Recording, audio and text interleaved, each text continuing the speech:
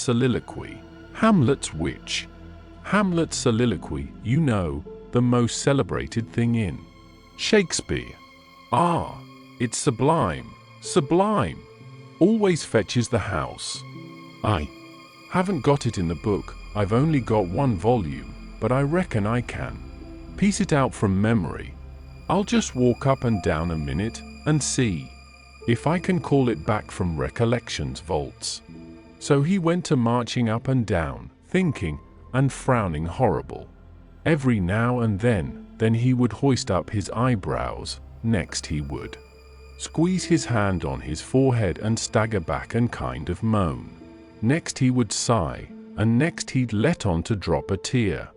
It was beautiful to see him. By and by he got it. He told us to give attention. Then he strikes a most noble attitude, with one leg shoved forwards, and his arms stretched away up, and his head tilted back, looking up at the sky, and then he begins to rip and rave and grit his teeth, and after that, all through his speech, he howled, and spread around, and swelled up his chest, and just knocked the spots out of any acting ever _I_see before. This is the speech, I learned it, easy enough, while he was learning it to the king.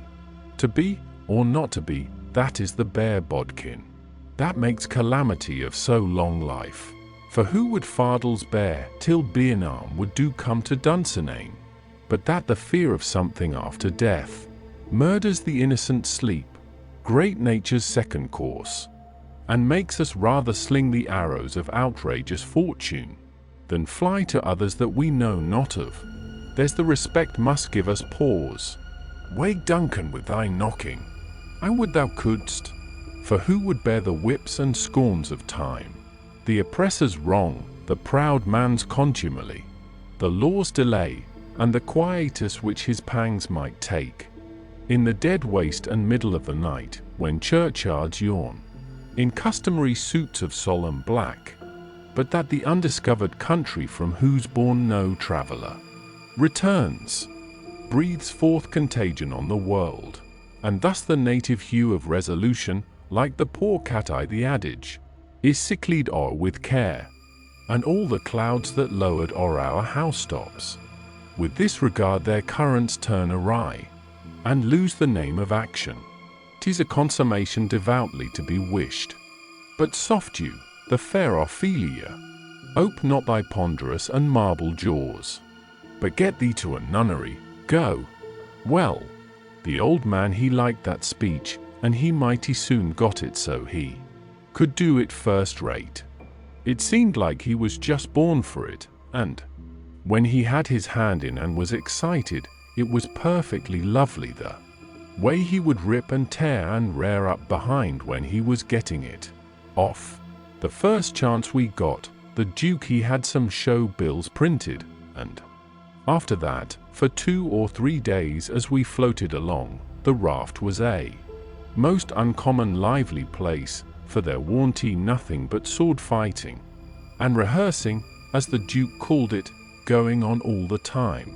One morning, when we was pretty well down the state of Arkansas, we come in sight of a little one-horse town in a big bend, so we tied up about 3/4 of a mile above it, in the mouth of a creek which was shut in like a tunnel by the cypress trees, and all of us but Jim took the canoe and went down there to see if there was any chance in that place for our show. We struck it mighty lucky. There was going to be a circus there that afternoon, and the country people was already beginning to come in all kinds of old shackly wagons, and on horses. The circus would leave before night, so our show would have a pretty good chance. The Duke he hired the courthouse, and we went around and stuck up our bills. They read like this: Shakespearean Revival, wonderful attraction, for one night only.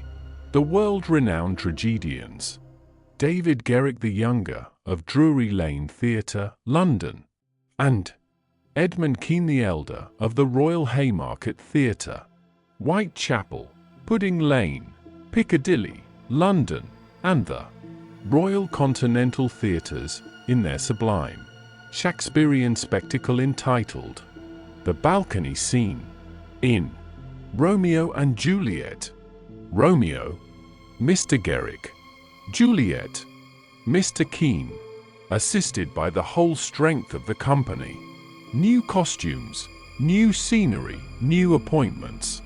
Also, the thrilling, masterly, and blood-curdling broadsword conflict in Richard III. Richard III, Mr. Garrick; Richmond, Mr. Keene. Also, by special request, Hamlet's immortal soliloquy by the illustrious Keene, done by him 300 consecutive nights in Paris, for one night only, on account of imperative European engagements. Admission 25 cents, children and servants 10 cents. Then we went loafing around the town. The stores and houses was most all old shackly dried up frame concerns that hadn't ever been painted. They were set up 3 or 4 foot above ground on stilts, so as to be out of reach of the water when the river was overflowed. The houses had little gardens around them, but they didn't seem to raise hardly anything in them but Jimpson weeds, and sunflowers, and ash piles, and old curled up boots and shoes, and pieces of bottles, and rags, and played out tinware. The fences was made of different kinds of boards, nailed on at different times, and they leaned every which way, and had gates that didn't generally have but one hinge, the leather one. Some of the fences had been whitewashed some time or another, but the Duke said it was in Clumbus's time, like enough. There was generally hogs in the garden, and people driving them out. All the stores was along one street. They had white domestic awnings in front, and the country people hitched their horses to the awning posts. There was empty dry goods boxes under the awnings, and loafers roosting on them all day long, whittling them with their Barlow knives, and chawing tobacco, and gaping and yawning and stretching, a mighty ornery lot. They generally had on yellow straw hats most as wide as an umbrella, but didn't wear no coats nor waistcoats. They called one another Bill, and Buck, and Hank, and Joe, and Andy, and talked lazy and drawly, and used considerable many cuss words. There was as many as one loafer, leaning up against every awning post, and he most always had his hands in his breeches pockets, except when he fetched them out to lend a chaw of tobacco or scratch. What a body was hearing amongst them all the time was, "Gimme a chaw v tobacco, Hank. Cain't I hain't got but one chaw left. Ask Bill." Maybe Bill he gives him a chaw, maybe he lies and says he ain't got none. Some of them kinds of loafers never has a cent in the world, nor a chaw of tobacco of their own. They get all their chawing by borrowing. They say to a fellow, "I wished you'd lend me a chaw, Jack. I just this minute give Ben Thompson the last chaw I had," which is a lie. Pretty much every time. It don't fool nobody but a stranger, but Jack ain't no stranger, so he says, "You give him a chaw, did you? So did your sister's cats. Grandmother, you pay me back the chaws you've already borrowed off me, Leif Buckner, then I'll loan you 1 or 2 ton of it, and won't charge you no back in trust, nut her." Well, I did pay you back some of it onct. Yes, you did, 'bout 6 chaws. You borrowed store tobacco and paid back. Nigger head. Store tobacco is flat black plug, but these fellows mostly chaws the natural leaf twisted. When they borrow a chaw they don't generally cut it off with a knife, but set the plug in between their teeth, and gnaw with their teeth and tug at the plug with their hands till they get it in two. then sometimes the one that owns the tobacco looks mournful at it when it's handed back, and says, sarcastic, "Here, gimme the underscore chore underscore, and you take the underscore plug underscore." All the streets and lanes was just mud, they warn't nothing else underscore but underscore.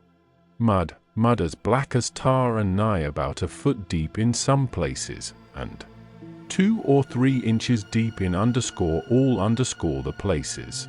The hogs loafed and grunted around everywheres.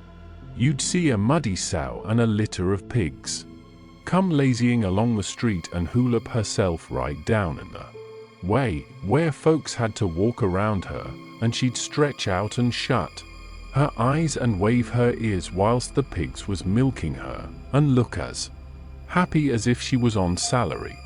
And pretty soon you'd hear a loafer sing out, "Hi! Underscore so underscore boy. Sick him, tige," and away the sow would go, squealing most horrible, with a dog or 2 swinging to each ear, and 3 or 4 dozen more coming, and then you would see all the loafers get up and watch the thing out of sight, and laugh at the fun, and look grateful for the noise. Then they'd settle back again till there was a dog fight. There couldn't anything wake them up all over, and make them happy all over, like a dog fight, unless it might be putting turpentine on a stray dog and setting fire to him, or tying a tin pan to his tail and see him run himself to death. On the river front some of the houses was sticking out over the bank, and they was bowed and bent and about ready to tumble in. The people had moved out of them. The bank was caved away under one corner of some others, and that corner was hanging over. People lived in them yet, but it was dangersome, because sometimes a strip of land as wide as a house caves in at a time. Sometimes a belt of land a quarter of a mile deep will start in and cave along till it all caves into the river in one summer. Such a town as that has to be always moving back and back and back, because the river's always gnawing at it. The nearer it got to noon that day, the thicker and thicker was the wagons and horses in the streets, and more coming all the time. Families fetched their dinners with them from the country and eat them in the wagons. There was considerable whiskey drinking going on, and I seen 3 fights. By and by somebody sings out, "Here comes old Boggs in from the country for his little old monthly. Drunk, here he comes, boys." All the loafers looked glad. I reckoned they was used to having fun out of Boggs. One of them says, "Wonder who his gwin to chore up this time. If he'd chored up all the men his ben gwin to chore up in the last 20 year, he'd have considerable reputation now."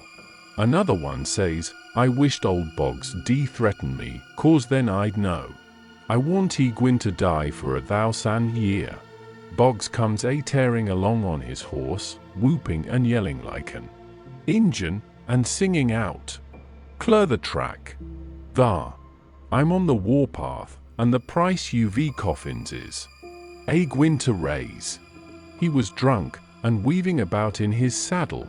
He was over 50 year old and had a very red face. Everybody yelled at him and laughed at him and sassed him, and he sassed back and said he'd attend to them and lay them out in their regular turns, but he couldn't wait now, because he'd come to town to kill old Colonel Shearburn, and his motto was meat first and spoon victuals to top off on. He see me and rode up and says, "Would you come FM, boy? You prepared to die?" Then he rode on. I was scared, but a man says, "He don't mean nothing, he's always carryin' on like that when he's drunk. He's the best-naturedest old fool in Arkansas, never hurt nobody, drunk nor sober." Boggs rode up before the biggest store in town and bent his head down so he could see under the curtain of the awning, and yells, "Come out here, Shearburn. Come out and meet the man you've swindled." You're the hound I'm after, and I may gwin to have you, too." And so he went on, calling Shearburn everything he could lay his tongue to, and the whole street packed with people listening and laughing and going on. By and by a proud-looking man about 55, and he was a heap the best-dressed man in that town, too, steps out of the store, and the crowd drops back on each side to let him come. He says to Boggs, "Mighty cam and slow," he says. "I'm tired of this, but I'll endure it till 1 o'clock. Till 1 o'clock, mind, no longer. If you open your mouth against me only once, after that time you can't travel so far but I will find you." Then he turns and goes in. The crowd looked mighty sober, nobody stirred, and there warn't no more laughing. Boggs rode off, blackguarding Shearburn as loud as he could yell, all down the street. And pretty soon back he comes and stops before the store, still keeping it up.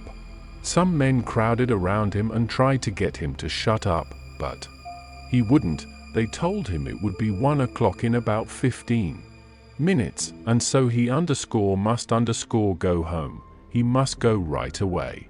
But it didn't do no good. He cussed away with all his might, and throwed his hat down in the mud and rode over it, and pretty soon away he went raging down the street again, with his grey hair flying. Everybody that could get a chance at him tried their best to coax him off of his horse so they could lock him up and get him sober, but it warn't no use. Up the street he would tear again, and give Shearburn another cussing. By and by, somebody says, "Go for his daughter, quick, go for his daughter, sometimes he'll listen to her. If anybody can persuade him, she can." So somebody started on a run. I walked down street a ways and stopped. In about 5 or 10 minutes here comes Boggs again, but not on his horse. He was reeling across the street towards me, bareheaded, with a friend on both sides of him holt of his arms and hurrying him along. He was quiet and looked uneasy, and he warn't hanging back any, but was doing some of the hurrying himself. Somebody sings out, "Boggs!" I looked over there to see who said it, and it was that Colonel Shearburn. He was standing perfectly still in the street, and had a pistol raised in his right hand, not aiming it, but holding it out with the barrel tilted up towards the sky. The same second I see a young girl coming on the run, and 2 men with her. Boggs and the men turned round to see who called him, and when they see the pistol the men jump to one side, and the pistol barrel come down slow and steady to a level, both barrels cocked.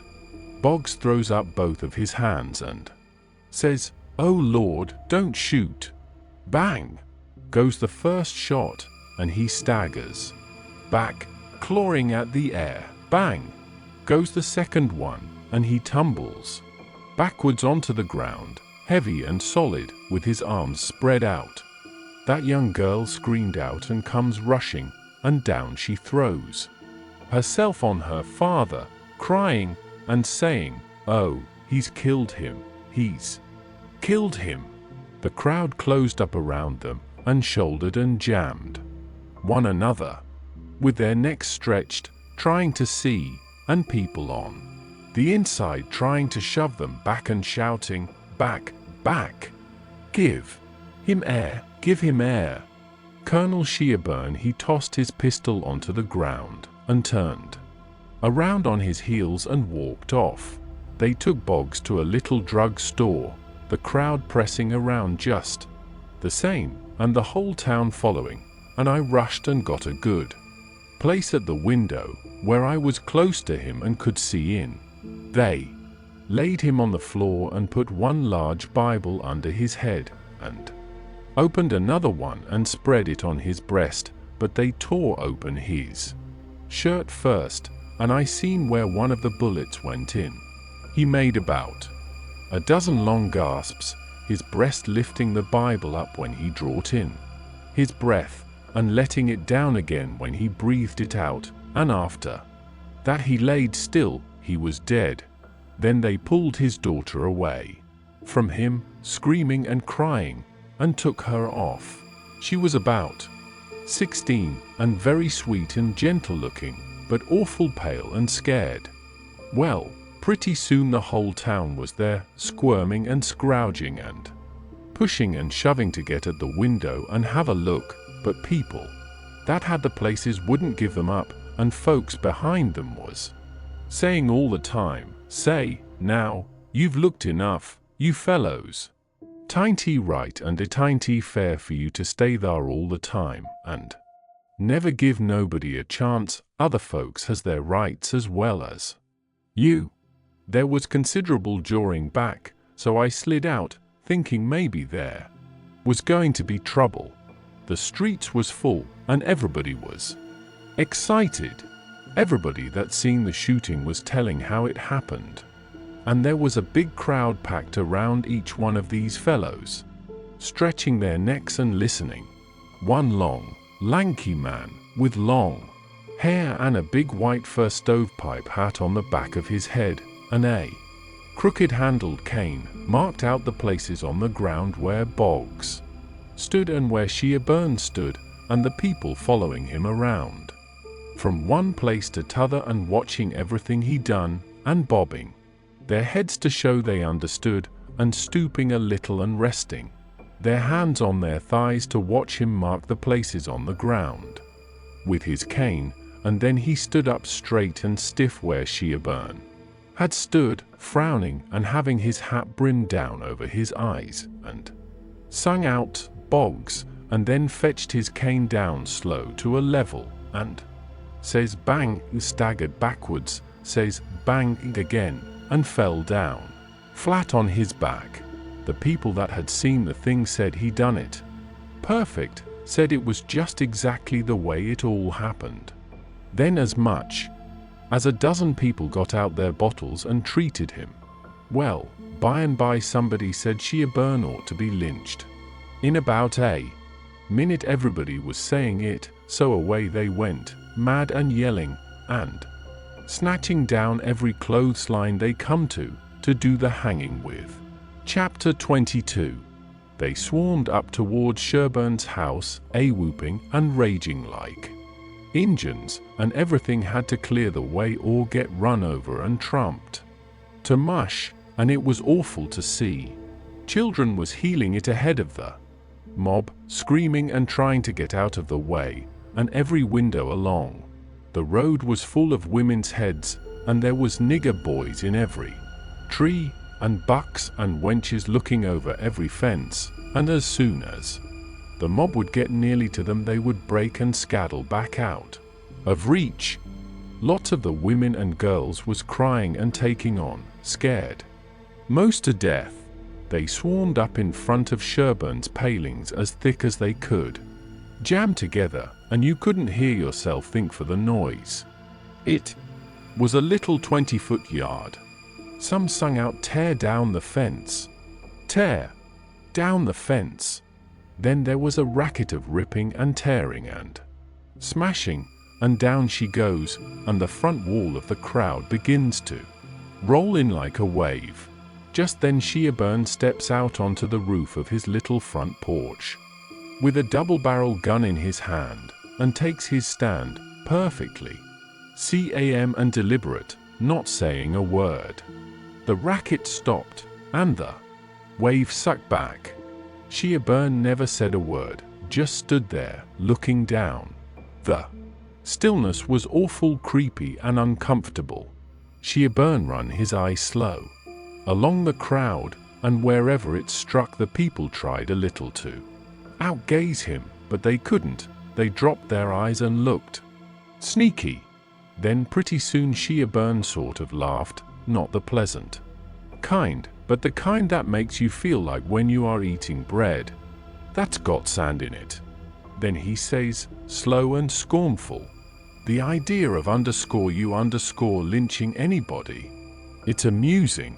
The idea of you thinking you had pluck enough to lynch your underscore man, underscore because you're brave.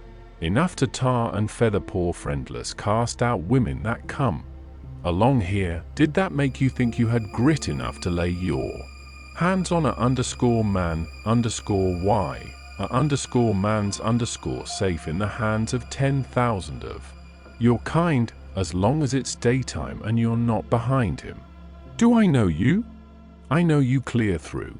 I was born and raised in the South, and I've lived in the North, so I know the average all around. The average man's a coward. In the North he lets anybody walk over him that wants to, and goes home and prays for a humble spirit to bear it. In the South one man all by himself has stopped a stage full of men in the daytime and robbed the lot. Your newspapers call you a brave people so much that you think you underscore are underscore braver than any other people, whereas you're just underscore as underscore brave and no braver. Why don't your juries hang murderers? Because they're afraid the man's friends will shoot them in the back, in the dark, and it's just what they underscore would underscore do. So they always acquit, and then a underscore man underscore goes in the night, with 100 masked cowards at his back and lynches the rascal. Your mistake is that you didn't bring a man with you. That's one mistake, and the other is that you didn't come in the dark and fetch your masks.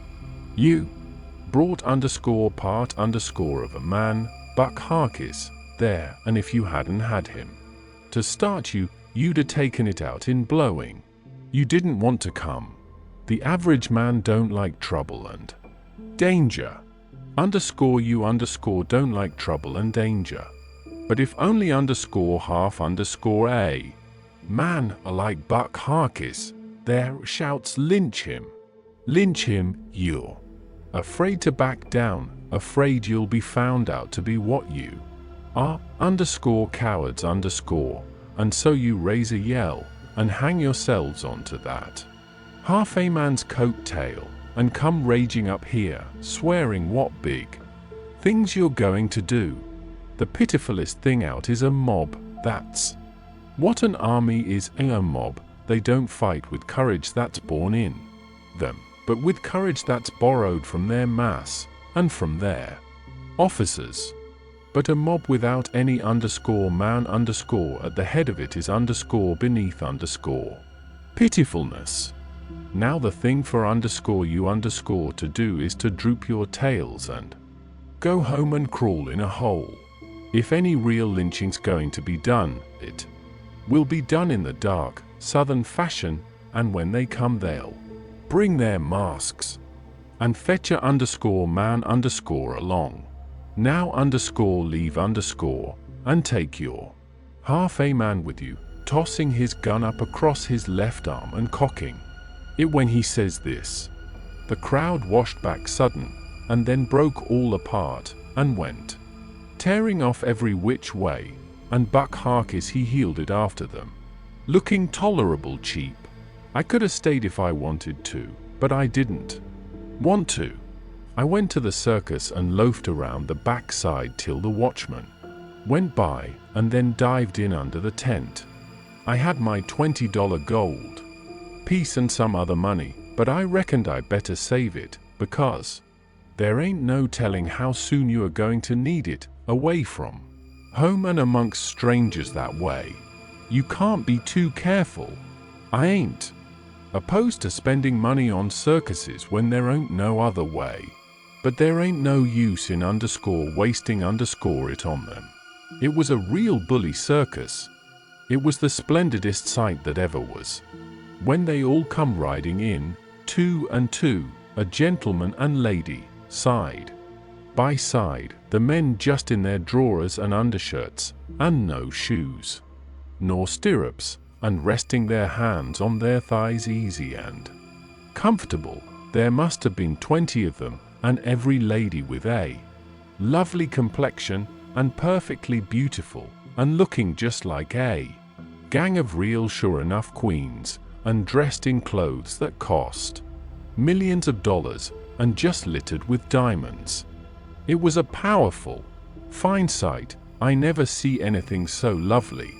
And then one by one they got up and stood, and went a-weaving around the ring, so gentle and wavy and graceful, the men looking ever so tall and airy and straight, with their heads bobbing and skimming along, away up there under the tent roof, and every lady's rose-leafy dress flapping soft and silky around her hips, and she looking like the most loveliest parasol.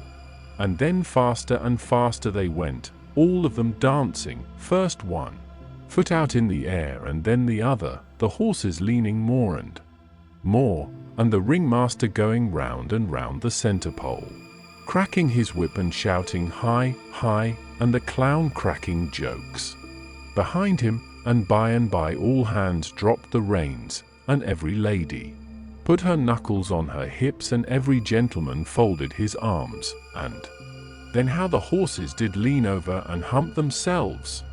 And so one after the other they all skipped off into the ring, and made the sweetest bow I ever see, and then scampered out, and everybody clapped their hands, and went just about wild. Well, all through the circus they done the most astonishing things, and all the time that clown carried on so it most killed the people. The ringmaster couldn't ever say a word to him, but he was back at him quick as a wink with the funniest things a body ever said, and how he ever could think of so many of them, and so sudden and so pat, was what I couldn't no way understand. Why, I couldn't have thought of them in a year. And by a drunk man tried to get into the ring, said he wanted to ride, said he could ride as well as anybody that ever was. They argued and tried to keep him out, but he wouldn't listen, and the whole show come to a standstill. Then the people begun to holler at him and make fun of him, and that made him mad, and he begun to rip and tear, so that stirred up the people, and a lot of men begun to pile down off of the benches and swarm towards the ring, saying, "Knock him down, throw him out," and one or two women begun to scream. So then the ringmaster he made a little speech, and said he hoped there wouldn't be no disturbance, and if the man would promise he wouldn't make no more trouble, he would let him ride if he thought he could stay on the horse. So everybody laughed and said all right, and the man got on. The minute he was on, the horse begun to rip and tear and jump and cavort around, with two circus men hanging on to his bridle trying to hold him, and the drunk man hanging on to his neck, and his heels flying in the air every jump, and the whole crowd of people standing up shouting and laughing till tears rolled down. And at last, sure enough, all the circus men could do, the horse broke loose, and away he went like the very nation, round and round the ring, with that sot laying down on him, and hanging to his neck, with first one leg hanging most to the ground on one side, and then t'other one on t'other side, and the people just crazy. It warn't funny to me, though I was all of a tremble to see his danger. But pretty soon he struggled up a straddle and grabbed the bridle, reeling this way and that, and the next minute he sprung up and dropped the bridle and stood, and the horse going like a house afire too. He just stood up there, sailing around as easy and comfortable as if he warn't ever drunk in his life, and then he begun to pull off his clothes and sling them. He shed them so thick they kind of clogged up the air, and altogether he shed 17 suits. And then there he was, slim and handsome, and dressed the gaudiest and prettiest you ever saw, and he lit into that horse with his whip and made him fairly hum, and finally skipped off and made his bow and danced off to the dressing room, and everybody just howling with pleasure and astonishment. Then the ringmaster he see how he had been fooled, and he was the sickest ringmaster you ever see, I reckon. Why, it was one of his own men. He had got up that joke all out of his own head and never let on to nobody. Well, I felt sheepish enough to be took in so, but I wouldn't have been in that ringmaster's place, not for $1,000. I don't know, there may be bullier circuses than what that one was, but I never struck them yet. Anyways, it was plenty good enough for _me_, and wherever I run across it, it can have all of _my_ custom every time. Well, that night we had our _show, but there warn't only about 12 people there, just enough to pay expenses. And they laughed all the time, and that made the Duke mad, and everybody left anyway before the show was over, but one boy which was asleep. So the Duke said these Arkansas lunkheads couldn't come up to Shakespeare. What they wanted was low comedy, and maybe something ruther worse than low comedy, he reckoned. He said he could size their style. So next morning he got some big sheets of wrapping paper and some black paint and drawed off some handbills and stuck them up all over the village. The bills said, "At the courthouse, for 3 nights only, the world-renowned tragedians David Garrick the Younger and Edmund Kean the Elder of the London and Continental Theatres in their thrilling tragedy of The King's Camelopard, or The Royal Nonsuch, admission 50 cents Then at the bottom was the biggest line of all, which said, "Ladies and children not admitted." There, says he, if that line don't fetch them, I don't know. Arkansas. Chapter 23. Well, all day him and the king was hard at it, rigging up a stage and a curtain and a row of candles for footlights, and that night the house was jam full of men in no time. When the place couldn't hold no more, the Duke he quit tending door and went around the back way and come on to the stage and stood up before the curtain and made a little speech, and praised up this tragedy, and said it was the most thrillingest one that ever was, and so he went on bragging about the tragedy, and about Edmund Kean the Elder, which was to play the main principal part in it, and at last when he'd got everybody's expectations up high enough, he rolled up the curtain, and the next minute the king come prancing out on all fours, naked, and he was painted all over, ring-streaked and striped, all sorts of colors, as splendid as a rainbow. But never mind the rest of his outfit, it was just wild. But it was awful funny. The people most killed themselves laughing, and when the king got done capering and capered off behind the scenes, they roared and clapped and stormed and haw-hawed till he come back and done it over again, and after that they made him do it another time. Well, it would make a cow laugh to see the shines that old idiot cut.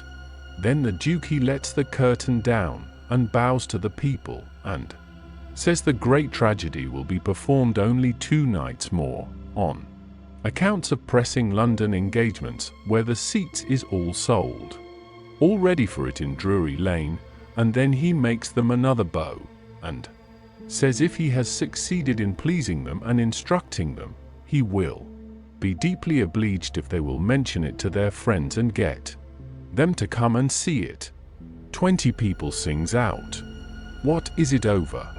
Is that all? The Duke says yes. Then there was a fine time. Everybody sings out, "Sold," and rose up mad, and was going for that stage and them tragedians. But a big, fine-looking man jumps up on a bench and shouts, "Hold on! Just a word, gentlemen." They stop to listen. "We are sold, mighty badly sold. But we don't want to be the laughing stock of this whole town, I reckon, and never hear the last of this thing as long as we live. No. What we want is to go out of here quiet and talk this show up and sell the _rest_ of the town. Then we'll all be in the same boat. Ain't that sensible? You bet it is, the judges. Right, everybody sings out. All right, then, not a word about any sell. Go along home and advise everybody to come and see the tragedy. Next day you couldn't hear nothing around that town but how splendid that show was. House was jammed again that night, and we sold this crowd the same way. When me and the king and the duke got home to the raft, we all had a supper, and by, about midnight, they made Jim and me back her out and float her down the middle of the river and fetch her in and hide her about 2 miles below town. The third night the house was crammed again, and they warned newcomers this time, but people that was at the show the other 2 nights.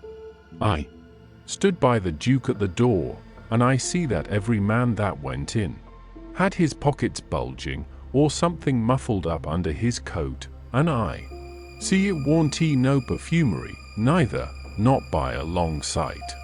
I smelt sickly eggs by the barrel, and rotten cabbages, and such things, and if I know the signs of a dead cat being around, and I bet I do, there was 64 of them went in. I shoved in there for a minute, but it was too various for me. I couldn't stand it. Well, when the place couldn't hold no more people, the duke he give a fellow a quarter and told him to tend door for him a minute, and then he started around for the stage door. I after him, but the minute we turned the corner and was in the dark, he says, "Walk fast now till you get away from the houses, and then shin for the raft like the Dickens was after you." I done it, and he done the same. We struck the raft at the same time, and in less than 2 seconds we was gliding downstream, all dark and still, and edging towards the middle of the river. Nobody saying a word. I reckoned the poor king was in for a gaudy time of it with the audience, but nothing of the sort. Pretty soon he crawls out from under the wigwam and says, "Well, how'd the old thing pan out this time, Duke?" He hadn't been uptown at all. We never showed a light till we was about 10 miles below the village. Then we lit up and had a supper, and the king and the duke fairly laughed their bones loose over the way they'd served them people. The duke says, "Greenhorns, flat heads." I knew the first house would keep mum and let the rest of the town get roped in, and I knew they'd lay for us the third night, and consider it was their turn now. Well, it is their turn, and I'd give something to know how much they'd take for it. I would just like to know how they're putting in their opportunity. They can turn it into a picnic if they want to. They brought plenty provisions. Them rapscallions took in $465 in that 3 nights. I never see money hauled in by the wagon load like that before. By and by, when they was asleep and snoring, Jim says, "Don't it surprise you the way dem Kings carries on, Huck?" "No," I says, "it don't." "Why don't it, Huck?"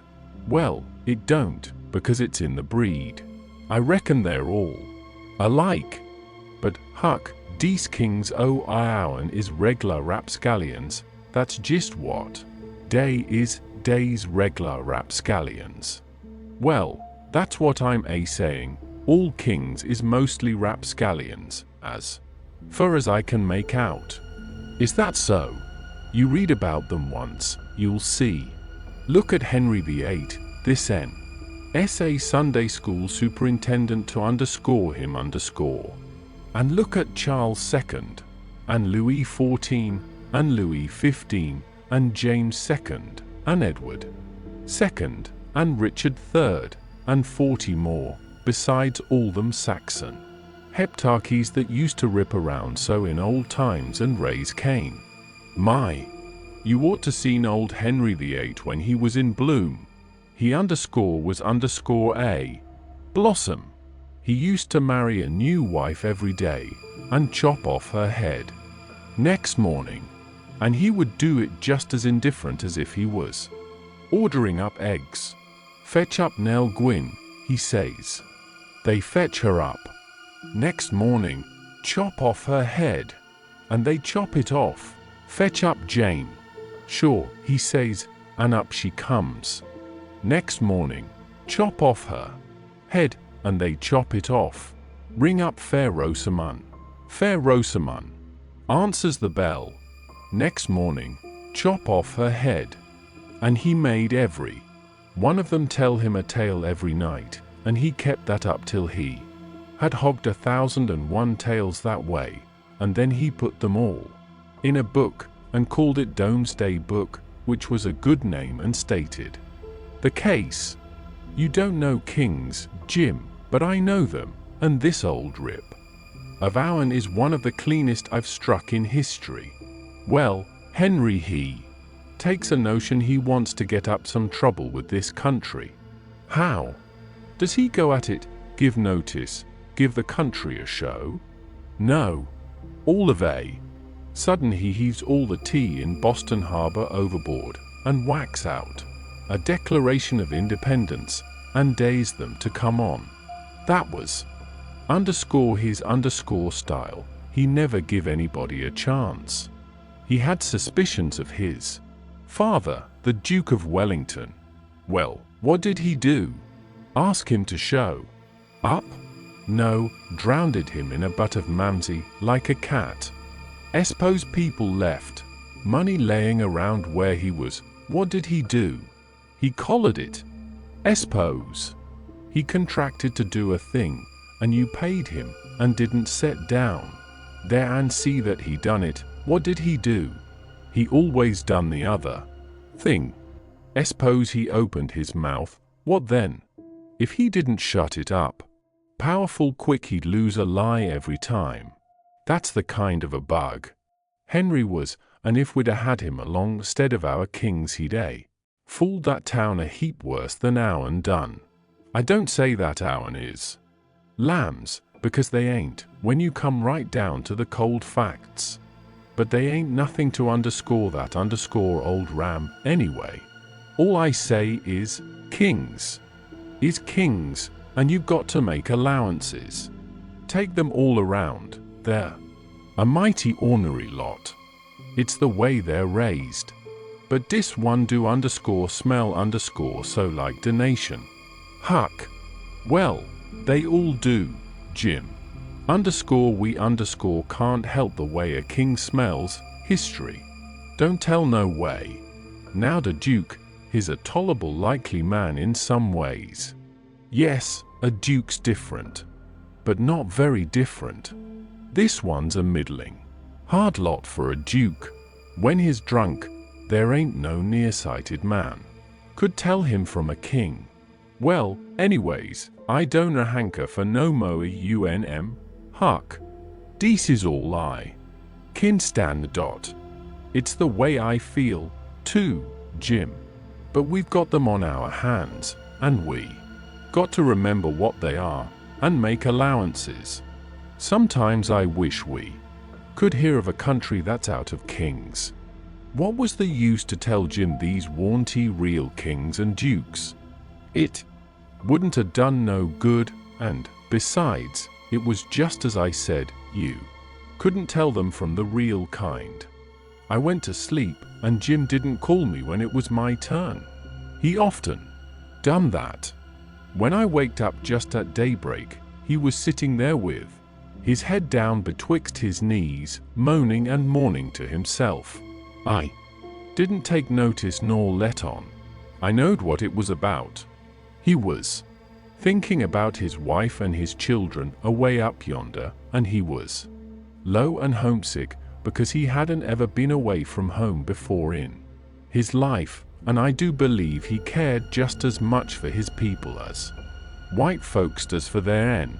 It don't seem natural, but I reckon it's so. He was often moaning and mourning that way nights, when he judged I was asleep, and saying, "Po, little Elizabeth, po, little Johnny, it's mighty hard, I spec I ain't ever gwine to see you no mo, no mo."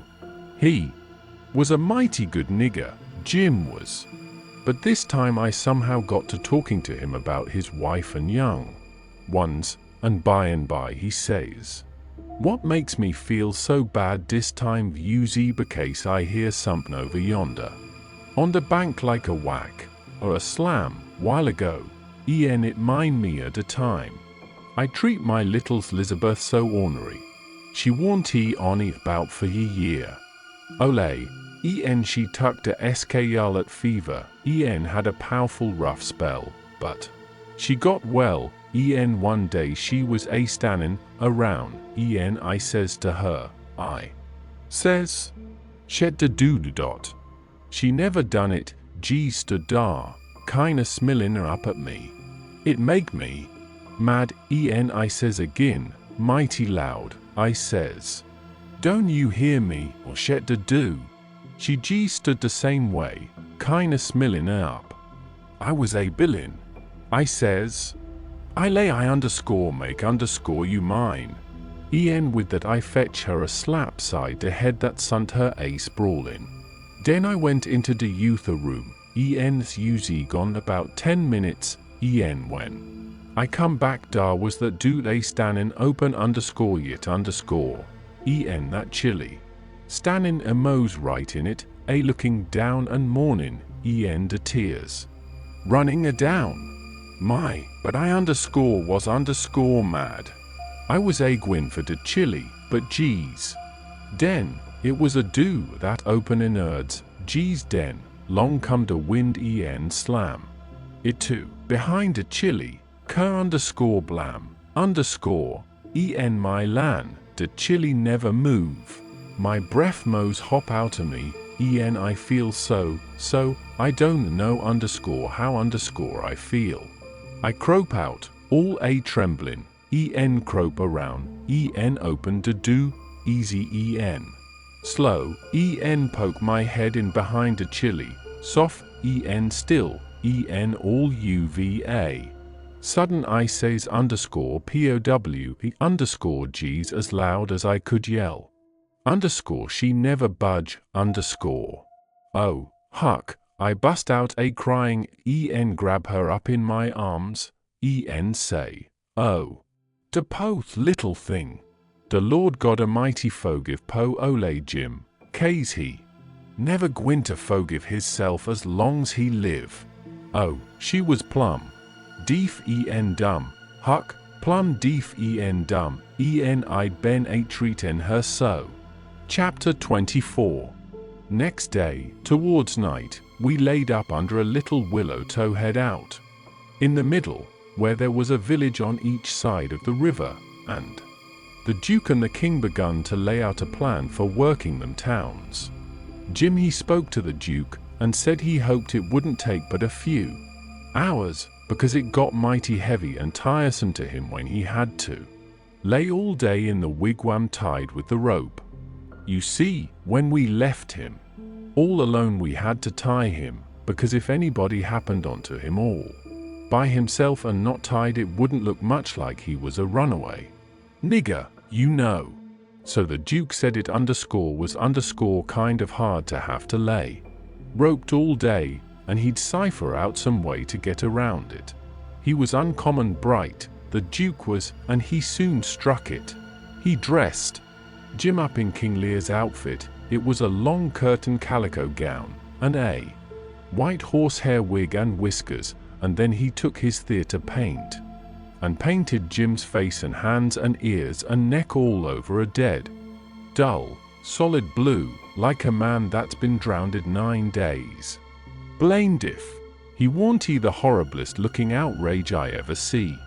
Then the Duke took and wrote out a sign on a shingle so, underscore sick Arab, but harmless when not out of his head underscore. And he nailed that shingle to a lath, and stood the lath up 4 or 5 foot in front of the wigwam. Jim was satisfied. He said it was a sight better than lying tied a couple of years every day, and trembling all over every time there was a sound. The Duke told him to make himself free and easy, and if anybody ever come meddling around, he must hop out of the wigwam and carry on a little, and fetch a howl or two like a wild beast, and he reckoned they would light out and leave him alone, which was sound enough judgment, but you take the average man, and he wouldn't wait for him to howl. Why, he didn't only look like he was dead, he looked considerable more than that. These rapscallions wanted to try the Nonsuch again, because there was so much money in it, but they judged it wouldn't be safe, because maybe the news might have worked along down by this time. They couldn't hit no project that suited exactly, so at last the Duke said he reckoned he'd lay off and work his brains an hour or two and see if he couldn't put up something on the Arkansas village, and the king he allowed he would drop over to t'other village without any plan, but just trust in Providence to lead him the profitable way, meaning the devil, I reckon. We had all bought store clothes where we stopped last, and now the king put his N on, and he told me to put mine on. I done it, of course. The king's duds was all black, and he did look real swell and starchy. I never knowed how clothes could change a body before.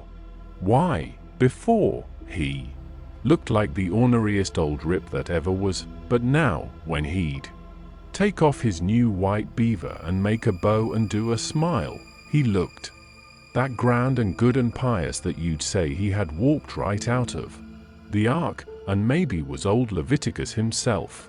Jim cleaned up the canoe, and I got my paddle ready. There was a big steamboat laying at the shore away up under the point, about 3 miles above the town. Been there a couple of hours, taking on freight, says the king. Seeing's how I'm dressed, I reckon maybe I'd better arrive down from St. Louis or Cincinnati, or some other big place. Go for the steamboat. Huckleberry, we'll come down to the village on her. I didn't have to be ordered twice to go and take a steamboat ride. I fetched the shore a half a mile above the village, and then went scooting along the bluff bank in the easy water. Pretty soon we come to a nice innocent-looking young country Jake sitting on a log swabbing the sweat off of his face, for it was powerful warm weather, and he had a couple of big carpet bags by him. Run her nose in shore, says the king. I done it. Where are you bound? For, young man. For the steamboat, going to Orleans. Git aboard, says the king. Hold on a minute, my servant a LLHPU. With them bags. Jump out and he the gentleman, Adolphus, meaning me. I see. I done so. And then we all three started on again. The young chap was mighty thankful, said it was tough work toting his baggage such weather. He asked the king where he was going, and the king told him he'd come down the river and landed at the other village this morning, and now he was going up a few miles to see an old friend on a farm up there. The young fellow says, when I first see you I says to myself, it's Mr. Wilkes, sure, and he come mighty near getting here in time. But then I says again, no, I reckon it ain't him, or else he wouldn't be paddling up the river. You ain't him, are you? No, my name's Blodgett, Alexander Blodgett, Reverend Alexander Blodgett, I suppose I must say, as I'm one o' the Lord's poor servants. But still I'm just as able to be sorry for Mr. Wilkes for not arriving in time, all the same, if he's missed anything by it, which I hope he hasn't. Well, he don't miss any property by it, because he'll get that all right, but he's missed seeing his brother Peter die, which he meant. Mind, nobody can tell us to that, but his brother would a give anything In this world to see _him_ before he died, never talked about nothing. Else all these 3 weeks, hadn't seen him since they was boys together, and hadn't ever seen his brother William at all. That's the deaf and dumb one. William ain't more than 30 or 35. Peter and George were the only ones that come out here. George was the married brother. Him and his wife both died last year.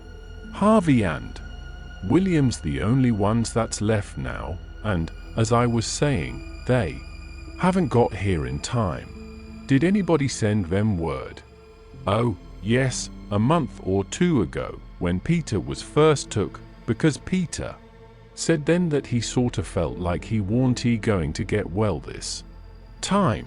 You see, he was pretty old, and George's girls was too young to be much company for him, except Mary Jane, the red-headed one, and so he was kinda lonesome after George and his wife died, and didn't seem to care much to live. He most desperately wanted to see Harvey, and William, too, for that matter, because he was one of them kind that can't bear to make a will. He left a letter behind for Harvey and said he'd told in it where his money was hid and how he wanted the rest of the property divided up so George's girls would be all right, for George didn't leave nothing, and that letter was all they could get him to put a pen to. Why do you reckon Harvey don't come? Where does he live? Oh, he lives in England, Sheffield, preaches there, hasn't ever been in this country. He hasn't had any too much time, and besides he mightn't got the letter at all, you know. Too bad he couldn't live to see his brothers, poor soul. You going to Orleans, you say? Yes, but that ain't only a part of it. I'm going in a ship, next Wednesday, for Rio de Janeiro, where my uncle lives. It's a pretty long journey, but it'll be lovely. Wished I was going. Is Mary Jane the oldest? How old is the others? Mary Jane's 19, Susan's 15, and Joanna's about 14. That's the one that gives herself to good works and has a hare lip. Poor things. To be left alone in the cold world so. Well, they could be worse off. Old Peter had friends, and they ain't going to let them come to no harm. There's Hobson, the Baptist preacher, and Deacon Lot Hovey, and Ben Rucker, and Abner Shackelford, and Levi Bell, the lawyer, and Dr. Robinson, and their wives, and the widow Bartley, and, well, there's a lot of them, but these are the ones that Peter was thickest with, and used to write about sometimes, when he wrote home, so Harvey'll know where to look for friends when he gets here. Well, the old man went on asking questions till he just fairly emptied. That young fellow, blamed if he didn't inquire about everybody and everything in that blessed town, and all about the Wilkses, and about Peter's business, which was a tanner, and about George's, which was a carpenter, and about Harvey's, which was a dissentering minister, and so on, and so on. Then he says, "What did you want to walk all the way up to the steamboat for?" "Because she's a big Orleans boat, and I was afeared she mightn't stop there. When they're deep they won't stop for a hail. A Cincinnati boat will, but this is a St. Louis one." Was Peter Wilkes well off? Oh, yes, pretty well off. He had houses and land, and it's reckoned he left 3,000 or 4,000 in cash hid up somers. When did you say he died? I didn't say, but it was last night. Funeral tomorrow, likely. Yes, about the middle of the day. Well, it's all terrible sad, but we've all got to go, one time or another. So what we want to do is to be prepared, then we're all right. Yes, sir, it's the best way. Ma used to always say that. When we struck the boat she was about done loading, and pretty soon she got off.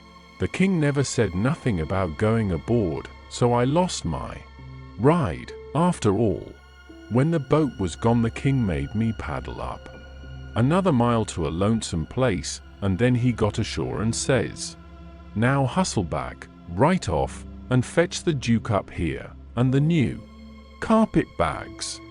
And if he's gone over to t'other side, go over there and git him, and tell him to git himself up regardless. Shove along, now." I see what he was up to, but I never said nothing, of course. When I got back with the Duke, we hid the canoe, and then they sat down on a log, and the king told him everything, just like the young fellow had said it, every last word of it. And all the time he was doing it, he tried to talk like an Englishman, and he done it pretty well, too, for a slouch. I can't imitate him, and so I ain't going to try to, but he really done it pretty good. Then he says, "How are you on the deaf and dumb, Bilgewater?" The Duke said, "Leave him alone for that," said he had played a deaf and dumb person on the histrionic boards. So then they waited for a steamboat. About the middle of the afternoon, a couple of little boats come along, but they didn't come from high enough up the river. But at last there was a big one, and they hailed her. She sent out her yawl, and we went aboard, and she was from Cincinnati, and when they found we only wanted to go 4 or 5 miles, they was booming mad, and gave us a cussing, and said they wouldn't land us. But the king was calm. He says, "If gentlemen can afford to pay $1 a mile apiece to be took on and put off in a yawl, a steamboat can afford to carry 'em, can't it?" So they softened down and said it was all right, and when we got to the village they yawled us ashore.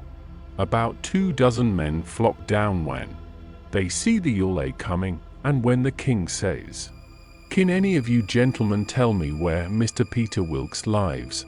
they give a glance at one another, and nodded their heads, as much as to say, "What do I tell you?" Then one of them says, kind of soft and gentle, "I'm sorry, sir, but the best we can do is to tell you where he _did_ live yesterday evening." Sudden as winking, the ornery old creature went all to smash, and fell up against the man, and put his chin on his shoulder, and cried down his back, and says, "Alas, alas, our poor brother, gone, and we never got to see him. Oh, it's too hard." Then he turns around, blubbering, and makes a lot of idiotic signs to the Duke on his hands, and blamed if he didn't drop a carpet bag and bust out crying. If they warn't the beatenest lot, them 2 frauds, that ever I struck. Well, the men gathered around and sympathized with them, and said all sorts of kind things to them, and carried their carpet bags up the hill for them, and let them lean on them and cry, and told the king all about his brother's last moments, and the king he told it all over again on his hands to the Duke, and both of them took on about that dead tanner like they'd lost the 12 disciples. Well, if ever I struck anything like it, I'm a nigger. It was enough to make a body ashamed of the human race. Chapter 25. The news was all over town in 2 minutes, and you could see the people tearing down on the run from every which way, some of them putting on their coats as they come. Pretty soon we was in the middle of a crowd, and the noise of the tramping was like a soldier march. The windows and dooryards was full, and every minute somebody would say, "Over a fence. Is it _them, _?" And somebody trotting along with the gang would answer back and say, "You bet it is." When we got to the house, the street in front of it was packed, and the 3 girls were standing in the door. Mary Jane was _red-headed, but that don't make no difference. She was most awful beautiful, and her face and her eyes was all lit up like glory. She was so glad her uncles was come. The king he spread his arms, and Mary Jane she jumped for them, and the hare lip jumped for the duke, and there they had underscore it. Everybody most, leastways women, cried for joy to see them meet again at last and have such good times. Then the king he hunched the duke private, I see him do it, and then he looked around and see the coffin over in the corner on 2 chairs, so. Then him and the duke, with a hand across each other's shoulder, and t'other hand to their eyes, walked slow and solemn over there. Everybody dropping back to give them room, and all the talk and noise stopping, people saying "Sho," and all the men taking their hats off and drooping their heads, so you could have heard a pin fall. And when they got there they bent over and looked in the coffin, and took one sight, and then they bust out a-crying so you could have heard them to Orleans most, and then they put their arms around each other's necks, and hung their chins over each other's shoulders, and then for 3 minutes, or maybe 4, I never see 2 men leak the way they done. And, mind you, everybody was doing the same, and the place was that damp I never see anything like it. Then one of them got on one side of the coffin, and t'other on t'other side, and they kneeled down and rested there, foreheads on the coffin, and let on to pray all to themselves. Well, when it come to that, it worked the crowd like you never see anything like it, and everybody broke down and went to sobbing right out loud, the poor girls, too, and every woman, nearly, went up to the girls, without saying a word, and kissed them, solemn, on the forehead, and then put their hand on their head, and looked up towards the sky, with the tears running down, and then busted out and went off sobbing, and swabbing, and give the next woman a show. I never see anything so disgusting.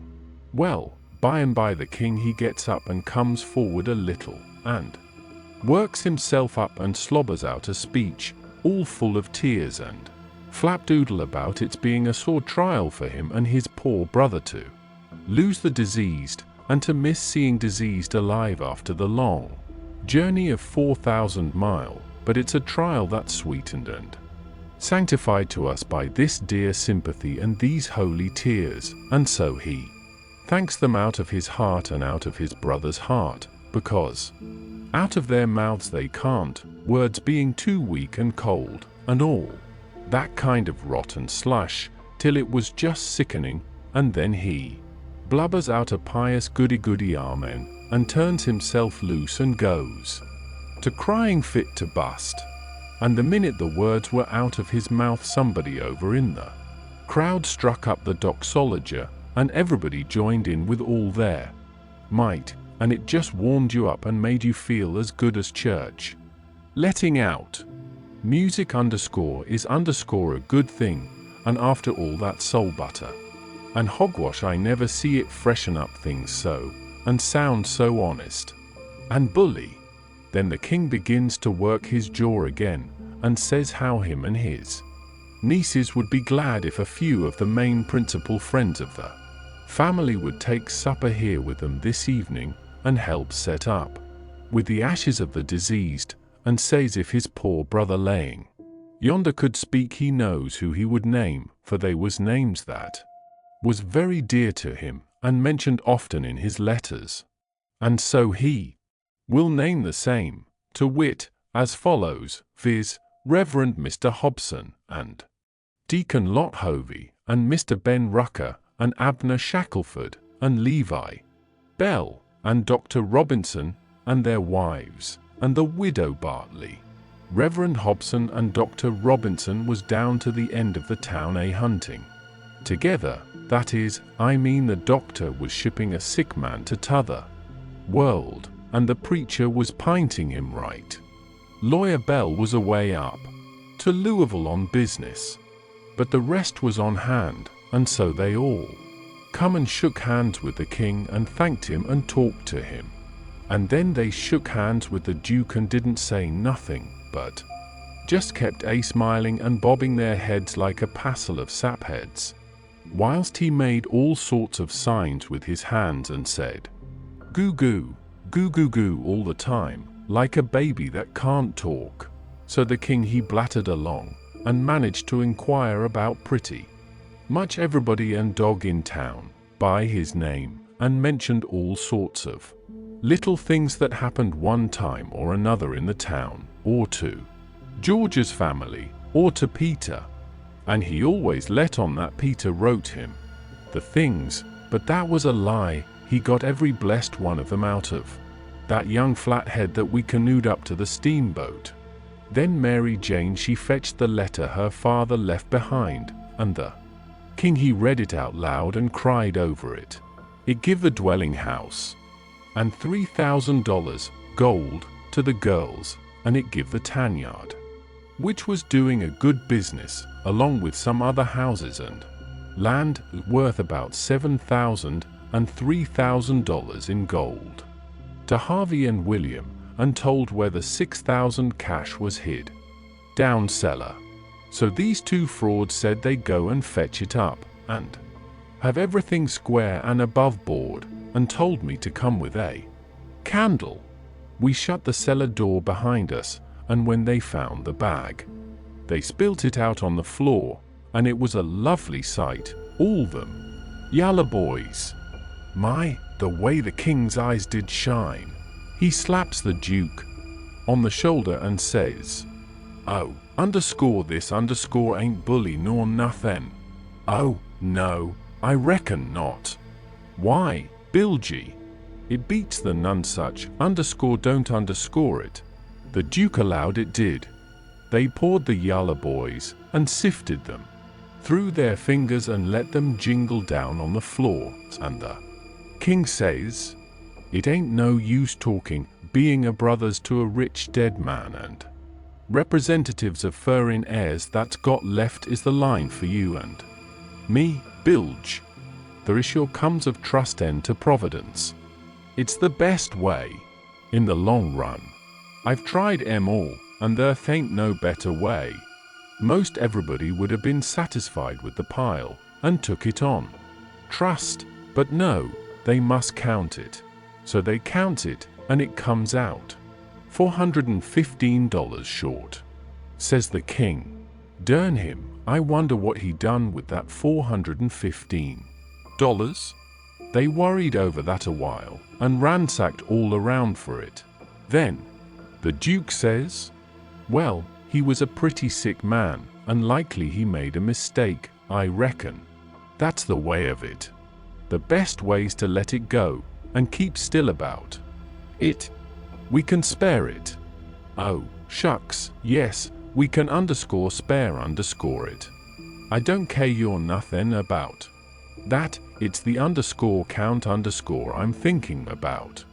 We want to be awful square and open and above board here, you know. We want to lug this your money upstairs and count it before everybody, then there ain't nothing suspicious. But when the dead man says there are $6,000, you know, we don't want to." "Hold on," says the Duke. "Let's make up the deficit," and he begun to haul out yaller boys out of his pocket. "It's a most amazin' good idea, Duke, you underscore have underscore got a rattlin' clever head on you," says the king. "Blessed if the old nonsuch ain't a hepping us out agin," and underscore he underscore begun to haul out yaller jackets and stack them up. It most busted them, but they made up the 6,000 clean and clear. "Say," says the Duke, "I got another idea. Let's go upstairs and count this money, and then take an underscore give it to the girls underscore." "Good land, Duke, lemme hug you. It's the most dazzling idea I'd ever man struck. You have certainly got the most astonishing head I ever see. Oh, this is the boss dodge, there ain't no mistake about it. Let them fetch along their suspicions now if they want to. this'll laid Rem out. When we got upstairs, everybody gathered around the table, and the king, he counted it and stacked it up, $300 in a pile, 20 elegant little piles. Everybody looked hungry at it, and licked their chops. Then they raked it into the bag again, and I see the king begin to swell himself up for another speech. He says, "Friends all, my poor brother that lays yonder has done generous by them that's left behind in the vale of sorrows. He has done generous by these your poor little lambs that he loved and sheltered, and that's left fatherless and motherless. Yes, and we that knowed him knows that he would have done more generous by them if he hadn't been afeard wounding his dear William and me. Now wouldn't he? There can't no question bout it in my mind. Well, then, what kind o' our brothers would it be that a stand in his way at second time? And what kind o' uncles would it be that d rob, yes, rob sec poor sweet lambs as these at he loved so at second time? If I know William, and I think I do, well, I'll just ask him." He turns around and begins to make a lot of signs to the Duke with his hands, and the Duke he looks at him, stupid and leather-headed a while, then all of a sudden he seems to catch his meaning, and jumps for the king, goo-gooing with all his might for joy, and hugs him about 15 times before he lets up. Then the king says, "I knowed it, I reckon that LL convince anybody the way he feels about it. Here, Mary Jane, Susan, Joanna, take the money, take it all. It's the gift of him that lays yonder, cold but joyful." Mary Jane she went for him, Susan and the hare lip went for the Duke. And then such another hugging and kissing I never see yet. And everybody crowded up with the tears in their eyes, and most shook the hands off of them frauds, saying all the time, "You dear good souls, how lovely, how could you." Well, then, pretty soon all hands got to talking about the deceased again, and how good he was, and what a loss he was, and all that, and before long a big iron-jawed man worked himself in there from outside, and stood listening and looking, and not saying anything, and nobody saying anything to him either, because the king was talking and they was all busy listening. The king was saying, in the middle of something he'd started in on, they being a particular friends o' the deceased. That's why they're invited here this evening, but tomorrow we want all to come, everybody, for he respected everybody, he liked everybody, and so it's fit that his funeral orgies should be public.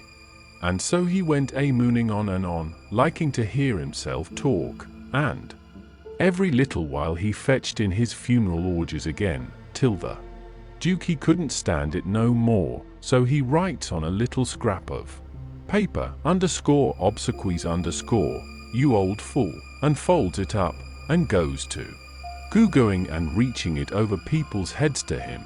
The king he reads it and puts it in his pocket, and says, "Poor William, afflicted as he is, his heart's a lose right. Asks me to invite everybody to come to the funeral, wants me to make them all welcome. But he needn't have worried, it was just what I was at." Then he weaves along again, perfectly calm, and goes to dropping in his funeral orgies again every now and then, just like he done before. And when he done it the third time he says, I say orgies, not because it's the common term, because it ain't, obsequies being the common term, but because orgies is the right term. Obsequies ain't used in England no more now, it's gone out. We say orgies now in England. Orgies is better because it means the thing you're after more exact. It's a word that's made up out in the Greek. Underscore orgo underscore, outside, open, abroad, and the Hebrew underscore jesum underscore, to plant, cover, up, hence in underscore ter dot underscore. So, you see, funeral orgies is an open a public funeral. He was the underscore worst underscore I ever struck. Well, the iron-jawed man, he laughed right in his face. Everybody was shocked. Everybody says, why? Underscore doctor, underscore, and Abner Shackelford says, why, Robinson, hain't you heard the news? This is Harvey Wilkes. The king, he smiled eager, and shoved out his flapper, and says, underscore is underscore it, my poor brother's dear good friend and physician? Keep your hands off of me, says the doctor. Underscore you underscore talk like an Englishman, underscore don't underscore you? It's the worst imitation I ever heard. Underscore you underscore Peter Wilkes's brother. You're a fraud, that's what you are. Well, how they all took on. They crowded around the doctor and tried to quiet him down, and tried to explain to him and tell him how Harvey A.D.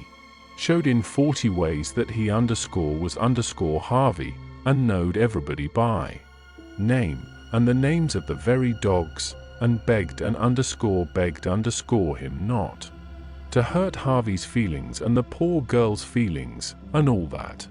But it warn't he no use, he stormed right along, and said any man that pretended to be an Englishman and couldn't imitate the lingo no better than what he did was a fraud and a liar. The poor girls was hanging to the king and crying, and all of a sudden the doctor ups and turns on underscore them underscore. He says, I was your father's friend, and I'm your friend, and I warn you underscore as underscore a friend, and an honest one that wants to protect you and keep you out of harm and trouble, to turn your backs on that scoundrel and have nothing to do with him, the ignorant tramp, with his idiotic Greek and Hebrew, as he calls it. He is the thinnest kind of an impostor, has come here with a lot of empty names and facts which he picked up somewheres, and you take them for underscore proofs underscore, and are helped to fool yourselves by these foolish friends here, who ought to know better. Mary Jane Wilkes, you know me for your friend, and for your unselfish friend, too. Now listen to me, turn this pitiful rascal out, I underscore beg underscore you to do it. Will you? Mary Jane straightened herself up, and but she was handsome. She says, underscore here underscore is my answer.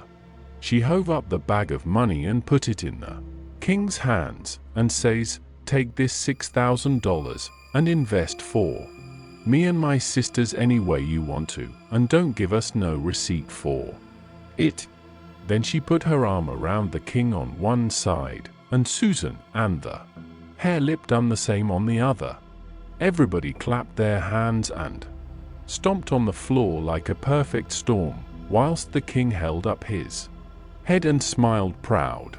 The doctor says, all right, I wash underscore my underscore hands of the matter.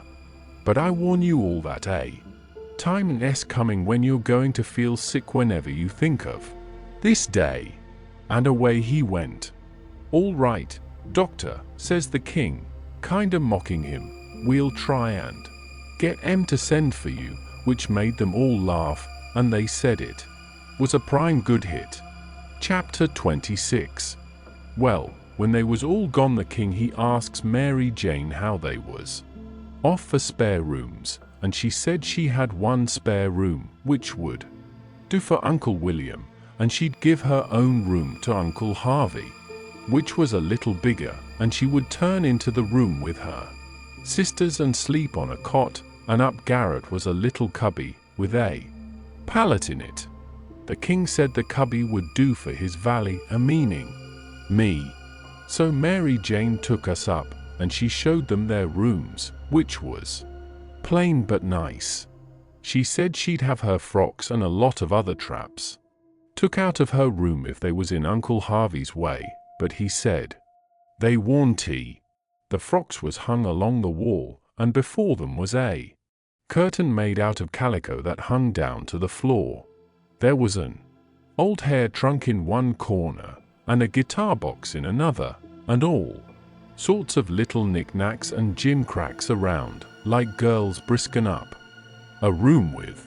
The king said it was all the more homely and more pleasanter for these fixings, and so don't disturb them. The duke's room was pretty small, but plenty good enough, and so was my cubby. That night they had a big supper, and all the men and women was there. And I stood behind the king and the duke's chairs and waited on them. And the niggers waited on the rest.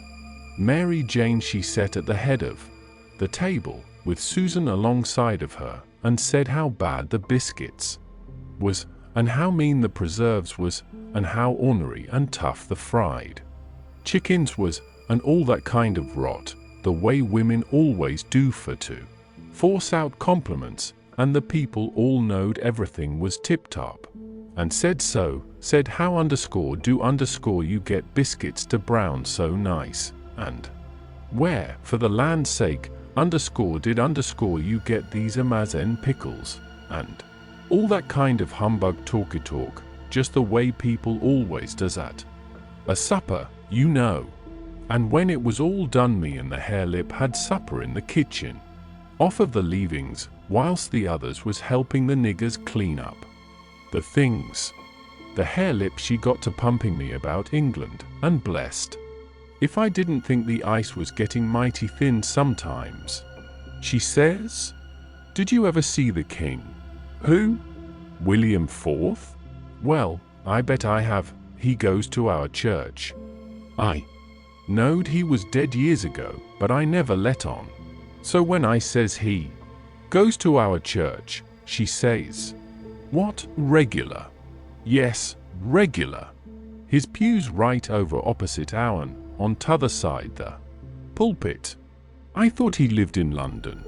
Well, he does. Where would he live? But I thought you lived in Sheffield. I see I was up a stump. I had to let on to get choked with a chicken bone, so as to get time to think how to get down again. Then I says, "I mean he goes to our church regular when he's in Sheffield. That's only in the summer time, when he comes there to take the sea baths." "Why, how you talk, Sheffield ain't on the sea." "Well, who said it was?" "Why, you did." I didn't nut her. "You did." "I didn't." "You did." "I never said nothing of the kind."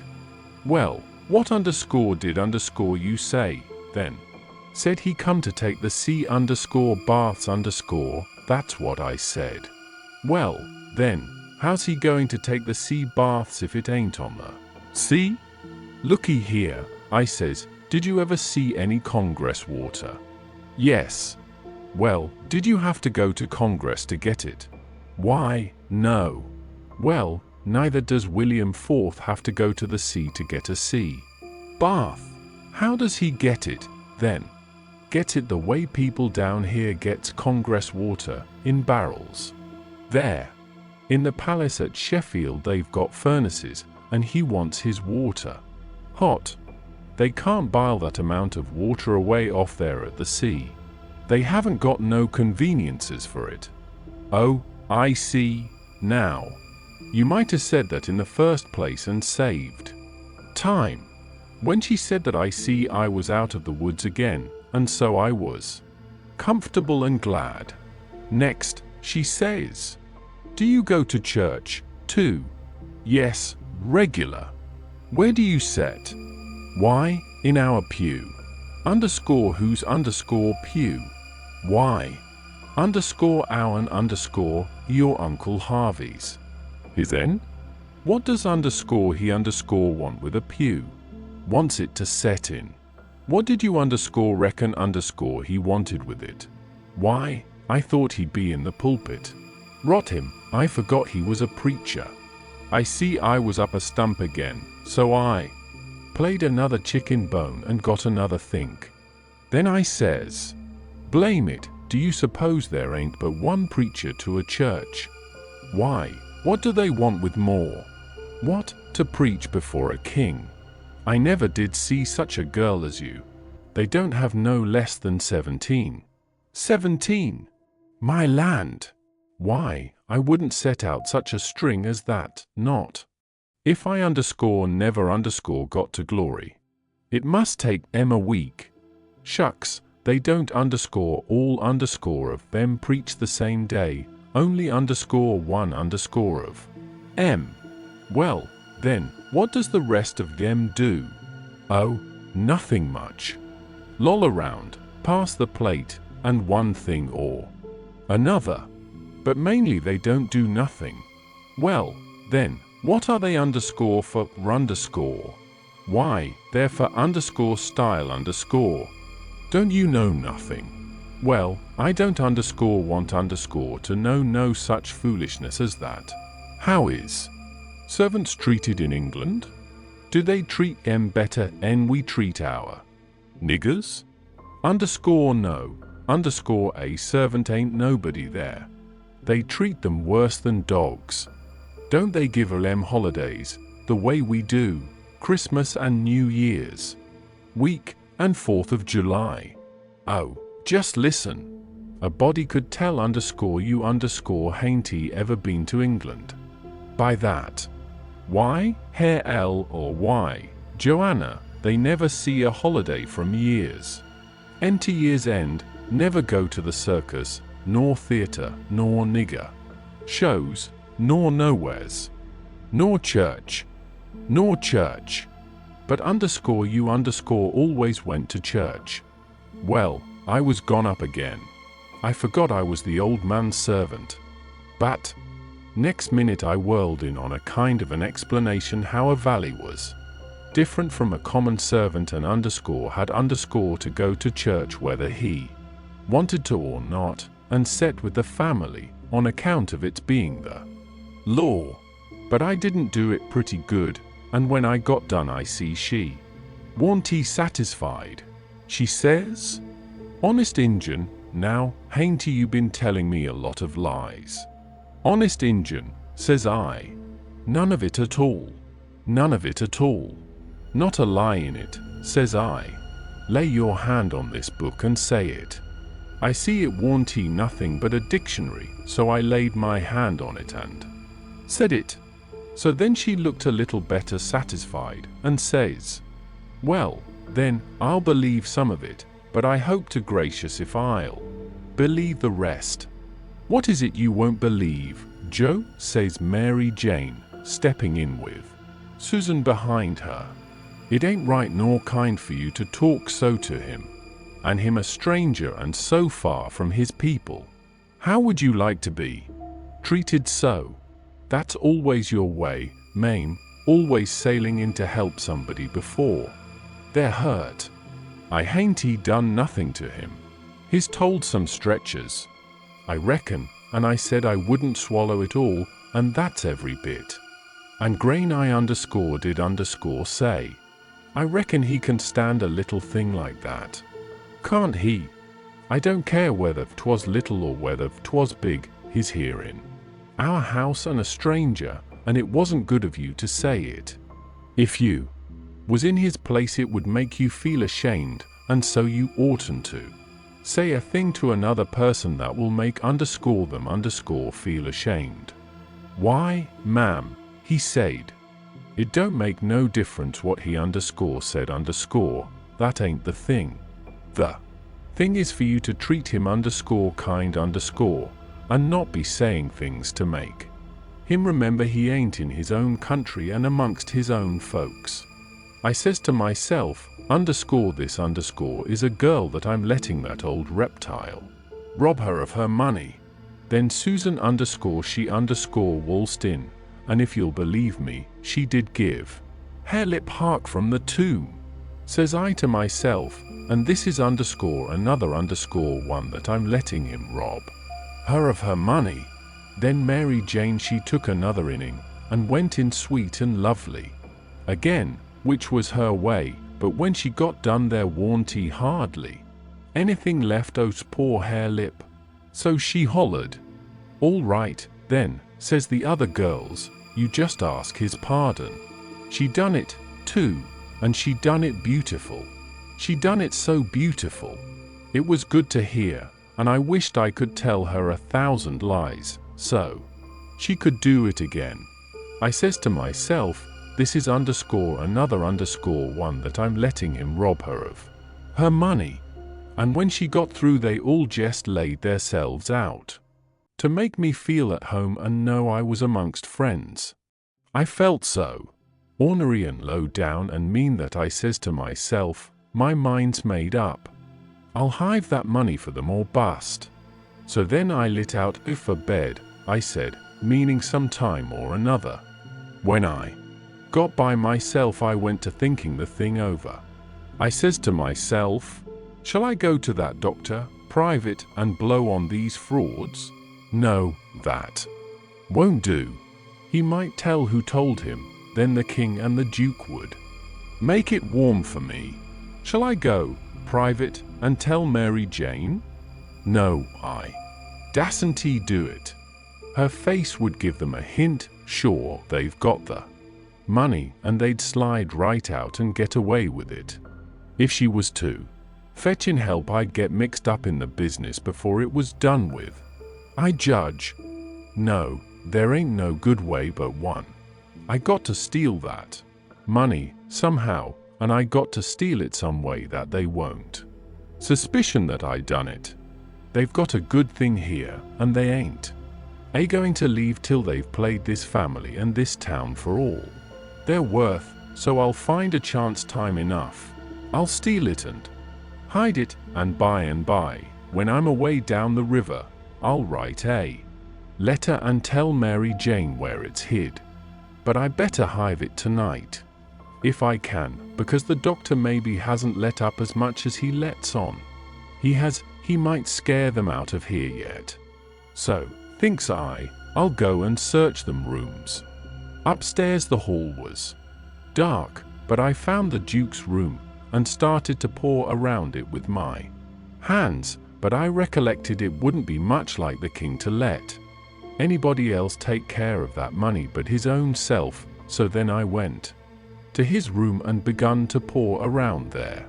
But I see I couldn't do nothing without a candle, and I dasn't light one, of course. So I judged I'd got to do the other thing, lay for them and eavesdrop.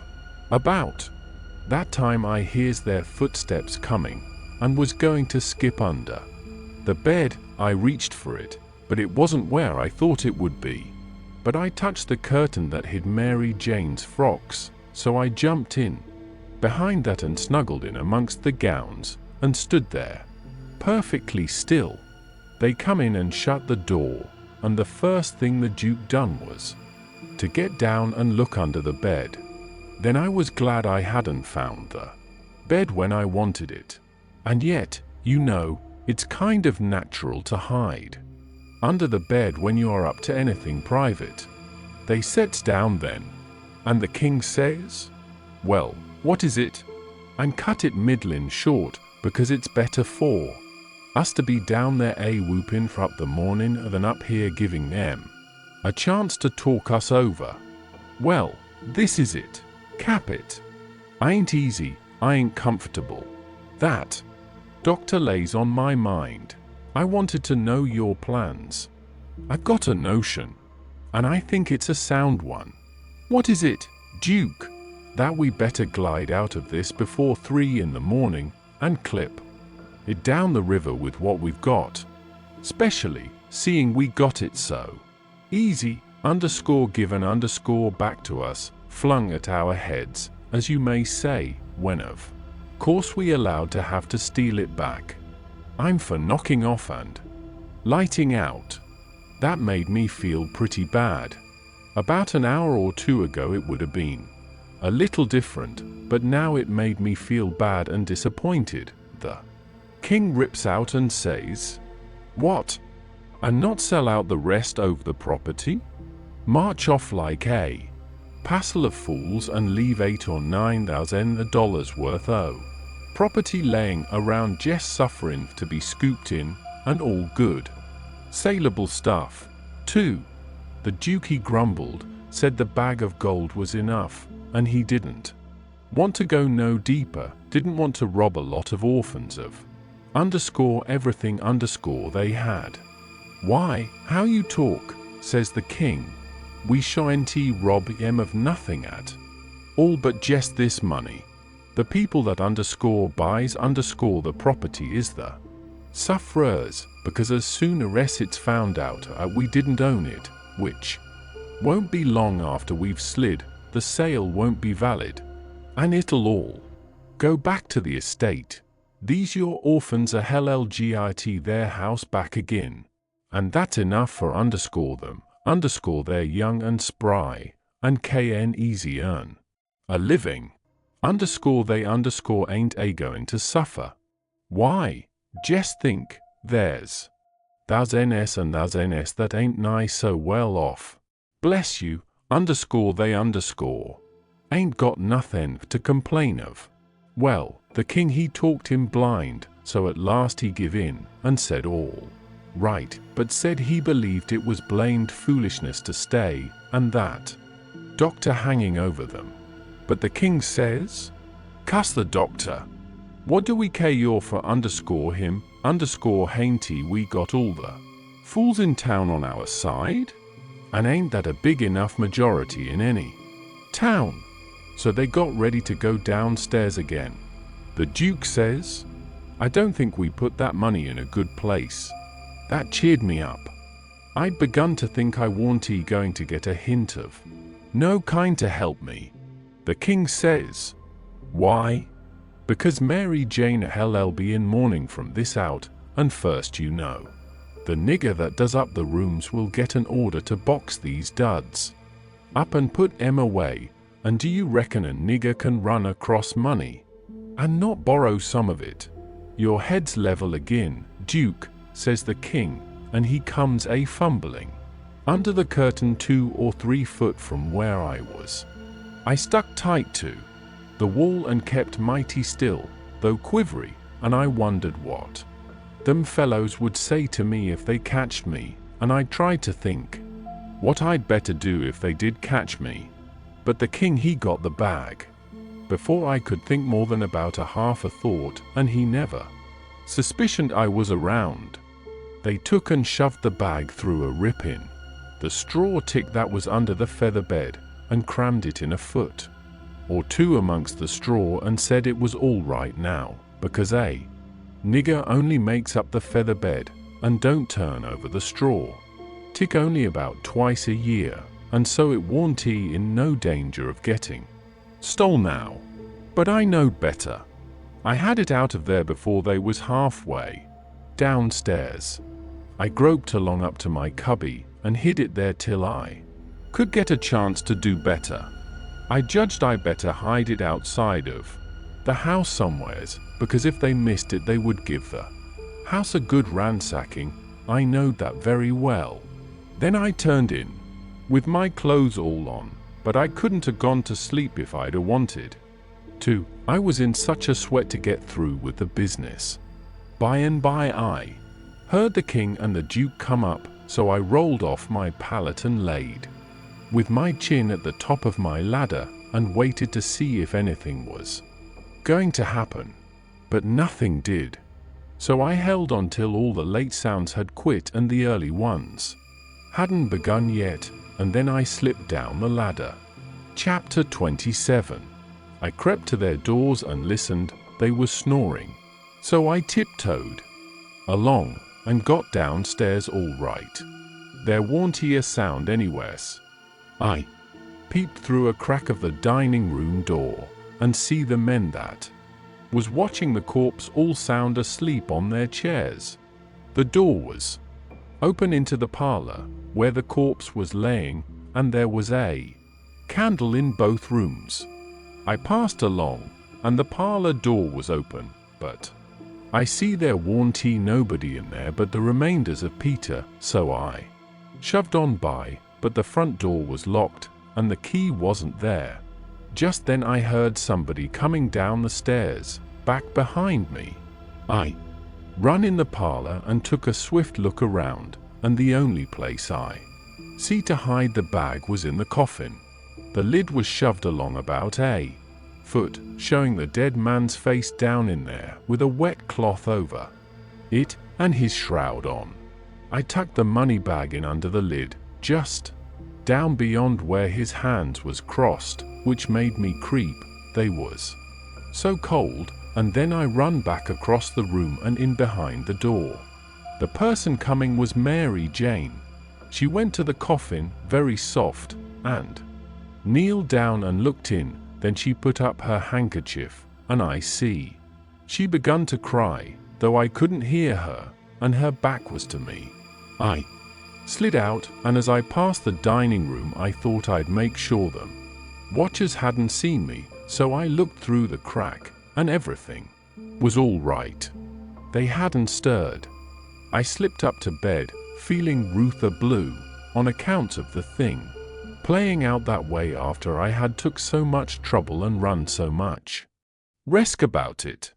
Says I, if it could stay where it is, all right, because when we get down the river 100 mile or 2 I could write back to Mary Jane and she could dig him up again and get it, but that ain't the thing that's going to happen. The thing that's going to happen is the money LL be found when they come to screw on the lid. Then the King LL get it again, and it LL be a long day before he gives anybody another chance to smouch it from him. Of course I wanted to slide down and get it out of there, but I dasn't try it. Every minute it was getting earlier now, and pretty soon some of them watchers would begin to stir, and I might get catched with $6,000 in my hands that nobody hadn't hired me to take care of. I don't wish to be mixed up in no such business as that, I says to myself. When I got downstairs in the morning the parlor was shut up, and the watchers was gone. There warn't nobody around but the family and the widow Bartley and our tribe. I watched their faces to see if anything had been happening, but I couldn't tell. Towards the middle of the day the undertaker come with his man, and they set the coffin in the middle of the room on a couple of chairs, and then set all our chairs in rows, and borrowed more from the neighbors till the hall and the parlor and the dining room was full. I see the coffin lid was the way it was before, but I dasn't go to look in under it, with folks around. Then the people begun to flock in, and the beats and the girls took seats in the front row at the head of the coffin, and for a half an hour the people filed around slow, in single rank, and looked down at the dead man's face a minute, and some dropped in a tear, and it was all very still and solemn, only the girls and the beats holding handkerchiefs to their eyes and keeping their heads bent, and sobbing a little. There warn't no other sound but the scraping of the feet on the floor and blowing noses, because people always blows them more at a funeral than they do at other places except church. When the place was packed full the undertaker he slid around in his black gloves with his softy soothing ways, putting on the last touches, and getting people and things all shipshape and comfortable, and making no more sound than a cat. He never spoke, he moved people around, he squeezed in late ones, he opened up passageways, and done it with nods and signs with his hands. Then he took his place over against the wall. He was the softest, glidingest, stealthiest man I ever see, and there warn't no more smile to him than there is to a ham. They had borrowed a melodeum, a sick one, and when everything was ready, a young woman sat down and worked it, and it was pretty squeaky and colicky, and everybody joined in and sung, and Peter was the only one that had a good thing, according to my notion. Then the Reverend Hobson opened up, slow and solemn, and begun to talk, and straight off the most outrageous row busted out in the cellar a body ever heard. It was only one dog, but he made a most powerful racket, and he kept it up. Right along, the parson he had to stand there, over the coffin, and wait, you couldn't hear yourself think. It was right down awkward, and nobody didn't seem to know what to do. But pretty soon they see that long-legged undertaker make a sign to the preacher as much as to say, "Don't you worry, just depend on me." Then he stooped down and begun to glide along the wall, just his shoulders showing over the people's heads. So he glided along, and the powwow and racket getting more and more outrageous all the time, and at last, when he had gone around 2 sides of the room, he disappears down cellar. Then in about 2 seconds, we heard a whack, and the dog he finished up with a most amazing howl or two, and then everything was dead still, and the parson begun his solemn talk where he left off. In a minute or two here comes this undertaker's back and shoulders gliding along the wall again, and so he glided and glided around 3 sides of the room, and then rose up, and shaded his mouth with his hands, and stretched his neck out towards the preacher, over the people's heads, and says, in a kind of a coarse whisper, underscore he had a rat, underscore then he drooped down and glided along the wall again to his place. You could see it was a great satisfaction to the people, because naturally they wanted to know. A little thing like that don't cost nothing, and it's just the little things that makes a man to be looked up to and liked. There warn't no more popular man in town than what that undertaker was. Well, the funeral sermon was very good, but peasin' long and tiresome. And then the king he shoved in and got off some of his usual rubbish, and at last the job was through, and the undertaker begun to sneak up on the coffin with his screwdriver. I was in a sweat then, and watched him pretty keen, but he never meddled at all, just slid the lid along as soft as mush, and screwed it down tight and fast. So there I was. I didn't know whether the money was in there or not. So, says I, "S'pose somebody has hogged that bag on the sly, now how do I know whether to write to Mary Jane or not? S'pose she dug him up and didn't find nothing, what would she think of me? Blame it, I says, I might get hunted up and jailed. I'd better lay low and keep dark, and not write at all. The thing's awful mixed now. Trying to better it, I've worsened it 100 times, and I wish to goodness I'd just let it alone. Dad fetch the whole business. They buried him, and we come back home, and I went to watching faces. Again, I couldn't help it, and I couldn't rest easy. But nothing come of it. The faces didn't tell me nothing. The king he visited around in the evening, and sweetened everybody up, and made himself ever so friendly, and he give out the idea that his congregation over in England would be in a sweat about him, so he must hurry and settle up the estate right away and leave for home. He was very sorry he was so pushed, and so was everybody. They wished he could stay longer, but they said they could see it couldn't be done. And he said of course him and William would take the girls home with them, and that pleased everybody too, because then the girls would be well fixed and amongst their own relations, and it pleased the girls too, tickled them so they clean forgot they ever had a trouble in the world, and told him to sell out as quick as he wanted to, they would be ready. Them poor things was that glad and happy it made my heart ache to see them getting fooled and lied to so. But I didn't see no safe way for me to chip in and change the general tune. Well, blamed if the king didn't build the house and the niggers and all. The property for auction straight off, sale 2 days after the funeral. But anybody could buy private beforehand if they wanted to. So the next day after the funeral, along about noontime, the girls' joy got the first jolt. A couple of nigger traders come along, and the king sold them the niggers reasonable, for 3-day drafts as they called it, and away they went, the 2 sons up the river to Memphis, and their mother down the river to Orleans. I thought them poor girls, and them niggers would break their hearts for grief, they cried around each other, and took on so it most made me down sick to see it.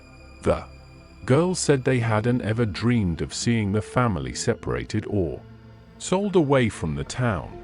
I can't ever get it out of my memory, the sight of them poor miserable girls and niggers hanging around each other's necks and crying, and I reckon I couldn't have stood it all, but would have had to bust out and tell on our gang if I hadn't knowed the sale warranty no account and the niggers would be back home in a week or 2. The thing made a big stir in the town, too, and a good many come out, flat-footed, and said it was scandalous to separate the mother and the children that way.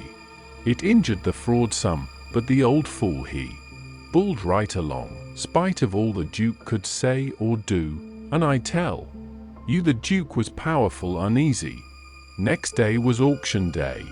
About broad day in the morning the king and the Duke come up in the garret and woke me up, and I see by their look that there was trouble. The king says, "Was you in my room night before last?" "No, your majesty," which was the way I always called him when nobody but our gang warnty around. "Was you in there yesterday or last night?" "No, your majesty." "Honor bright, now, no lies." "Honor bright, your majesty, I'm telling you the truth.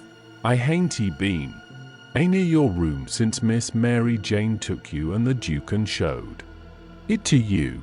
The Duke says, "Have you seen anybody else go in there?" "No, your grace, not as I remember, I believe." Stop and think. I studied a while and see my chance, then I says, "Well, I see the niggers go in there several times." Both of them gave a little jump and looked like they hadn't ever expected it, and then like they had underscore. Then the Duke says, "What underscore all underscore of them?" "No, leastways, not all at once. That is, I don't think I ever see them all come underscore out underscore at once, but just one time." "Hello. When was that?" "It was the day we had the funeral. In the morning. It warn't early, because I overslept. I was just starting down the ladder, and I see them." "Well, go on, go underscore on. What did they do? How they act?" "They didn't do nothing. And they didn't act anyway much, as far as I see. They tiptoed away, so I seen easy enough that they'd shoved in there to do up your majesty's room, or something, supposing you was up, and found you underscore warnty underscore up, and so they was hoping to slide out of the way of trouble without waking you up, if they hadn't already waked you up." "Grey guns, underscore this underscore is a go," says the king, and both of them looked pretty sick and tolerable silly. They stood there thinking and scratching their heads a minute, and the Duke he bust into a kind of a little raspy chuckle, and says, "It does beat all how neat the niggers played their hand. They let on to be underscore sorry underscore they was going out of this region, and I believed they underscore was underscore sorry, and so did you, and so did everybody. Don't ever tell underscore me underscore any more that a nigger ain't got any histrionic talent. Why, the way they played that thing, it would fool underscore anybody underscore. In my opinion, there's a fortune in them.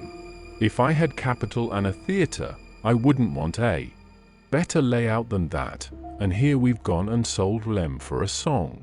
Yes, and ain't privileged to sing the song yet.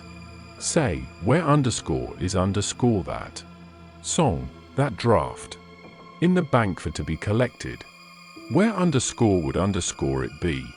Well, underscore that's underscore all right then, thank goodness. Says I, kind of timid like. Is something gone wrong? The king whirls on me and rips out. None o' your business. You keep your head shet, and mind why our own affairs, if you got any. Long as you're in this town don't you forget. Underscore that underscore, you hear? Then he says to the Duke, we got to jest swaller it. And say nothin', mum's the word for underscore us underscore. As they were starting down the ladder the Duke he chuckles again, and says, quick sales underscore and underscore small profits. It's a good business, yes. The king snarls around on him and says, I was trying to do for the best in sale in rem out so quick. If the profits has turned out to be none, lakin a considerable, and none to carry, is it my fault any more and it's yourn? Well, underscore they'd underscore be in this house yet and we underscore wouldn't underscore if I could have got my advice listened to. The king sassed back as much as was safe for him, and then swapped around and lit into underscore me underscore again. He give me down the banks for not coming and underscore telling underscore him I see the niggers come out of his room acting that way, said any fool would a underscore knowed underscore something was up. And then waltzed in and cussed underscore himself underscore a while, and said it all come of him not laying late and taking his natural rest that morning, and he'd be blamed if he'd ever do it again. So they went off a-jawing, and I felt dreadful glad I'd worked it all off onto the niggers, and yet hadn't done the niggers no harm by it. Chapter 28. By and by it was getting up time. So I come down the ladder and started for downstairs, but as I come to the girl's room the door was open, and I see Mary Jane setting by her old hair trunk, which was open and she'd been packing things in it, getting ready to go to England. But she had stopped now with a folded gown in her lap, and had her face in her hands, crying.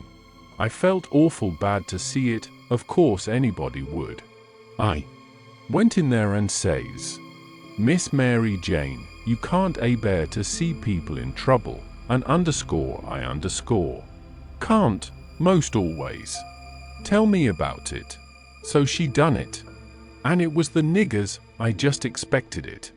She said the beautiful trip to England was most about spoiled for her, she didn't know underscore how underscore she was ever going to be happy there, knowing the mother and the children warn't ever going to see each other no more, and then busted out bitterer than ever, and flung up her hands, and says, oh dear, dear, to think they ain't underscore ever underscore going to see each other any more. But they underscore will underscore, and inside of 2 weeks, and I underscore no underscore it, says I. Laws, it was out before I could think, and before I could budge she throws her arms around my neck and told me to say it underscore again underscore, say it underscore again underscore, say it underscore again underscore. I see I had spoke too sudden and said too much, and was in a close place. I asked her to let me think a minute, and she sat there, very impatient and excited and handsome, but looking kind of happy and eased up, like a person that's had a tooth pulled out. So I went to studying it out. I says to myself, I reckon a body that ups and tells the truth when he is in a tight place is taking considerable many risks, though I ain't had no experience, and can't say for certain, but it looks so to me, anyway, and yet here's a case where I'm blessed if it don't look to me like the truth is better and actually underscore safer underscore than a lie. I must lay it by in my mind, and think it over some time or other. It's so kind of strange and unregular. I never see nothing like it. Well, I says to myself at last, I'm going to chance it, I'll up and tell the truth this time, though it does seem most like setting down on a keg of powder and touching it off just to see where you'll go to. Then I says, Miss Mary Jane, is there any place out of town a little ways where you could go and stay 3 or 4 days? Yes, Mr. Lothrop's. Why? Never mind why yet. If I'll tell you how I know the niggers will see each other again inside of 2 weeks, here in this house, and prove how I know it. Will you go to Mr. Lothrop's and stay 4 days? 4 days, she says, I'll stay a year. All right, I says, I don't want nothing more out of you than just your word. I'd rather have it than another man's kiss the Bible. She smiled and reddened up very sweet, and I says, if you don't mind it, I'll shut the door and bolt it. Then I come back and set down again, and says, don't you holler. Just set still and take it like a man. I got to tell the truth, and you want to brace up, Miss Mary, because it's a bad kind, and going to be hard to take, but there ain't no help for it. These uncles of yourn ain't no uncles at all, they're a couple of frauds, regular deadbeats. There, now we're over the worst of it, you can stand the rest middling easy. It jolted her up like everything, of course, but I was over the shoal water now, so I went right along, her eyes blazing higher and higher all the time, and told her every blame thing, from where we first struck that young fool going up to the steamboat, clear through to where she flung herself onto the king's breast at the front door, and he kissed her 16 or 17 times, and then up she jumps, with her face afire like sunset, and says, the brute! Come, don't waste a minute, not a second, we'll have them tarred and feathered, and flung in the river. Says I, certainly. But do you mean before you go to Mr. Lothrop's, or? Oh, she says, what am I thinking about, she says, and set right down again. Don't mind what I said, please don't, you won't now. Will you. Laying her silky hand on mine in that kind of a way that I said I would die first. I never thought I was so stirred up, she says, now go on, and I won't do so any more. You tell me what to do, and whatever you say I'll do it. Well, I says, it's a rough gang, them 2 frauds, and I'm fixed, so I got to travel with them a while longer, whether I want to or not. I'd rather not tell you why, and if you was to blow on them, this town would get me out of their claws, and I'd be all right, but there'd be another person that you don't know about who'd be in big trouble. Well, we got to save him, hain't we? Of course. Well, then, we won't blow on them. Saying them words put a good idea in my head. I see how maybe I could get me and Jim rid of the frauds, get them jailed here, and then leave. But I didn't want to run the raft in the daytime without anybody aboard to answer questions but me, so I didn't want the plan to begin working till pretty late tonight. I says, Miss Mary Jane, I'll tell you what we'll do, and you won't have to stay at Mr. Lothrop's so long, nut her. How far is it? A little short of 4 miles, right out in the country, back here. Well, that'll answer. Now you go along out there, and lay low till 9 or past tonight, and then get them to fetch you home. Again, tell them you've thought of something. If you get here before 11, put a candle in this window, and if I don't turn up, wait till 11, and then if I don't turn up, it means I'm gone. and out of the way and safe. Then you come out and spread the news around and get these beats jailed. Good, she says, I'll do it. And if it just happens so that I don't get away, but get took up along with them, you must up and say I told you the whole thing beforehand. And you must stand by me all you can. Stand by you. Indeed I will. They shan't touch a hair of your head, she says, and I see her nostrils spread and her eyes smap when she said it, too. If I get away I shan't be here, I says, to prove these rapscallions ain't your uncles, and I couldn't do it if I was here. I could swear they was beats and bummers, that's all, though that's worth something. Well, there's others can do that better than what I can, and they're people that ain't going to be doubted as quick as I be. I'll tell you how to find them. Gimme a pencil and a piece of paper. They're _royal. None such, Bricksville _. Put it away, and don't lose it. When the court wants to find out something about these two, let them send up to Bricksville and say they've got the men that played the royal Nonsuch, and ask for some witnesses.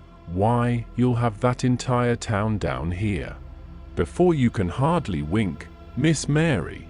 And they'll come a-biling, too.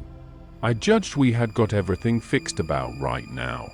So I says, just let the auction go right along, and don't worry. Nobody don't have to pay for the things they buy till a whole day after the auction, on account of the short notice, and they ain't going out of this till they get that money, and the way we've fixed it the sale ain't going to count, and they ain't going to get no money.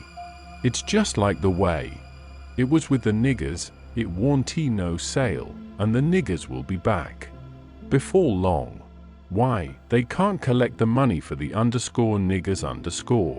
Yet, they're in the worst kind of a fix, Miss Mary. Well, she says, I'll run down to breakfast now, and then I'll start straight for Mr. Lothrop's. Deed, that ain't the ticket, Miss Mary Jane, I says, by no manner of means, go before breakfast. Why? What did you reckon I wanted you to go at all for, Miss Mary? Well, I never thought, and come to think, I don't know. What was it? Why, it's because you ain't one of these leather-face people. I don't want no better book than what your face is. A body can set down and read it off like coarse print. Do you reckon you can go and face your uncles when they come to kiss you good morning, and never? There, don't. Yes, I'll go before breakfast, I'll be glad to. And leave my sisters with them. Yes, never mind about them. They've got to stand it yet a while.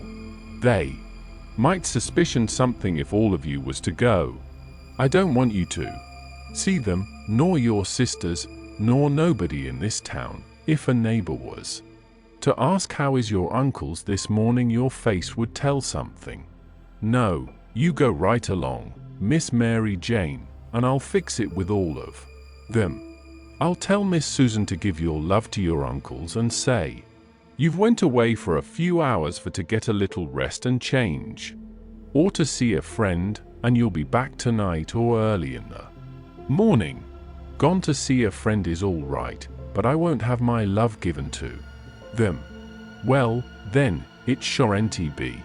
It was well enough to tell her so, no harm in it. It was only a little thing to do, and no trouble, and it's the little things that smooths people's roads the most, down here below. It would make Mary Jane comfortable, and it wouldn't cost nothing. Then I says, there's one more thing, that bag of money. Well, they've got that, and it makes me feel pretty silly to think how they got it. No, you're out. There. They hain't got it. Why, who's got it? I wish I knowed, but I don't. I had it. because I stole it from them, and I stole it to give to you, and I know where I hid it, but I'm afraid it ain't there no more. I'm awful sorry, Miss Mary Jane, I'm just as sorry as I can be, but I done the best I could, I did honest. I come nigh getting caught, and I had to shove it into the first place I come to, and run, and it warn't a good place.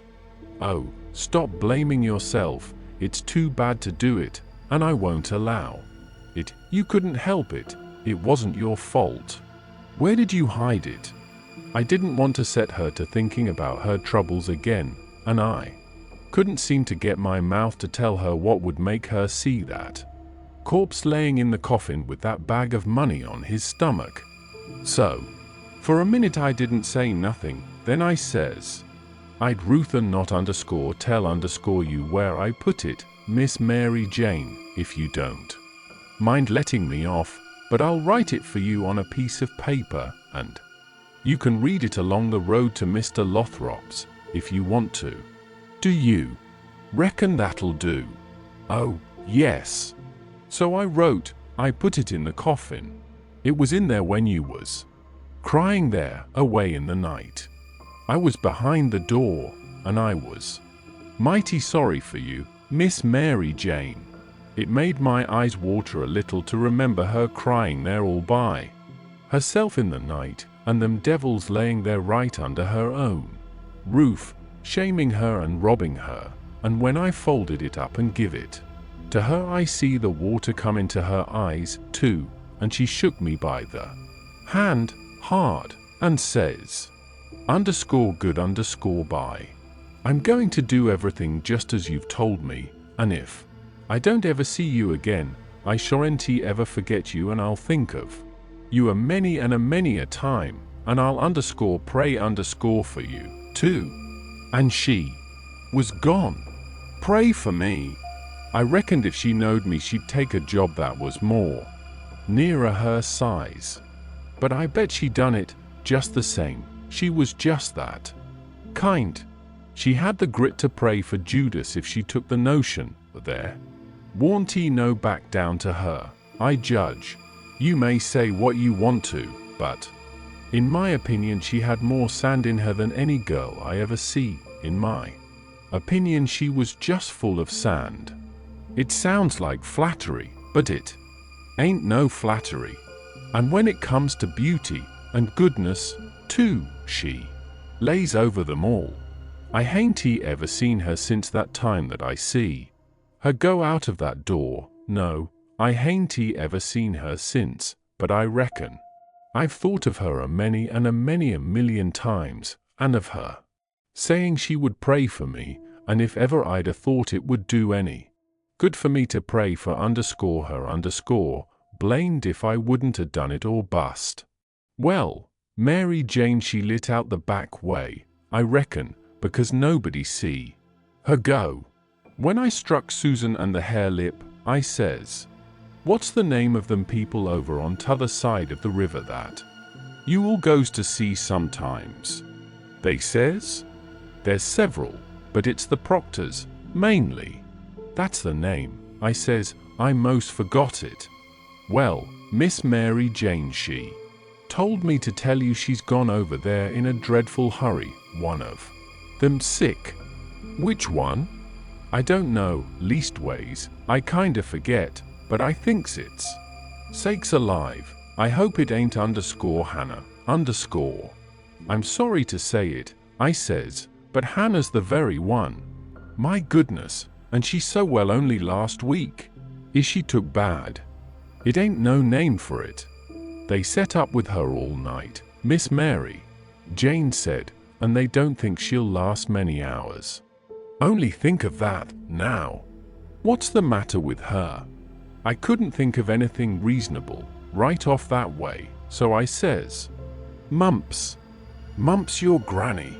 They don't set up with people that's got the mumps. They don't they?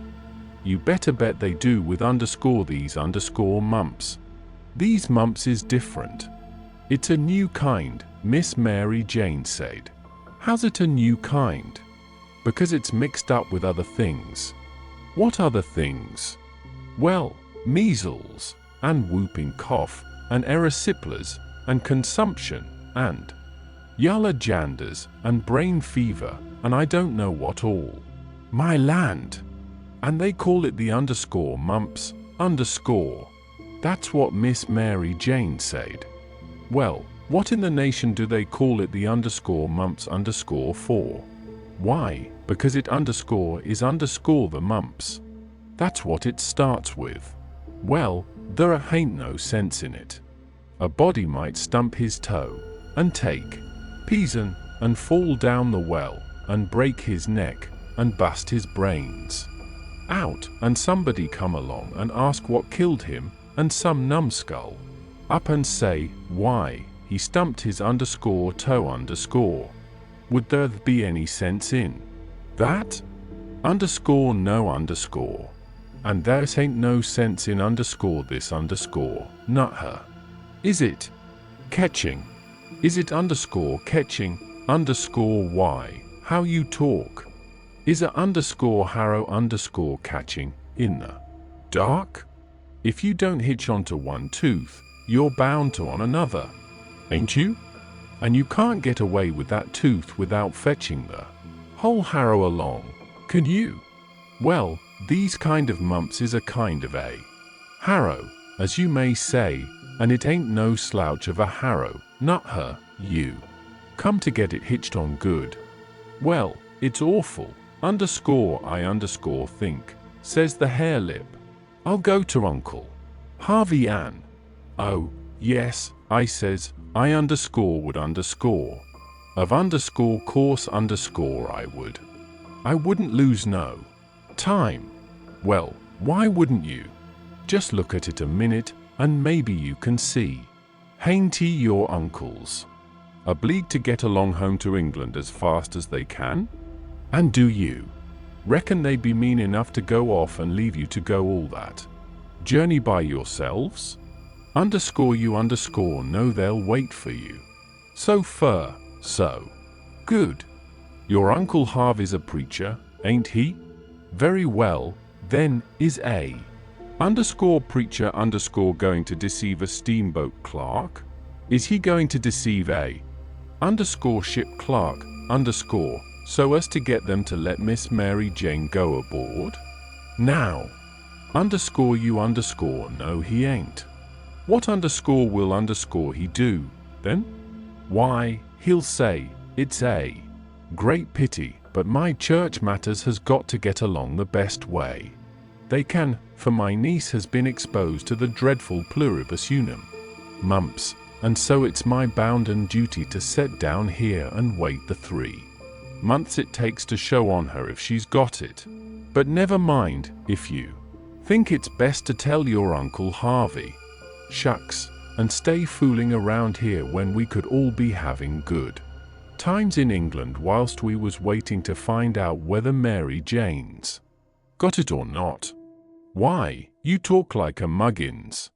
Well, anyway, maybe you'd better tell some of the neighbors. Listen at that, now. You do beat all for natural stupidness. Can't you? Underscore see underscore that underscore they'd underscore go and tell? There ain't no way but just to not tell anybody at underscore all underscore. Well, maybe you're right, yes, I judge you underscore are underscore right. But I reckon we ought to tell Uncle Harvey she's gone out a while. Anyway, so he won't be uneasy about her? Yes, Miss Mary Jane, she wanted you to do that. She says, tell them to give Uncle Harvey and William my love and a kiss, and say I've run over the river to see Mr. what underscore is underscore the name of that rich family your Uncle Peter used to think so much of, I mean the one that. Why, you must mean the Apthorpes, ain't it? Of course, bother them kind of names. A body can't ever seem to remember them, half the time, somehow.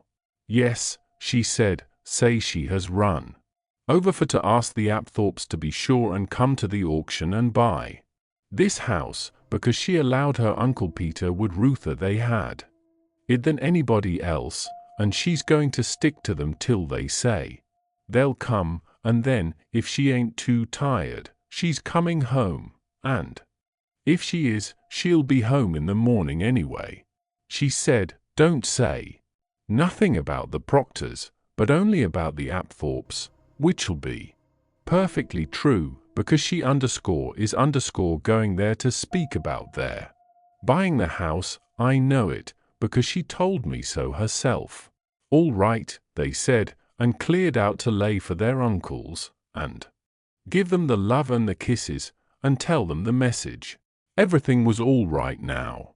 The girls wouldn't say nothing because they wanted to go to England, and the King and the Duke would ruther. Mary Jane was off working for the auction than around in reach of Dr. Robinson. I felt very good. I judged I had done it pretty neat. I reckon Tom Sawyer couldn't have done it no neater himself. Of course he would have throwed more style into it, but I can't do that very handy, not being brung up to it.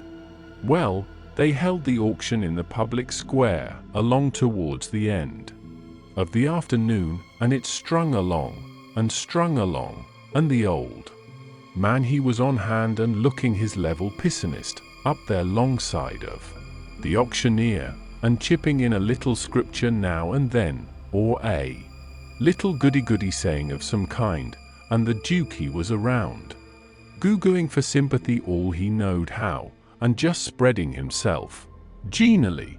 But by and by the thing dragged through, and everything was sold, everything but a little old trifling lot in the graveyard. So they'd got to work that off. I never see such a giraffe as the King was for wanting to swallow everything .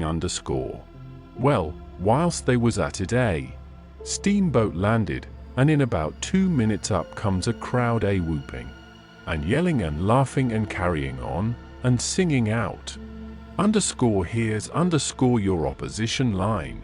Here's your 2 sets over there's to old Peter Wilkes, and you pays your money and you takes your choice. Chapter 29. They was fetching a very nice-looking old gentleman along, and a nice-looking younger one, with his right arm in a sling.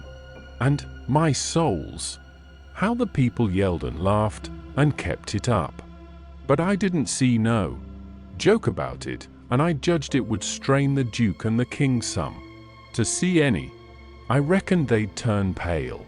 But no, nary a pale did they turn. The Duke he never let on he suspicioned what was up, but just went a goo-gooing around, happy and satisfied, like a jug that's googling out buttermilk, and as for the King, he just gazed and gazed down sorrowful on them newcomers like it give him the stomach ache in his very heart to think there could be such frauds and rascals in the world. Oh, he done it admirable. Lots of the principal people gathered around the King to let him see they was on his side. That old gentleman that had just come looked all puzzled to death. Pretty soon he begun to speak, and I see straight off he pronounced like underscorin'. Englishman, not the King's way, though the King's was pretty good for an imitation. I can't give the old gent's words, nor I can't imitate him, but he turned around to the crowd and says, about like this. This is a surprise to me which I wasn't looking for, and I'll acknowledge, candid and frank, I ain't very well fixed to meet it and answer it, for my brother and me has had misfortunes. His broke his arm, and our baggage got put off at a town above here last night in the night by a mistake. I am Peter Wilkes' brother Harvey, and this is his brother William, which can't hear nor speak, and can't even make signs to amount to much. Now he's only got one hand to work them with.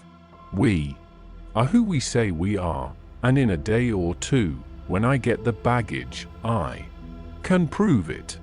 But up till then I won't say nothing more, but go to the hotel and wait. So him and the new dummy started off, and the king he laughs, and blethers out. Broke his arm, underscore very underscore likely, underscore ain't underscore it, and very convenient, too, for a fraud that's got to make signs, and ain't learned how. Lost their baggage. That's underscore mighty underscore good, and mighty ingenious, under the underscore circumstances, underscore. So he laughed again, and so did everybody else, except 3 or 4, or maybe half a dozen.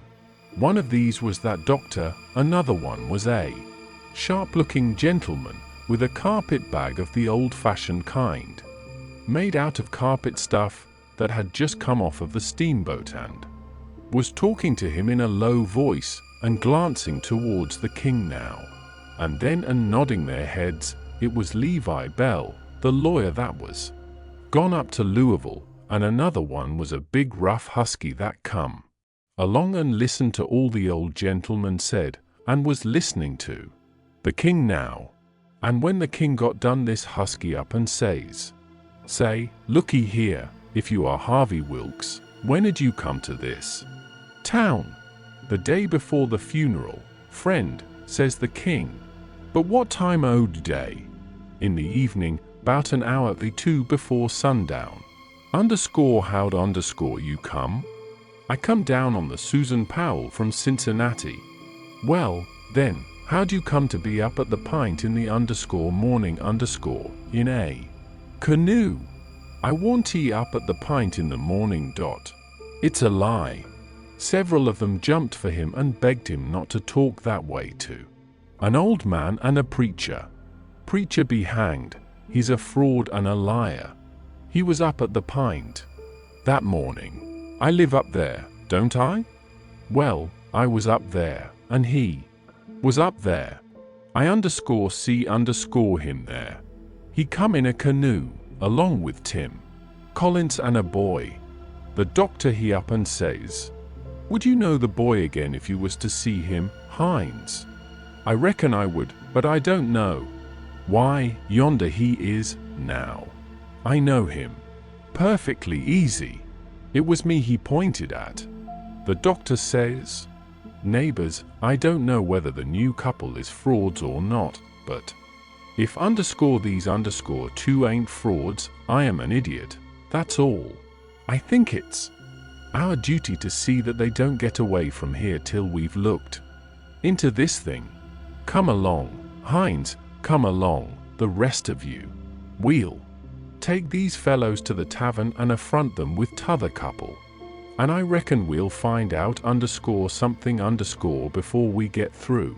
It was nuts for the crowd, though maybe not for the king's friends, so we all started. It was about sundown. The doctor he led me along by the hand, and was plenty kind enough, but he never let underscore go underscore my hand. We all got in a big room in the hotel, and lit up some candles, and fetched in the new couple. First, the doctor says, "I don't wish to be too hard on these 2 men, but underscore I underscore think they're frauds, and they may have accomplices that we don't know nothing about. If they have, won't the accomplices get away with that bag of gold, Peter Wilkes left? It ain't unlikely. If these men ain't frauds, they won't object to sending for that money and letting us keep it till they prove they're all right, ain't that so?" Everybody agreed to that. So I judged they had our gang in a pretty tight place right at the outstart. But the king he only looked sorrowful, and says, "Gentlemen, I wish the money was there, for I ain't got no disposition to throw anything in the way of a fair, open, out-and-out investigation. Oh, this miserable business, but, alas, the money ain't there, you can send and see, if you want to." "Where is it, then?" "Well, when my niece give it to me to keep for her, I took and hid it inside the straw tick o'er my bed, not wishing it to bank it for the few days we'd be here, and considering the bed a safe place, we not being used to niggers, and suppo en rem honest, like servants in England.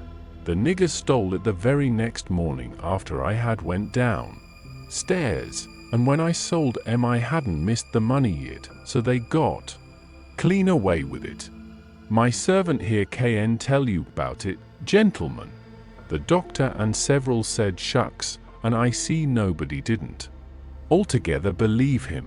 One man asked me if I see the niggers steal it.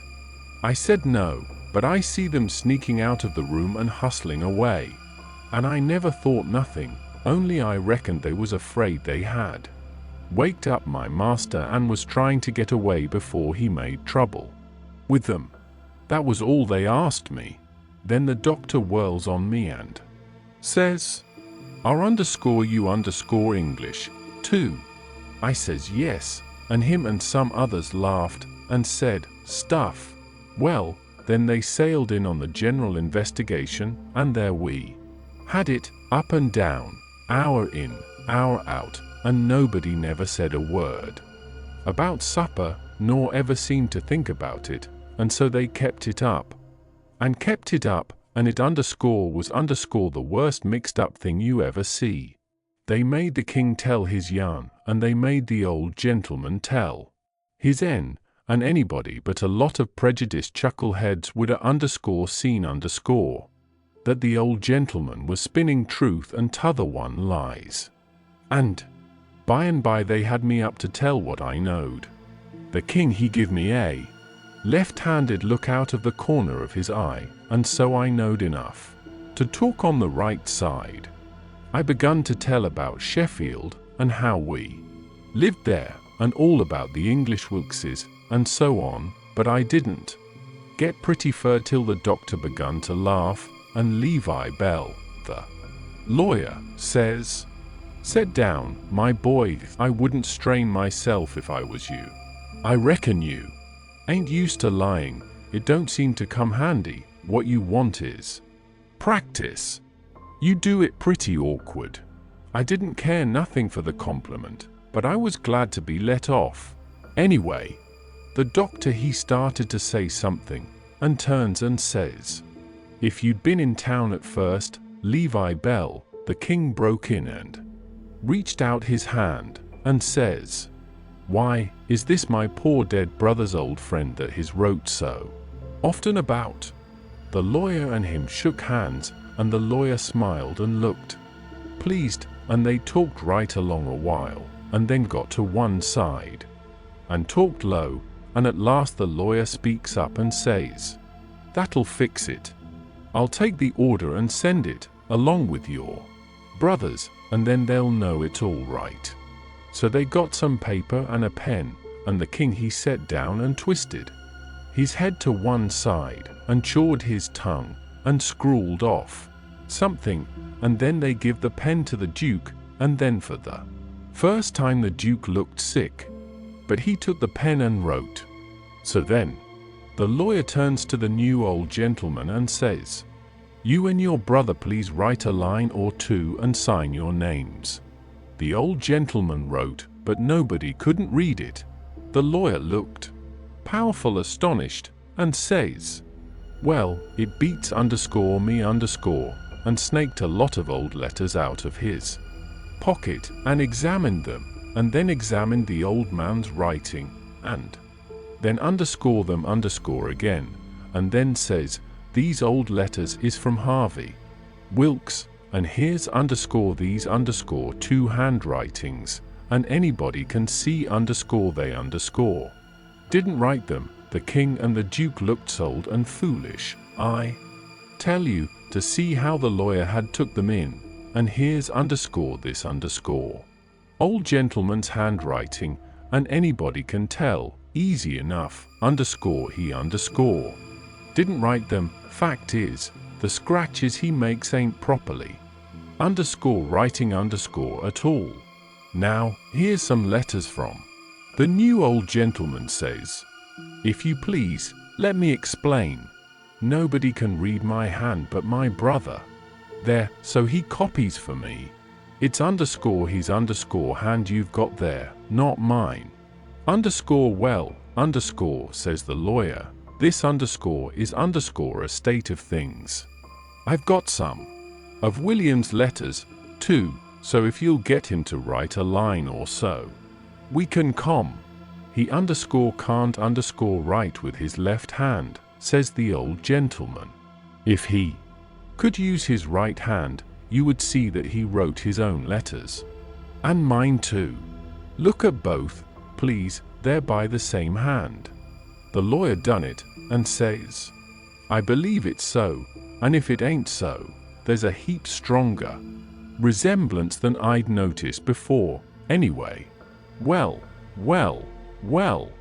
I thought we was right on the track of a solution, but it's gone to grass, partly. But anyway, underscore one underscore thing is proved, underscore these underscore two ain't either of them Wilkes's, and he wagged his head towards the king and the duke. Well, what do you think? That mule-headed old fool wouldn't give in. Underscore then, underscore indeed he wouldn't. Said it warn't he no fair test. Said his brother William was the cussedest joker in the world, and hadn't underscore tried underscore to write, underscore he underscore see William was going to play one of his jokes the minute he put the pen to paper. And so he warmed up and went warbling and warbling right along till he was actually beginning to believe what he was saying underscore himself, underscore but pretty soon the new gentleman broke in and says, I've thought of something. Is there anybody here that helped to lay out my helped to lay out the late Peter Wilkes for burying?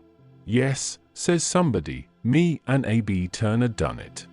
We're both here. Then the old man turns towards the king and says, perhaps this gentleman can tell me what was tattooed on his breast.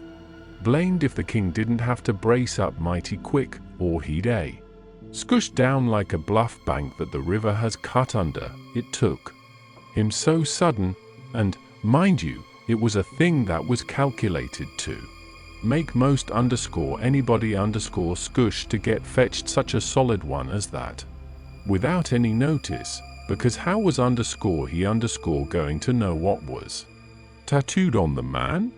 He whitened a little, he couldn't help it, and it was mighty still in there, and everybody bending a little forwards and gazing at him.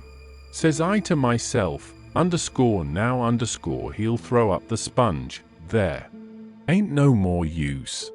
Well, did he? A body can't hardly believe it, but he didn't.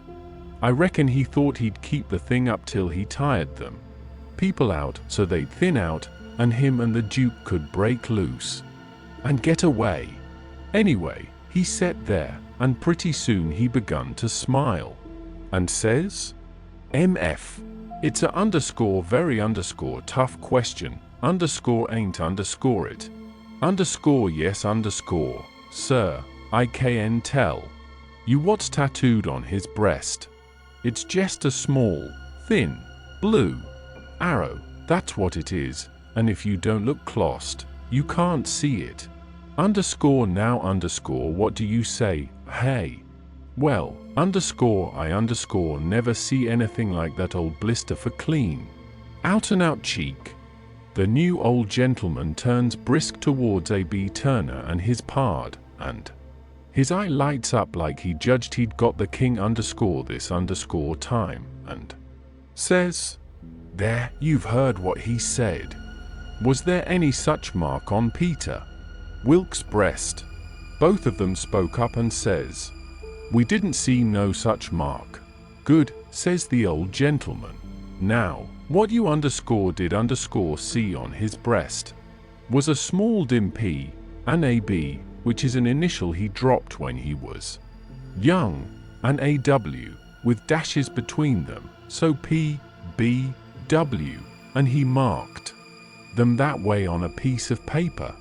Come, ain't that what you saw?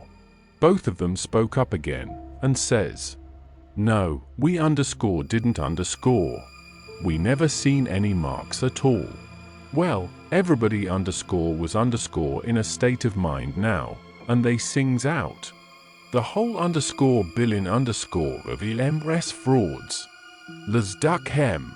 Les drown M. Les ride M on a rail, and everybody was whooping at once, and there was a rattling powwow.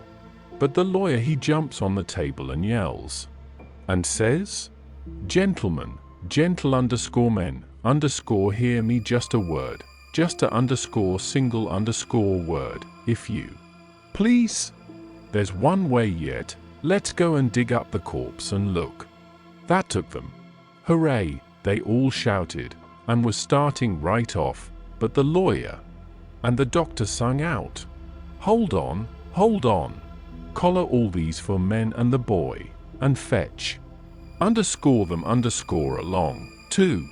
We'll do it, they all shouted, and if we don't find them marks we'll lynch the whole gang. I underscore was underscore scared, now, I tell you. But there warn't no getting away, you know. They gripped us all and marched us right along, straight for the graveyard, which was 1.5 miles down the river, and the whole town at our heels, for we made noise enough, and it was only 9 in the evening. As we went by our house, I wished I hadn't sent Mary Jane out of town, because now if I could tip her the wink she'd light out and save me, and blow on our deadbeats. Well, we swarmed along down the river road, just carrying on like wildcats, and to make it more scary the sky was darking up, and the lightning beginning to wink and flitter, and the wind to shiver amongst the leaves.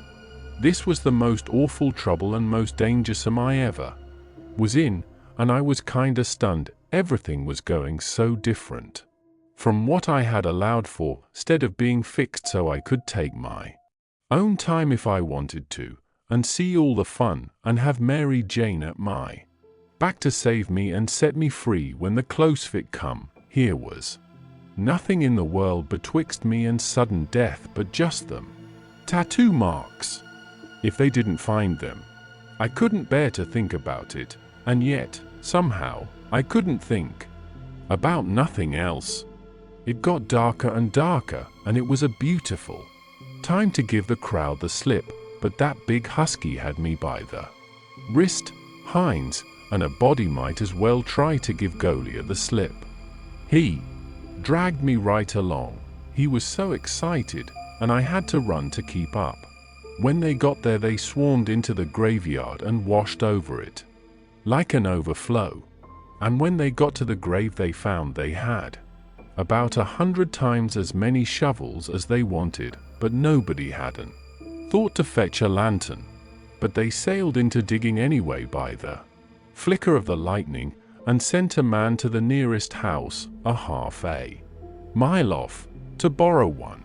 So they dug and dug like everything, and it got awful dark, and the rain started, and the wind swished and swooshed along, and the lightning come brisker and brisker, and the thunder boomed, but them people never took no notice of it. They were so full of this business, and 1 minute you could see everything and every face in that big crowd, and the shovelfuls of dirt sailing up out of the grave, and the next second the dark wiped it all out, and you couldn't see nothing at all. At last they got out the coffin and begun to unscrew the lid, and then such another crowding and shouldering and shoving as there was to scrouge in and get a sight you never see, and in the dark, that way. It was awful. Hines he hurt my wrist dreadful pulling and tugging so, and I reckon he clean forgot I was in the world. He was so excited and panting. All of a sudden the lightning let go a perfect sluice of white glare, and somebody sings out, "By the living jingo, here's the bag of gold on his breast." Hines let out a whoop, like everybody else, and dropped my wrist and give a big surge to bust his way in and get a look. And the way I lit out and shinned for the road in the dark, there ain't nobody can tell. I had the road all to myself, and I fairly flew. Leastways, I had it all to myself except the solid dark, and the now and then glares, and the buzzing of the rain, and the thrashing of the wind, and the splitting of the thunder, and sure as you are born I did clip it along. When I struck the town I see there warn't nobody out in the storm, so I never hunted for no back streets, but humped it straight through the main one, and when I begun to get towards our house I aimed my eye and set it. No light there, the house all dark, which made me feel sorry and disappointed, I didn't know why. But at last, just as I was sailing by, flash comes the light in Mary Jane's window, and my heart swelled up, sudden, like to bust, and the same second the house and all was behind me in the dark, and wasn't ever going to be before me no more in this world. She was the best girl I ever see, and had the most sand. The minute I was far enough above the town to see I could make the towhead, I begun to look sharp for a boat to borrow, and the first time the lightning showed me one that wasn't chained I snatched it and shoved. It was a canoe, and warn't fastened with nothing but a rope. The towhead was a rattling big distance off, away out there in the middle of the river, but I didn't lose no time, and when I struck the raft at last I was so fagged I would have just laid down to blow and gasp if I could afforded it, but I didn't. As I sprung aboard I sung out with you, Jim, and set her loose. Glory be to goodness, we're shut of them. Jim lit out, and was coming for me with both arms spread. He was so full of joy, but when I glimpsed him in the lightning my heart shot up in my mouth and I went overboard backwards, for I forgot he was old King Lear and a drowned Arab all in one, and it most scared the livers and lights out of me. But Jim fished me out, and was going to hug me and bless me, and so on. He was so glad I was back, and we was shut of the king and the duke, but I says, "Not now, have it for breakfast, have it for breakfast." Cut loose and let her slide. So in 2 seconds away we went sliding down the river, and it did. Seemed so good to be free again and all by ourselves on the big river, and nobody to bother us. I had to skip around a bit, and jump up and crack my heels a few times. I couldn't help it, but about the third crack I noticed a sound that I knowed mighty well, and held my breath, and listened and waited, and sure enough, when the next flash busted out over the water, here they come, and just laying to their oars and making their skiff hum. It was the king and the duke. So I wilted right down onto the planks then, and give up, and it was all I could do to keep from crying. Chapter 30. When they got aboard, the king went for me, and shook me by the collar, and says, trying to give us the slip, "Was ye, you pup, tired of our company, hey?" I says, "No, your majesty, we want please don't, your majesty. Quick, then, and tell us what was your idea, or I'll shake the insides out you. Honest, I'll tell you everything just as it happened, your majesty. The man that had a hold of me was very good to me, and kept saying he had a boy about as big as me that died last year, and he was sorry to see a boy in such a dangerous fix, and when they was all took by surprise by finding the gold, and made a rush for the coffin, he lets go of me and whispers, 'Heal it now, or they'll hang ye, sure,' and I lit out. It didn't seem no good for me to stay, I couldn't do nothing, and I didn't want to be hung if I could get away. So I never stopped running till I found the canoe, and when I got here I told Jim to hurry, or they'd catch me and hang me yet, and said I was afeard you, and the Duke wasn't alive now, and I was awful sorry, and so was Jim, and was awful glad when we see you coming. You may ask Jim if I didn't Jim said it was so, and the king told him to shut up and said, "Oh, yes, it's mighty likely," and shook me up again and said he reckoned he'd drowned me. But the Duke says, "Lego the boy, you old idiot. Would you have done any different? Did you inquire around for him when you got loose? I don't remember it." So the king let go of me and begun to cuss that town and everybody in it. But the Duke says, "You better a blame sight give yourself a good cussing, for you're the one that's entitled to it most. You hain't done a thing from the start that had any sense in it, except coming out so cool and cheeky with that imaginary blue arrow mark. That underscore was bright, it was right down bully, and it was the thing that saved us. For if it hadn't been for that, they'd have jailed us till them Englishmen's baggage come, and then the penitentiary, you bet.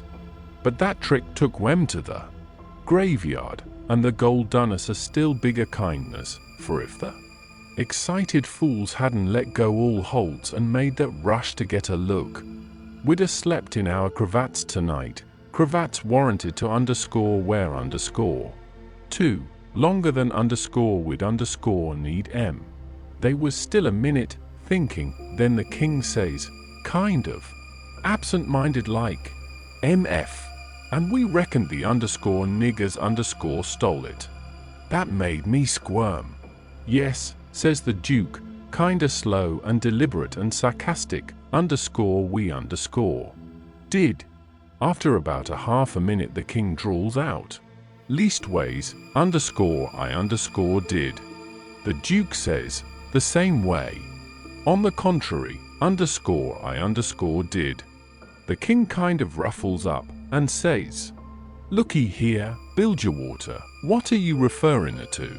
The Duke says, pretty brisk, "When it comes to that, maybe you'll let me ask, what was you referring to?" "Shucks," says the king, very sarcastic, "but I don't know, maybe you was asleep and didn't know what you was about." The Duke bristles up now and says, "Oh, let up on this cussed nonsense. Do you take me for a blame fool? Don't you reckon I know who hid that money in that coffin? Yes, sir. I know you know, because you done it yourself." "It's a lie." And the Duke went for him. The king sings out, "Take our hands off, Lego my throat, I take it all back." The Duke says, "Well, you just own up, first, that you did hide that money there, intending to give me the slip one of these days, and come back and dig it up, and have it all to yourself. Wait just a minute, Duke, answer me this one question, honest and fair. If you didn't put the money there, say it, and I'll believe you, and take back everything I said." "You old scoundrel, I didn't, and you know I didn't." "There, now. Well, then, I believe you. But answer me only just this one more, now.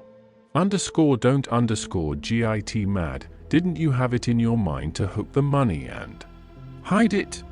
The Duke never said nothing for a little bit, then he says, "Well, I don't care if I did I didn't do it, anyway. But you not only had it in mind to do it, but you done it. I wished I never die if I done it, Duke, and that's honest. I won't say I warn't going to do it, because I was but you, somebody, got in ahead owed you me. It's a lie. You done it, and you got to say you done it, or..." The king began to gurgle, and then he gasps out, "Nuff, I own up, I was very glad to hear him say that. It made me feel much more easier. than what I was feeling before. So the Duke took his hands off and says, "If you ever deny it again, I'll drown you. It's _well_ for you to set there and blubber like a baby. It's fit 10 for you, after the way you've acted. I never see such an old ostrich for wanting to gobble everything, and I ain't trusting you all the time, like you was my own father. You ought to been ashamed of yourself to stand by and hear it. Saddled onto a lot of poor niggers, and you never say a word for them. It makes me feel ridiculous to think I was soft enough to _believe that rubbish. Cuss you, I can see now why you was so anxious to make up the deficit. You wanted to get what money I'd got out of the nonsuch, and one thing or another, and scoop it _all. The king says, timid, and still a snuffling. Why, Duke, it was you that said make up the deficit. It warn't me. Dry up. I don't want to hear no more _out of you, says the Duke. And now you see what you got by it.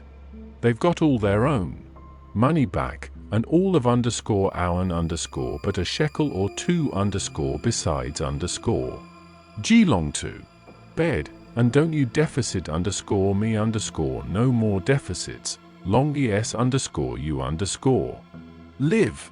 So the king sneaked into the wigwam and took to his bottle for comfort. And before long the Duke tackled his bottle, and so in about a half an hour they was as thick as thieves again, and the tighter they got, the lovinger they got, and went off snoring in each other's arms. They both got powerful mellow, but I noticed the king didn't get mellow enough to forget to remember to not deny about hiding the money bag. Again, that made me feel easy and satisfied.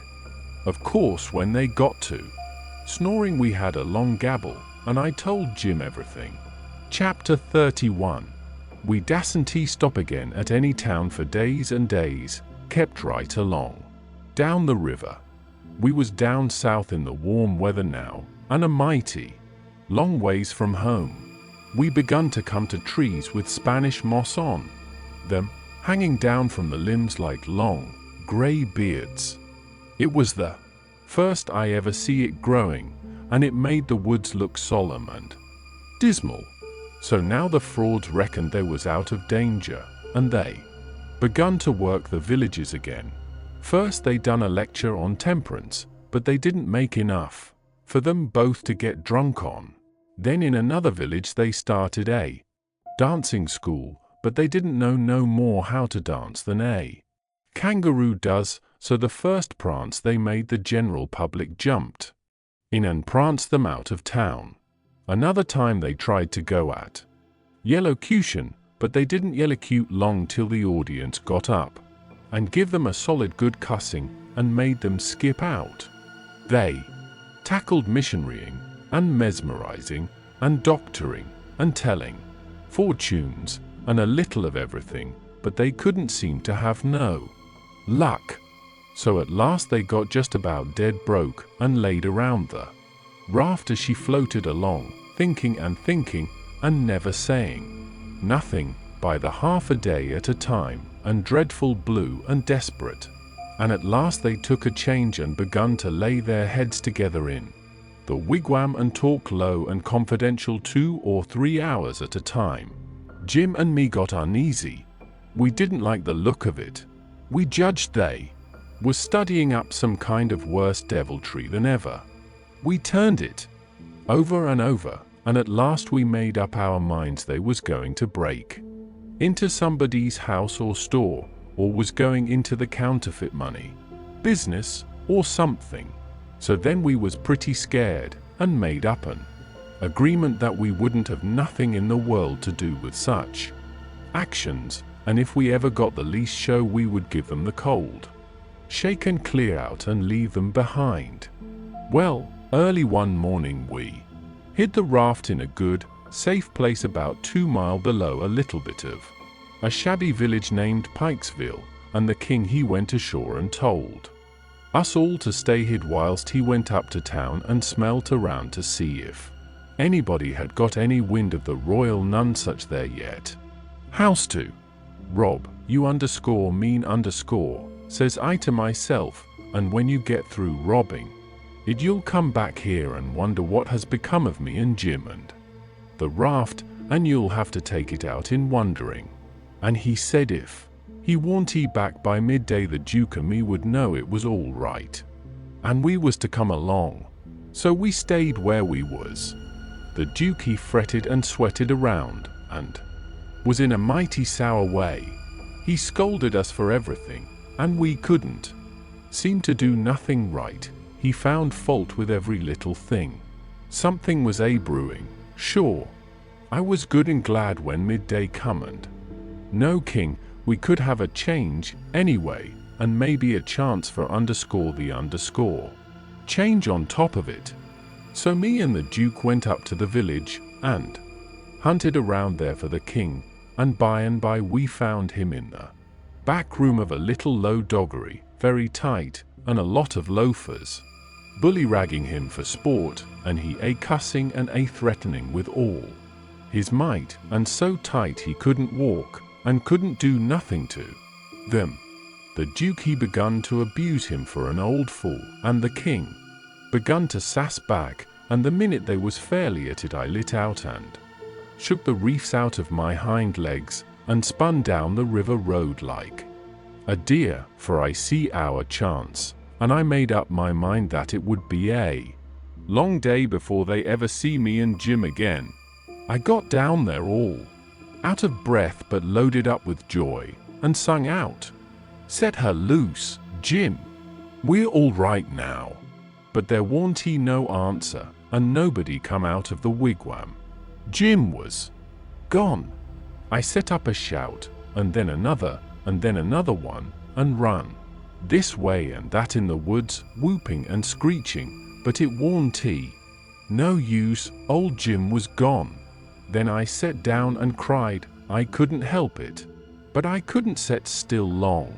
Pretty soon I went out on the road, trying to think what I better do, and I run across a boy walking, and asked him if he'd seen a strange nigger dressed so and so, and he says, "Yes." "Whereabouts?" says I. "Down to Silas Phelps' place, 2 mile below here. He's a runaway nigger, and they've got him." "Was you looking for him?" "You bet I ain't. I run across him in the woods about an hour or 2 ago, and he said if I hollered he'd cut my livers out, and told me to lay down and stay where I was, and I done it. Been there ever since. Afeared to come out." "Well," he says, "you needn't be afeared no more, because they've got him. He run off FN down south, SOMers. It's a good job they got him." "Well, I reckon, there's $200 reward on him. It's like picking up money out in the road." "Yes, it is, and I coulda had it if I'd been big enough. I see him. First. Who nailed him?" "It was an old fellow, a stranger, and he sold out his chance in him for $40, because he's got to go up the river and can't wait." "Think." "Oh, that, now." "You bet I'd wait, if it was 7 year. That's me, every time," says I, "but maybe his chance ain't worth no more than that, if he'll sell it so cheap. Maybe there's something ain't straight about it. But it is though, straight as a string. I see the handbill myself. It tells all about him, to a dot, paints him like a picture, and tells the plantation he's from, below Newell _Leans _ Nursery Bob _ They ain't no troubles bout that speculation, you bet you. Say, gimme a chaw tobacco, won't ye?" I didn't have none, so he left. I went to the raft, and sat down in the wigwam to think, but I couldn't come to nothing. I thought till I wore My head sore, but I couldn't see no way out of the trouble.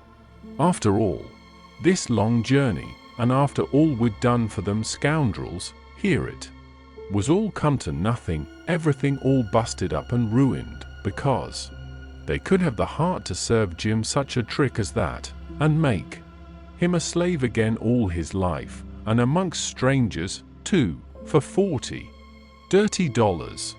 Once I said to myself it would be 1,000 times better for Jim to be a slave at home where his family was, as long as he'd got to be a slave, and so I'd better write a letter to Tom Sawyer and tell him to tell Miss Watson where he was. But I soon give up that notion for two things: she'd be mad and disgusted at his rascality and ungratefulness for leaving her, and so she'd sell him straight down the river again. And if she didn't, everybody naturally despises an ungrateful nigger, and they'd make Jim feel it all the time, and so he'd feel ornery and disgraced. And then think of me, it would get all around that Huck Finn helped a nigger to get his freedom, and if I was ever to see anybody from that town again, I'd be ready to get down and lick his boots for shame. That's just the way a person does a low-down thing, and then he don't want to take no consequences of it. Thinks as long as he can hide it, it ain't no disgrace. That was my fix exactly. The more I studied about this, the more my conscience went to grinding me, and the more wicked and low-down and ornery I got to feeling. And at last, when it hit me all of a sudden that here was the plain hand of Providence slapping me in the face and letting me know my wickedness was being watched all the time from up there in heaven, whilst I was stealing a poor old woman's nigger that hadn't ever done me no harm, and now was showing me there's one that's always on the lookout and ain't going to allow no such miserable doings to go only just so far. And no further. I most dropped in my tracks, I was so scared. Well, I tried the best I could to kinda soften it up somehow for myself by saying I was brung up wicked, and so I warn't he so much to blame, but something inside of me kept saying, there was the Sunday school, you could have gone to it, and if you'd have done it they'd have learned you there. That people that acts as I'd been acting about that nigger goes to everlasting fire. It made me shiver, and I about made up my mind to pray and see if I couldn't try to quit being the kind of a boy I was and be better. So I kneeled down, but the words wouldn't come. Why wouldn't they? It warn't he. No use to try and hide it from him, nor from me neither. I knowed very well why they wouldn't come. It was because my heart warn't he right. It was because I warn't he square. It was because I was playing double. I was letting to give up sin, but away inside of me I was holding on to the biggest one of all. I was trying to make my mouth say I would do the right thing and the clean thing, and go and write to that nigger's owner and tell where he was, but deep down in me I knowed it was a lie, and he knowed it. You can't pray a lie, I found that out. So I was full of trouble, full as I could be, and didn't know what to do. At last I had an idea, and I says, I'll go and write the letter, and see if I can pray. Why, it was astonishing, the way I felt as light as a feather right straight off, and my troubles all gone. So I got a piece of paper and a pencil, all glad and excited, and sat down and wrote, Miss Watson, your runaway nigger Jim is down here 2 miles below Pikesville, and Mr. Phelps has got him and he will give him up for the reward if you send _Huck Finn. I felt good and all washed clean of sin for the first time I had ever felt so in my life, and I knowed I could pray now. But I didn't do it straight off, but laid the paper down and sat there thinking thinking how good it was all this happened so, and how near I come to being lost and going to hell, and went on thinking, and got to thinking over our trip down the river, and I see Jim before me all the time, in the day, and in the night time, sometimes moonlight, sometimes storms, and we floating along, talking and singing and laughing. But somehow I couldn't seem to strike no places to harden me against him, but only the other kind. I'd see him standing my watch on top of his stead of calling me, so I could go on sleeping, and see him how glad he was when I come back out of the fog, and when I come to him again in the swamp, up there where the feud was, and such like times, and would always call me honey, and pet me, and do everything he could think of for me, and how good he always was. And at last I struck the time I saved him by telling the men we had smallpox aboard, and he was so grateful, and said I was the best friend old Jim ever had in the world, and the __1 he's got now. And then I happened to look around and see that paper. It was a close place. I took it up and held it in my hand. I was trembling, because I'd got to decide forever betwixt two things, and I knowed it. I studied a minute, sort of holding my breath, and then says to myself, all right, then I'll go to hell, and tore it up. It was awful thoughts and awful words, but they was said, and I let them stay said, and never thought no more about reforming. I shoved the whole thing out of my head, and said I would take up wickedness again, which was in my line, being brung up to it, and the other worn tea. And for a starter I would go to work and steal Jim out of slavery again. And if I could think up anything worse, I would do that too, because as long as I was in, and in for good, I might as well go the whole hog. Then I set to thinking over how to get at it, and turned over some considerable many ways in my mind, and at last fixed up a plan that suited me. So then I took the bearings of a woody island that was down the river a piece, and as soon as it was fairly dark I crept out with my raft and went for it, and hid it there, and then turned in.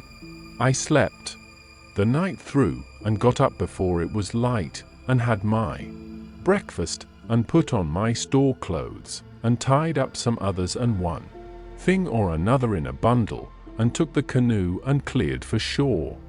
I landed below where I judged was Phelps's place, and hid my bundle in the woods, and then filled up the canoe with water, and loaded rocks into her, and sunk her where I could find her again when I wanted her, about a quarter of a mile below a little steam sawmill that was on the bank.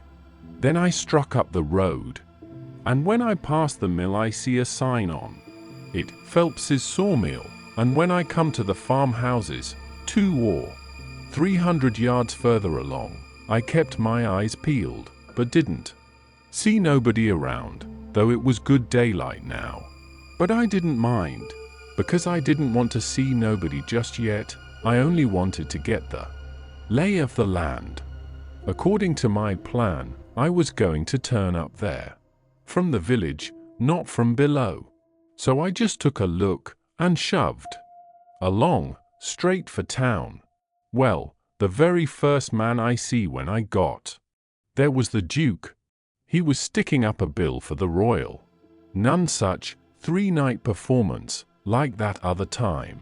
They had the cheek, them frauds. I was right on him before I could shirk. He looked astonished, and says, hell _lo, where'd _you come from? Then he says, kind of glad and eager, where's the raft? Got her in a good place. I says, why, that's just what I was going to ask your grace. Then he didn't look so joyful, and says, what was your idea for asking me? He says. Well, I says, when I see the king in that doggery yesterday, I says to myself, we can't get him home for hours till he's soberer, so I went a-loafing around town to put in the time and wait. A man up and offered me 10 cents to help him pull a skiff over the river and back to fetch a sheep, and so I went along, but when we was dragging him to the boat, and the man left me a hold of the rope and went behind him to shove him along, he was too strong for me and jerked loose and run, and we after him. We didn't have no dog, and so we had to chase him all over the country till we tired him out. We never got him till dark. Then we fetched him over, and I started down for the raft. When I got there and see it was gone, I says to myself, they've got into trouble and had to leave, and they've took my nigger, which is the only nigger I've got in the world, and now I'm in a strange country and ain't got no property no more, nor nothing, and no way to make my living, so I sat down and cried. I slept in the woods all night. But what did become of the raft, then, and Jim, poor Jim? Blamed if I know, that is, what's become of the raft. That old fool had made a trade and got $40, and when we found him in the doggery, the loafers had matched $50 with him and got every cent but what he'd spent for whiskey, and when I got him home late last night and found the raft gone, we said, that little rascal has stole our raft and shook us and run off down the river. I wouldn't shake my nigger, would I? The only nigger I had in the world, and the only property.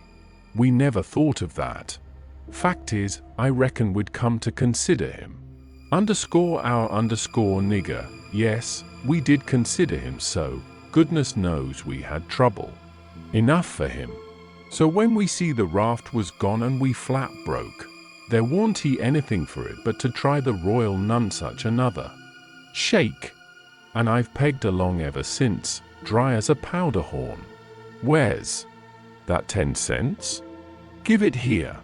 I had considerable money, so I give him 10 cents, but begged him to spend it for something to eat, and give me some, because it was all the money I had, and I hadn't had nothing to eat since yesterday. He never said nothing. The next minute he whirls on me and says, "Do you reckon that nigger would blow on us? We'd skin him if he done that." "How can he blow? Hain't he run off?" "No. That old fool sold him, and never divided with me, and the money's gone. Sold him." I says, and begun to cry. Why, he was my nigger, and that was my money. Where is he? I want my nigger. Well, you can't get your nigger, that's all, so dry up your blubbering. Looky here, do you think you'd venture to blow on us? Blamed if I think I'd trust you. Why, if you was to blow on us. He stopped, but I never see the Duke look so ugly out of his eyes before. I went on whimpering, and says, "I don't want to blow on nobody, and I ain't got no time to blow. Nohow, I got to turn out and find my nigger." He looked kinda bothered, and stood there with his bills fluttering on his arm, thinking, and wrinkling up his forehead. At last he says, "I'll tell you something. We got to be here 3 days. If you'll promise you won't blow, and won't let the nigger blow, I'll tell you where to find him." So I promised, and he says, "A farmer by the name of Silas P.H., and then he stopped. You see, he started to tell me the truth, but when he stopped that way, and begun to study and think again, I reckoned he was changing his mind. And so, he wouldn't trust me, he wanted to make sure of having me out of the way the whole 3 days. So pretty soon he says, The man that bought him is named Abram Foster, Abram G. Foster, and he lives 40 miles back here in the country, on the road to Lafayette. All right, I says, I can walk it in 3 days, and I'll start this very afternoon. No, you won't. You'll start now, and don't you lose any time about it. Neither, nor do any gabbling by the way. Just keep a tight tongue in your head and move right along, and then you won't get into trouble with _us_ DE here. That was the order I wanted, and that was the one I played for. I wanted to be left free to work my plans. So clear out, he says, and you can tell Mr. Foster whatever you want. 2. Maybe you can get him to believe that Jim _is your nigger. Some idiots don't require documents, leastways I've heard there's such down south here. And when you tell him the handle and the reward's bogus, maybe he'll believe you when you explain to him what the idea was for. Getting the M out. Go long now, and tell him anything you want to, but mind you don't work your jaw any between here and there. So I left, and struck for the back country. I didn't look around, but I kinda felt like he was watching me. But I knowed I could tire him out. At that, I went straight out in the country as much as a mile before I stopped. Then I doubled back through the woods towards Phelps. I reckoned I better start in on my plan straight off without fooling around, because I wanted to stop Jim's mouth till these fellows could get away. I didn't want no trouble with their kind. I'd seen all I wanted to of them, and wanted to get entirely shut of them. Chapter 32. When I got there it was all still and Sunday-like, and hot and sunshiny. The hands was gone to the fields, and there was them kind of faint dronings of bugs and flies in the air that makes it seem so lonesome and like everybody's dead and gone, and if a breeze fans along and quivers the leaves it makes you feel mournful, because you feel like it's spirits whispering, spirits that's been dead ever so many years, and you always think they're talking about you. As a general thing it makes a body wish he was dead, too, and done with it all. Phelps was one of these little one-horse cotton plantations, and they all look alike. A rail fence round a 2-acre yard, a style made out of logs sawed off and upended in steps, like barrels of a different length, to climb over the fence with, and for the women to stand on when they are going to jump onto a horse. Some sickly grass patches in the big yard, but mostly it was bare and smooth, like an old hat with the nap rubbed off. Big double log house for the white folks, hewed logs, with the chinks stopped up with mud or mortar, and these mud stripes been whitewashed some time or another. Round log kitchen, with a big broad, open but roof passage joining it to the house. Log smoke house back of the kitchen. 3 little log nigger cabins in a row t'other side the smoke house. 1 little hut all by itself away down against the back fence, and some outbuildings down a piece the other side. Ash hopper and big kettle to boil soap in by the little hut. Bench by the kitchen door, with bucket of water and a good hound asleep there in the sun. More hounds asleep round about 3 shade trees away off in a corner. Some currant bushes and gooseberry bushes in one place by the fence. Outside of the fence a garden and a watermelon patch. Then the cotton fields begins, and after the fields, the woods. I went around and clumb over the back stile by the ash hopper, and started for the kitchen. When I got a little ways I heard the dim hum of a spinning wheel wailing along up and sinking along down again, and then I knowed for certain I wished I was dead, for that is the lonesomest sound in the whole world. I went right along, not fixing up any particular plan, but just trusting to Providence to put the right words in my mouth when the time come, for I'd noticed that Providence always did put the right words in my mouth if I left it alone. When I got halfway, first one hound and then another got up and went for me, and of course I stopped and faced them, and kept still. And such another powwow as they made. In a quarter of a minute I was a kind of a hub of a wheel, as you may say, spokes made out of dogs, circle of 15 of them packed together around me, with their necks and noses stretched up towards me, a barking and howling, and more a coming. You could see them sailing over fences and around corners from everywhere. A nigger woman come tearing out of the kitchen with a rolling pin in her hand, singing out, "Begone _you _tige. You spot. Begone saw." And she fetched first one and then another of them a clip and sent them howling, and then the rest followed, and the next second half of them come back, wagging their tails around me and making friends with me.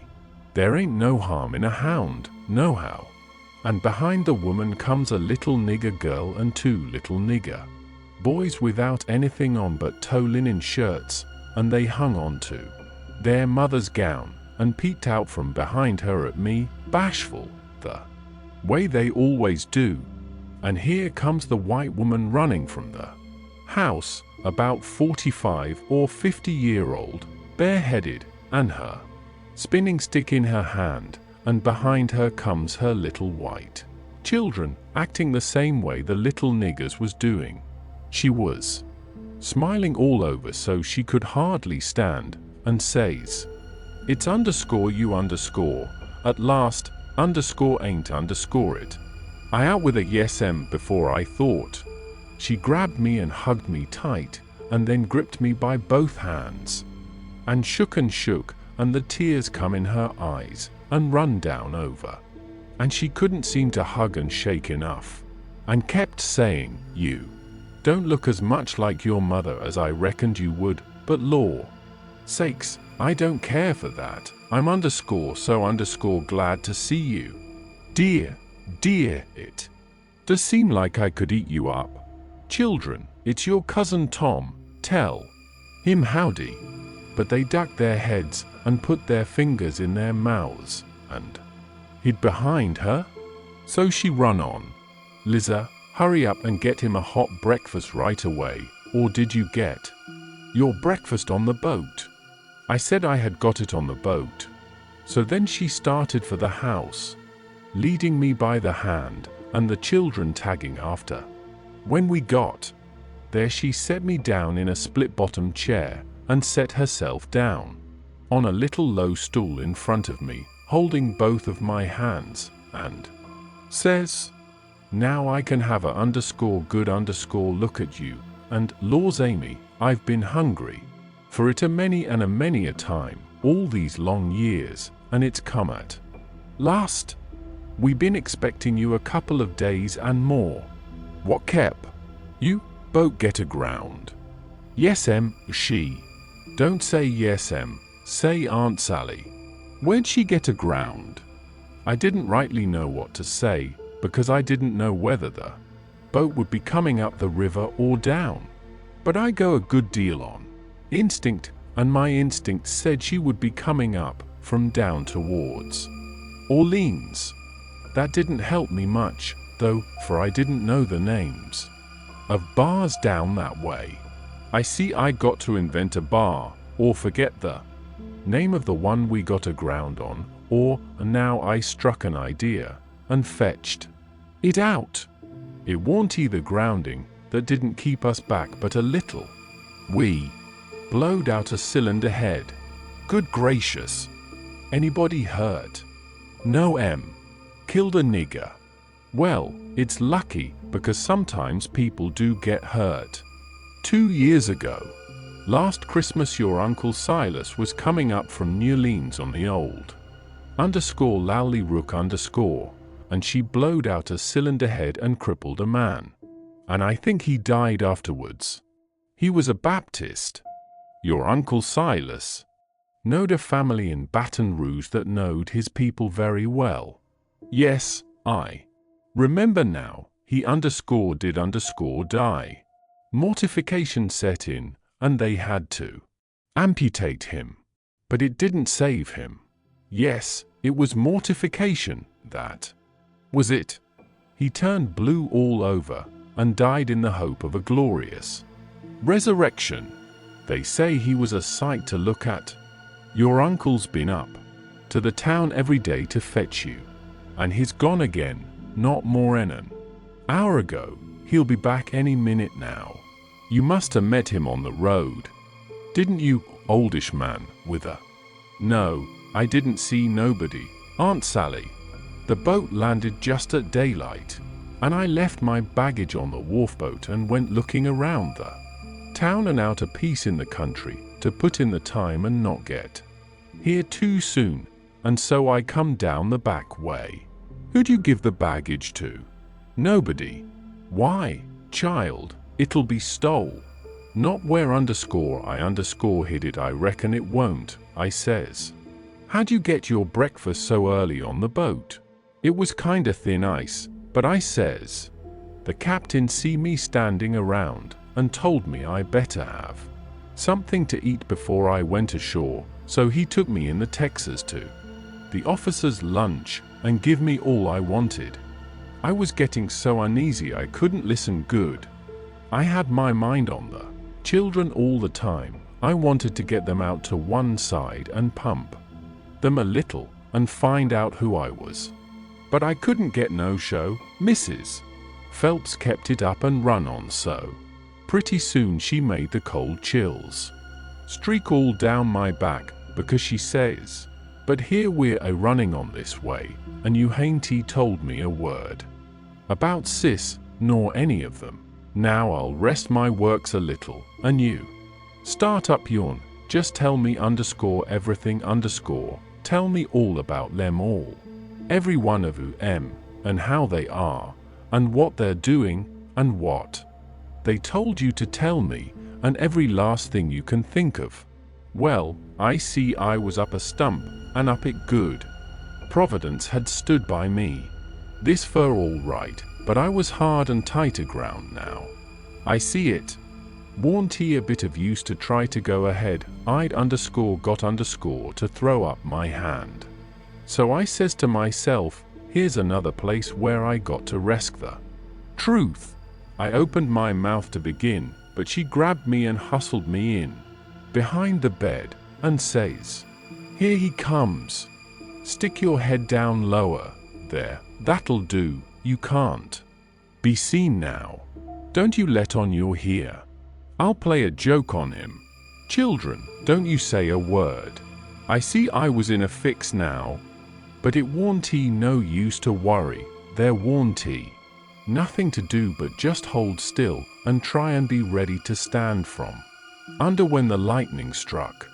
I had just one little glimpse of the old gentleman when he come in. Then the bed hid him. Mrs. Phelps, she jumps for him and says, "Has he come?" "No," says her husband. "Good_ness_gracious," she says. "What in the world can have become of him?" "I can't imagine," says the old gentleman, "and I must say it makes me dreadful uneasy." "Uneasy," she says, "I'm ready to go distracted. He must_a come, and you've missed him along the road. I _no_ it so, something tells me so. Why, Sally, I couldn't miss him along the road, you know that. But oh, dear, dear, what will sis say? He must a come. You must missed him. He?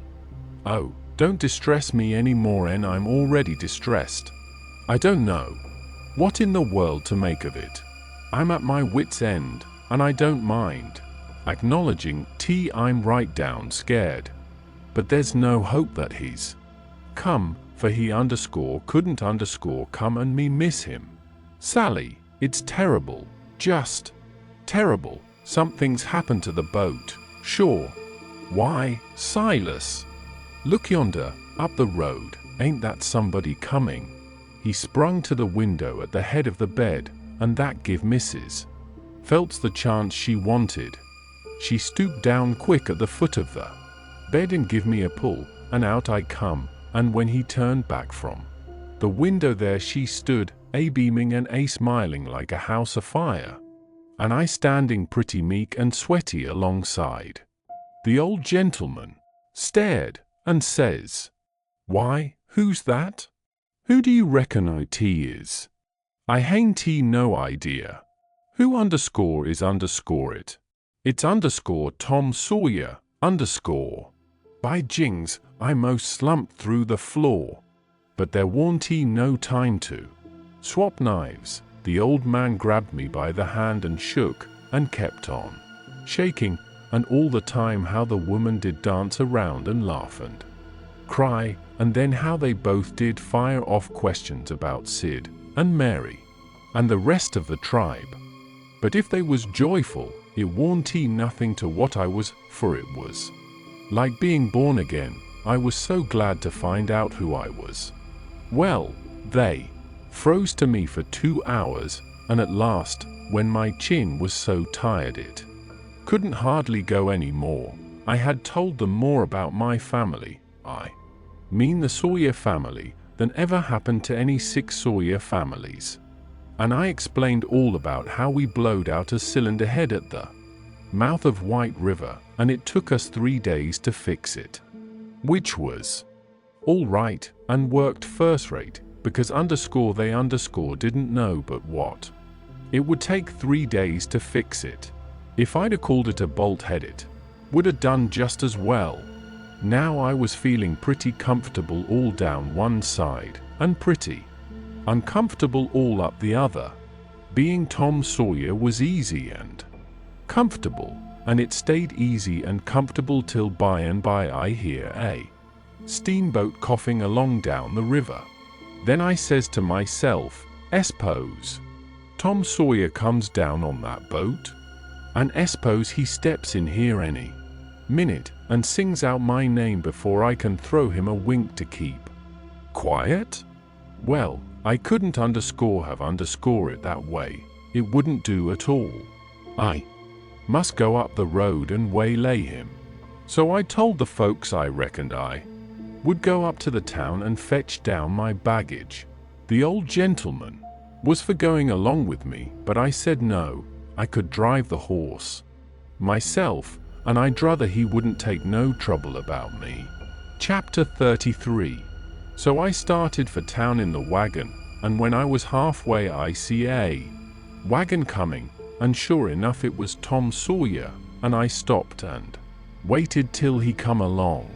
I says, "Hold on," and it stopped alongside, and his mouth opened up like a trunk, and stayed so, and he swallowed 2 or 3 times like a person that's got a dry throat, and then says, "I hain't ever done you no harm. You know that. So, then, what you want? To come back and &me for?" I says, "I hain't come back, I hain't been gone _." When he heard my voice it righted him up some, but he warn't quite satisfied yet. He says, "Don't you play nothing on me, because I wouldn't on you. Honest Injun. Now, you ain't a ghost." "Honest Injun, I ain't," I says. "Well, well, that ought to settle it, of course, but I can't somehow seem to understand it no way. Looky here, warn't you ever murdered at all, No, I warn't ever murdered at all, I played it on them. You come in here and feel of me if you don't believe me." So he done it, and it satisfied him, and he was that glad to see me. Again he didn't know what to do, and he wanted to know all about it right off, because it was a grand adventure, and mysterious, and so it hit him where he lived. But I said, leave it alone till by and by, and told his driver to wait, and we drove off a little piece, and I told him the kind of a fix I was in, and what did he reckon we better do? He said, let him alone a minute, and don't disturb him. So he thought, and pretty soon he says, it's all right, I've got it. Take my trunk in your wagon, and let on.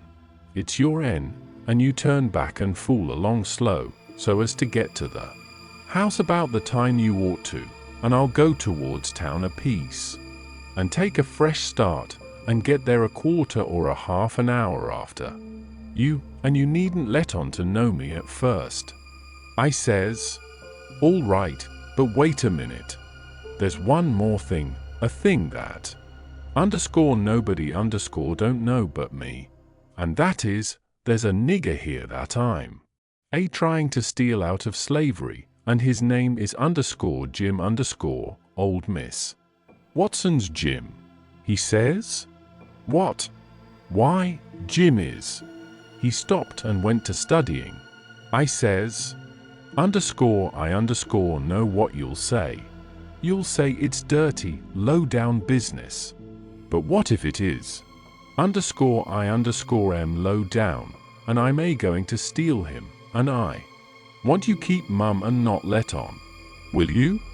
His eye lit up, and he says, I'll help you steal him.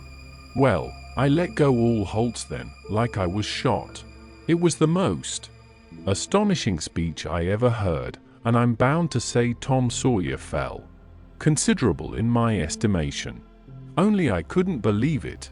Tom Sawyer nigger stealer Oh, shucks. I says, you're joking. I ain't joking, either.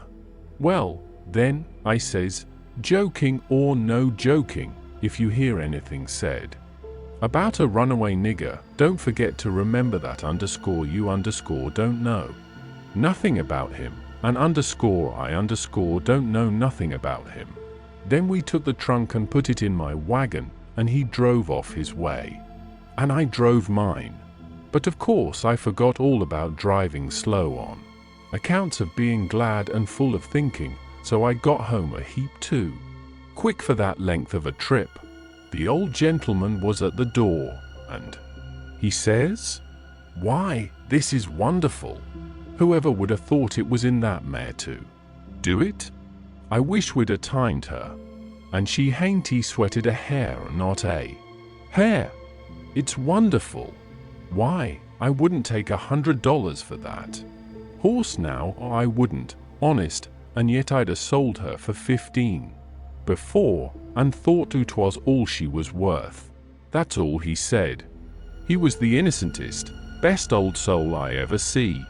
But it warn't surprising, because he warn't only just a farmer, he was a preacher, too, and had a little one-horse log church down back of the plantation, which he built it himself at his own expense, for a church and schoolhouse, and never charged nothing for his preaching, and it was worth it, too.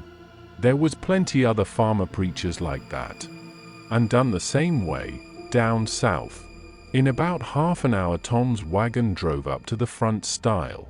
And Aunt Sally she see it through the window, because it was only about 50 yards, and says, why, there's somebody come. I wonder who it is? Why, I do believe it's a stranger. Jimmy, that's one of the children, run and tell Liza to put on another plate for dinner.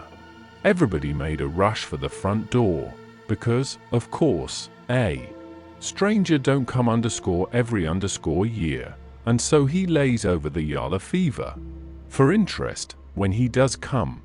Tom was over the stile and starting for the house. The wagon was spinning up the road for the village, and we was all bunched in the front door.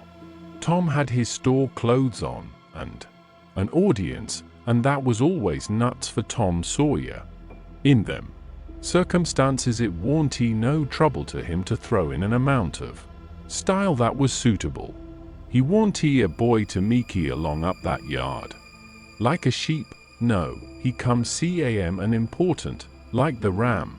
When he got A front of us he lifts his hat ever so gracious and dainty, like it was the lid of a box that had butterflies asleep in it and he didn't want to disturb them, and says, "Mr. Archibald Nichols, I presume?" "No, my boy," says the old gentleman, "I'm sorry to say your driver has deceived you. Nichols's place is down a matter of 3 mile more. Come in, come in." Tom he took a look back over his shoulder and says, "Too late, he's out of sight. Yes, he's gone, my son, and you must come in and eat your dinner with us, and then we'll hitch up and take you down to Nichols's." "Oh, I can't make you so much trouble. I couldn't think of it. I'll walk. I don't mind the distance." "But we won't let you walk. It wouldn't be Southern hospitality to do it. Come right in." "Oh, do," says Aunt Sally. "It ain't a bit of trouble to us, not a bit in the world. You must stay. It's a long, dusty 3 mile, and we can't let you walk. And, besides, I've already told Rem to put on another plate when I see you coming, so you mustn't disappoint us. Come right in and make yourself at home." So Tom he thanked them very hearty and handsome, and let himself be persuaded, and come in, and when he was in he said he was a stranger from Hicksville, Ohio, and his name was William Thompson, and he made another bow. Well, he run on, and on, and on, making up stuff about Hicksville and everybody in it he could invent, and I getting a little nervous, and wondering how this was going to help me out of my scrape, and at last, still talking along, he reached over and kissed Aunt Sally right on the mouth, and then settled back again in his chair comfortable, and was going on talking, but she jumped up and wiped it off with the back of her hand, and says, "You audacious puppy." He looked kind of hurt, and says, "I'm surprised at you, Emmem. You're SRP, why, what do you reckon I am? I've a good notion to take. And, say, what do you mean by kissing me?" He looked kind of humble, and says, "I didn't mean nothing, Emmem. I didn't mean no harm. I thought you'd like it. Why, you born fool." She took up the spinning stick, and it looked like it was all she could do to keep from giving him a crack with it. "What made you think I'd like it?" "Well, I don't know. Only, they told me you would. They told you I would. Whoever told you's another lunatic. I never heard the beat of it. Who's they? Why, everybody. They all said so, Emmem." It was all she could do to hold in, and her eyes snapped, and her fingers worked like she wanted to scratch him, and she says, "Who's everybody? Out with their names, or they'll be an idiot. Short." He got up and looked distressed, and fumbled his hat, and says, "I'm sorry, and I warn't expecting it. They told me to. They all told me to. They all said, kiss her, and said she'd like it. They all said it, every one of them. But I'm sorry, Emmem, and I won't do it no more. I won't, honest." "You won't you?" "Well, I should reckon you won't." "No, Em, I'm honest about it. I won't ever do it again, till you ask me. Till I ask you. Well, I never see the beat of it in my born days. I lay you'll be the Methuselah numbskull of creation before ever I ask you, or the likes of you." "Well," he says, "it does surprise me so. I can't make it out, somehow. They said you would, and I thought you would." But he stopped and looked around slow, like he wished he could run across a friendly eye somewheres, and fetched up on the old gentleman's, and says, "Didn't _you_ think she'd like me to kiss her, sir. Why, no, well, no, I believe I didn't. Then he looks on around the same way to me and says, Tom, didn't _you_ think Aunt Sally D open out her arms and say, Sid, saw ya? My land, she says, breaking in and jumping for him, you impudent young rascal, to fool a body so, and was going to hug him, but he fended her off and says, no, not till you've asked me first. So she didn't lose no time, but asked him, and hugged him and kissed him over and over again, and then turned him over to the old man, and he took what was left. And after they got a little quiet again, she says, why, dear me, I never see such a surprise. We weren't looking for _you_ at all, but only Tom. Sis never wrote to me about anybody coming but him. It's because it weren't intended for any of us to come but Tom, he says, but I begged and begged, and at the last minute she let me come too. So, coming down the river, me and Tom thought it would be a first-rate surprise for him to come here to the house first, and for me to by and by tag along and drop in, and let on to be a stranger. But it was a mistake, Aunt Sally. This ain't no healthy place for a stranger to come. No, not impudent whelps, Sid. You ought to had your jaws boxed. I hain't been so put out since I don't know when. But I don't care, I don't mind the terms. I'd be willing to stand 1,000 such jokes too. Have you here? Well, to think of that performance. I don't deny it, I was most putrefied with astonishment when you give me that smack. We had dinner out in that broad open passage betwixt the house and the kitchen, and there was things enough on that table for 7 families, and all hot, too, none of your flabby, tough meat that's laid in a cupboard in a damp cellar all night and tastes like a hunk of old cold cannibal in the morning. Uncle Silas he asked a pretty long blessing over it, but it was worth it, and it didn't cool it a bit. Neither, the way I've seen them kind of interruptions do lots of times. There was a considerable good deal of talk all the afternoon, and me and Tom was on the lookout all the time, but it warn't no use. They didn't happen to say nothing about any runaway nigger, and we was afraid to try to work up to it. But at supper, at night, one of the little boys says, Pa, meant Tom and Sid and me go to the show? No, says the old man, I reckon there ain't going to be any, and you couldn't go if there was, because the runaway nigger told Burton and me all about that scandalous show, and Burton said he would tell the people, so I reckon they've drove the audacious loafers out of town before this time. So there it was, but I couldn't help it.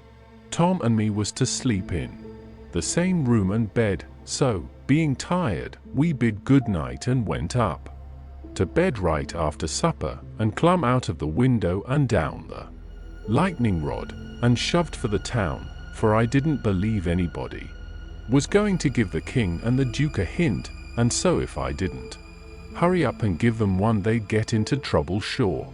On the road Tom he told me all about how it was reckoned I was murdered, and how Pap disappeared pretty soon, and didn't come back no more, and what a stir there was when Jim run away, and I told Tom all about our royal none-such rapscallions, and as much of the raft voyage as I had time to, and as we struck into the town and up through the middle of it, it was as much as 8:30, then here comes a raging rush of people with torches, and an awful whooping and yelling, and banging tin pans and blowing horns, and we jumped to one side to let them go by.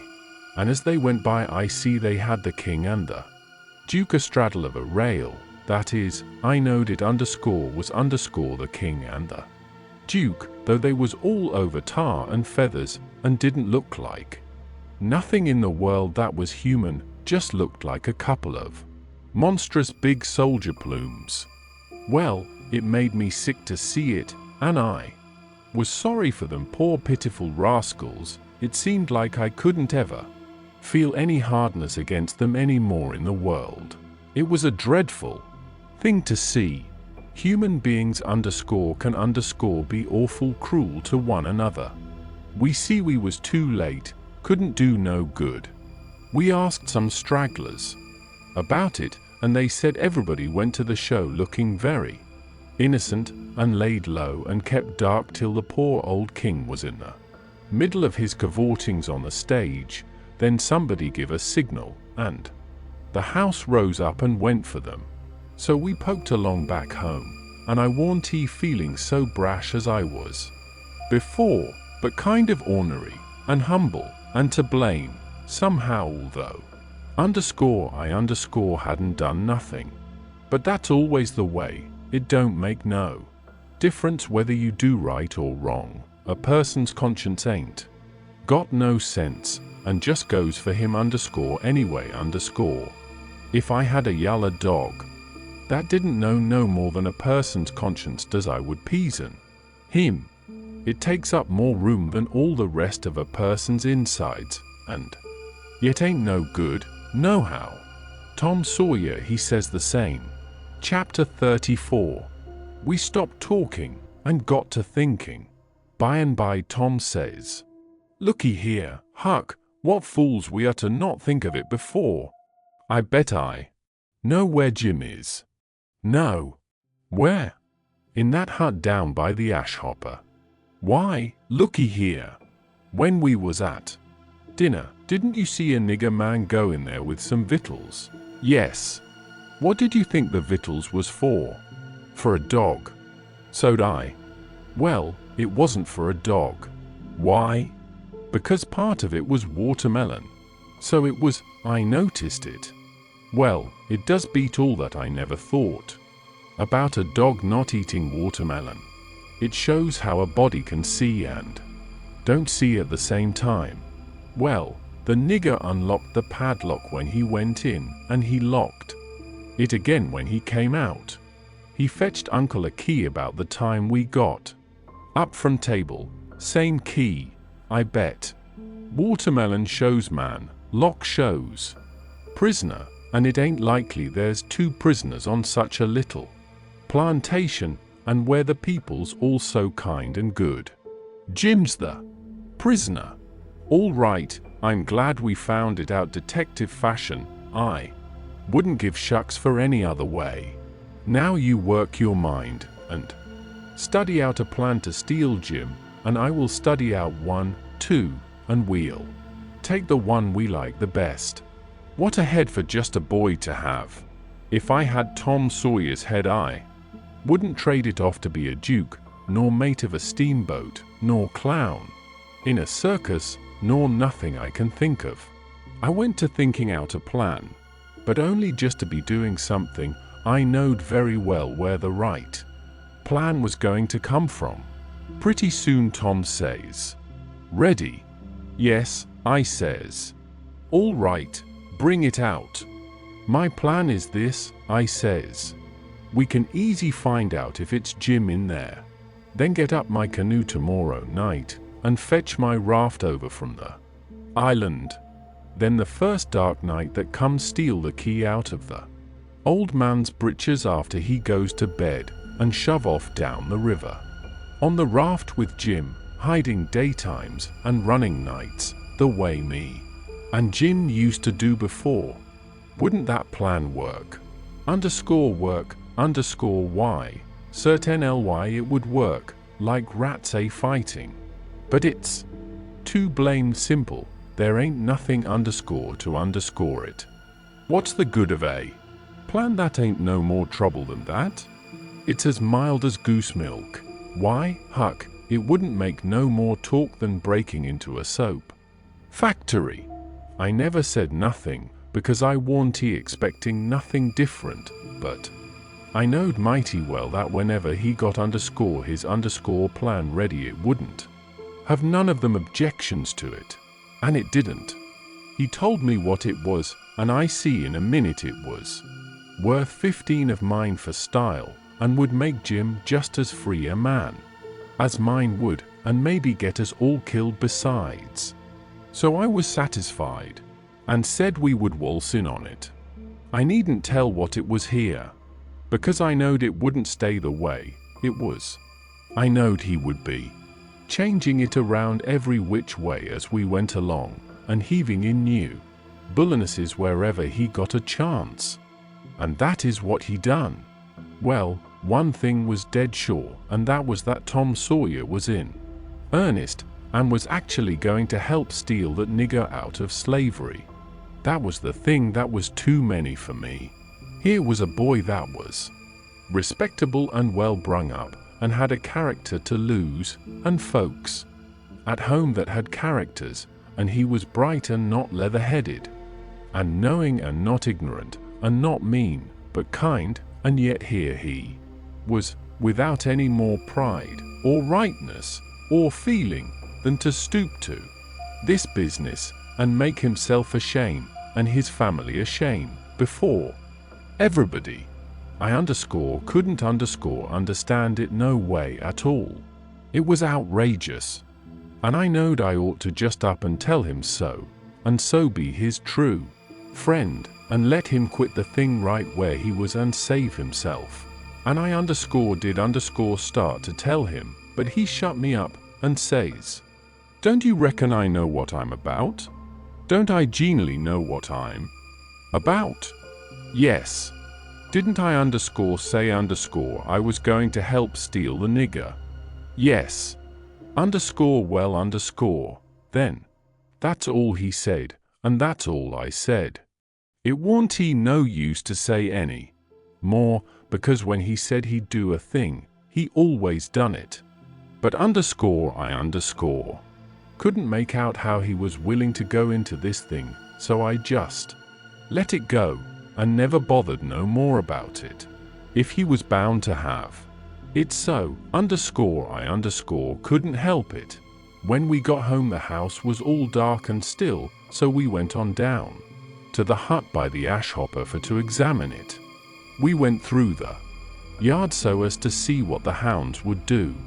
They knowed us, and didn't make no more noise than country dogs is always doing when anything comes by in the night. When we got to the cabin, we took a look at the front and the two sides, and on the side I warn't acquainted with, which was the north side, we found a square window hole, up tolerable high, with just one stout board nailed across it. I says, "Here's the ticket. This hole's big enough for Jim to get through if we wrench off the board." Tom says, "It's as simple as tit-tat-toe, 3 in a row, and as easy as playing hooky.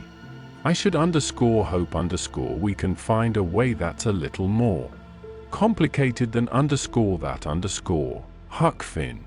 "Well, then," I says, "how'll it do to saw him out, the way I done before I was murdered that time?"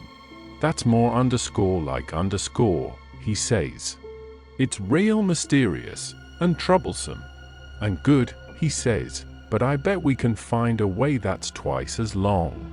There ain't no hurry, let's keep on looking around." Betwixt the hut and the fence, on the back side, was a lean-to that joined the hut at the eaves, and was made out of plank. It was as long as the hut, but narrow, only about 6 foot wide.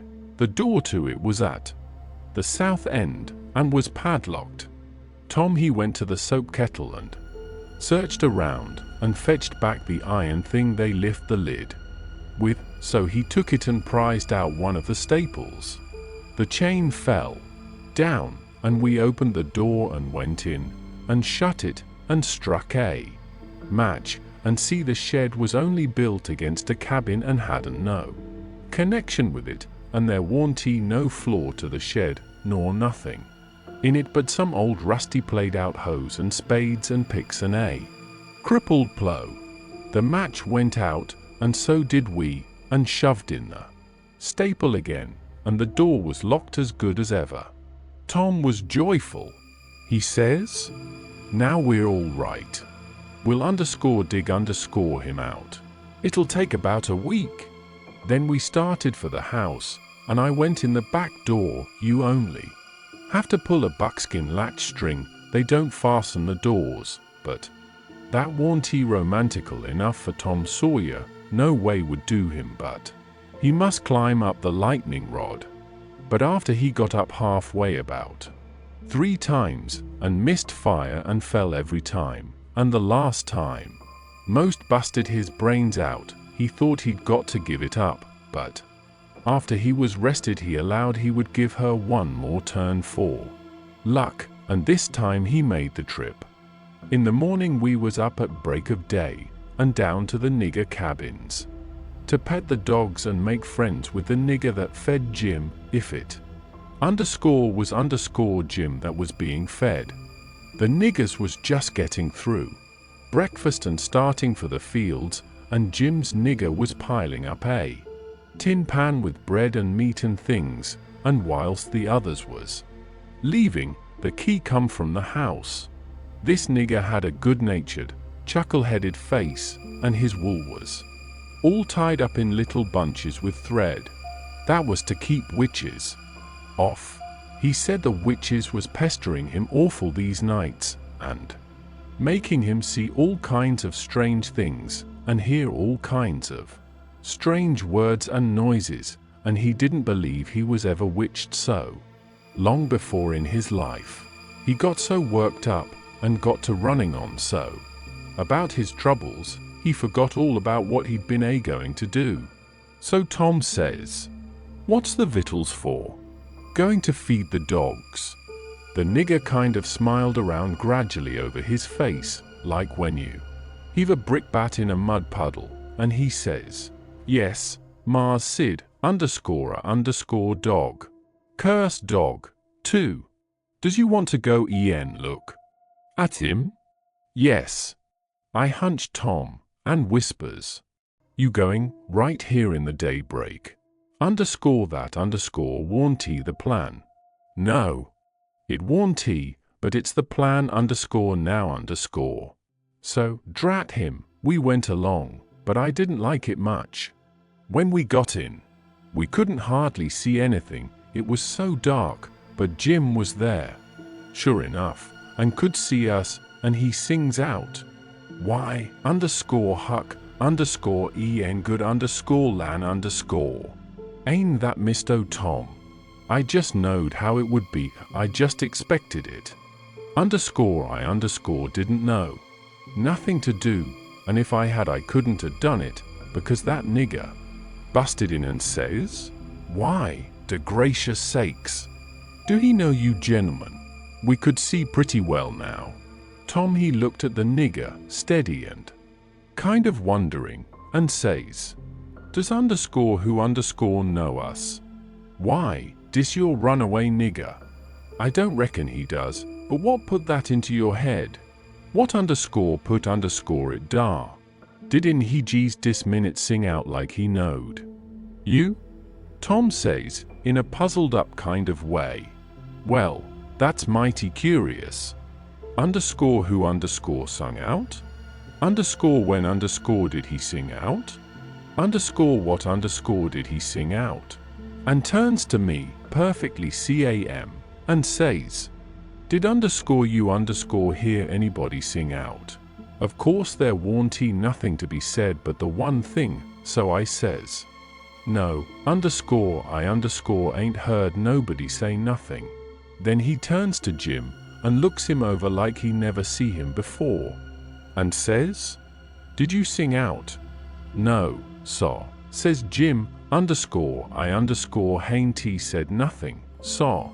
Not a word. "No, saw, I hain't he said a word." "Did you ever see us before?" "No, saw, not as I knows on."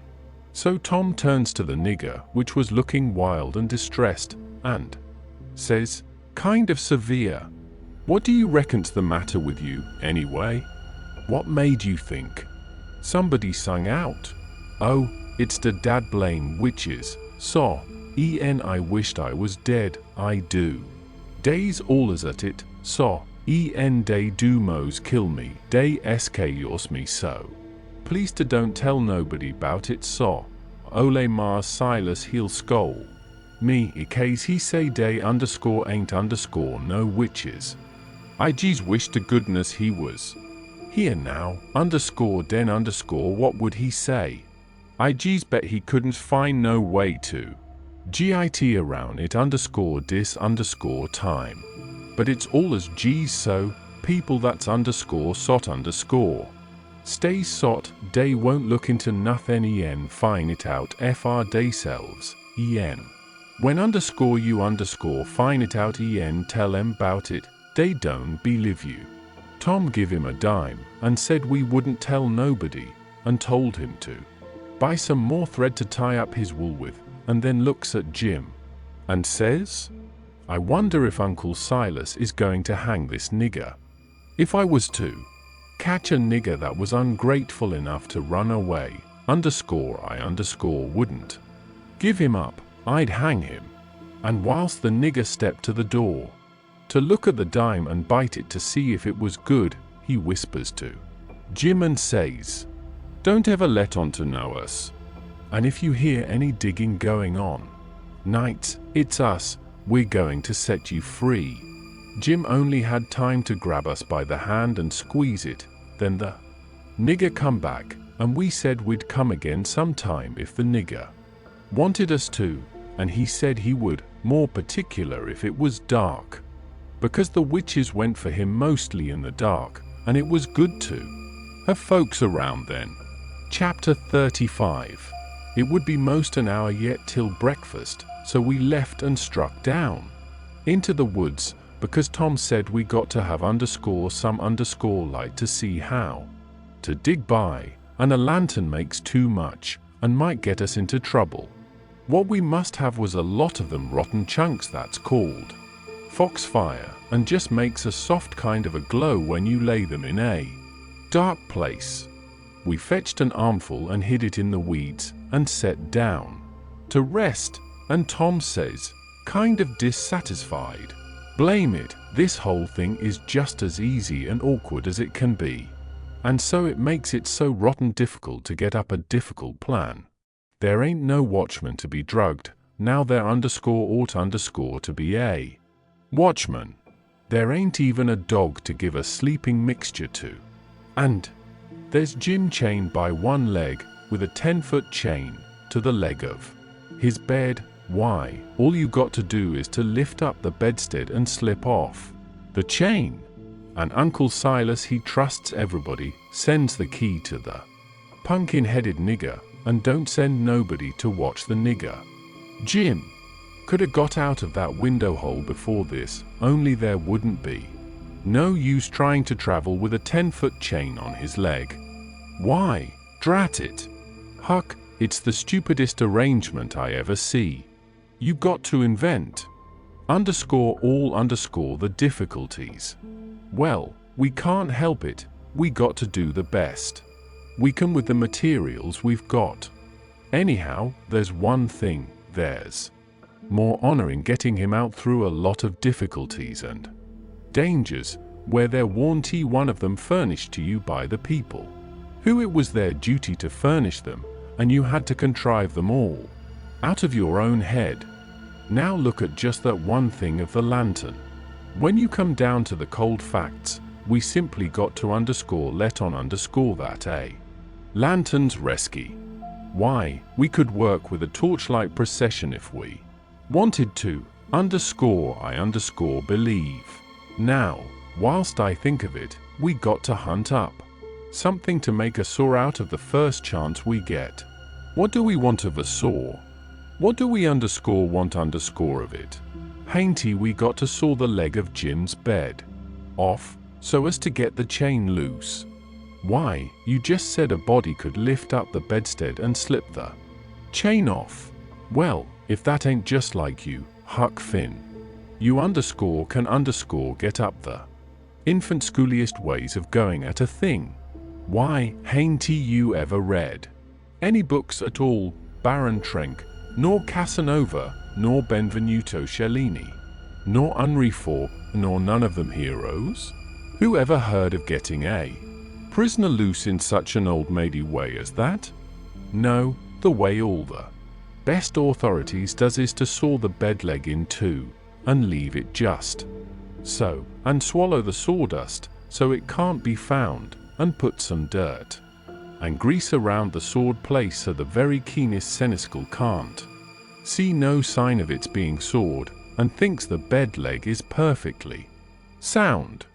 Then, the night you're ready, fetch the leg a kick, down she goes, slip off your chain, and there you are.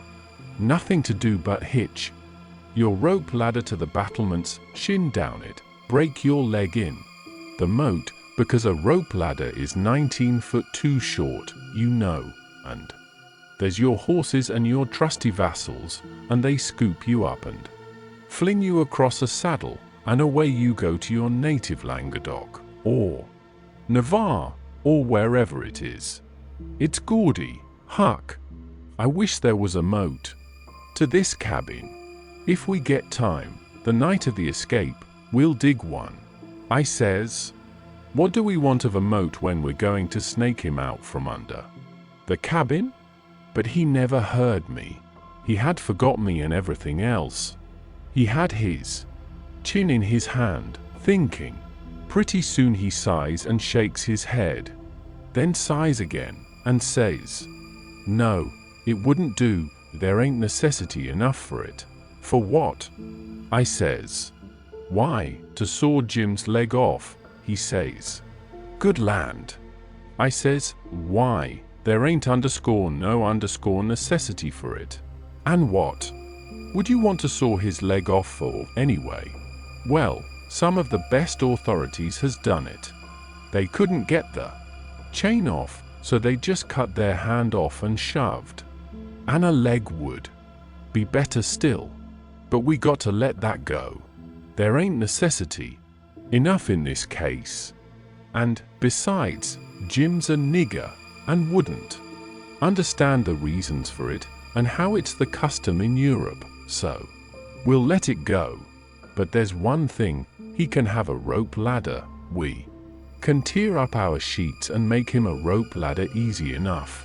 And we can send it to him in a pie, it's mostly done that way. And I've it. Worse pies.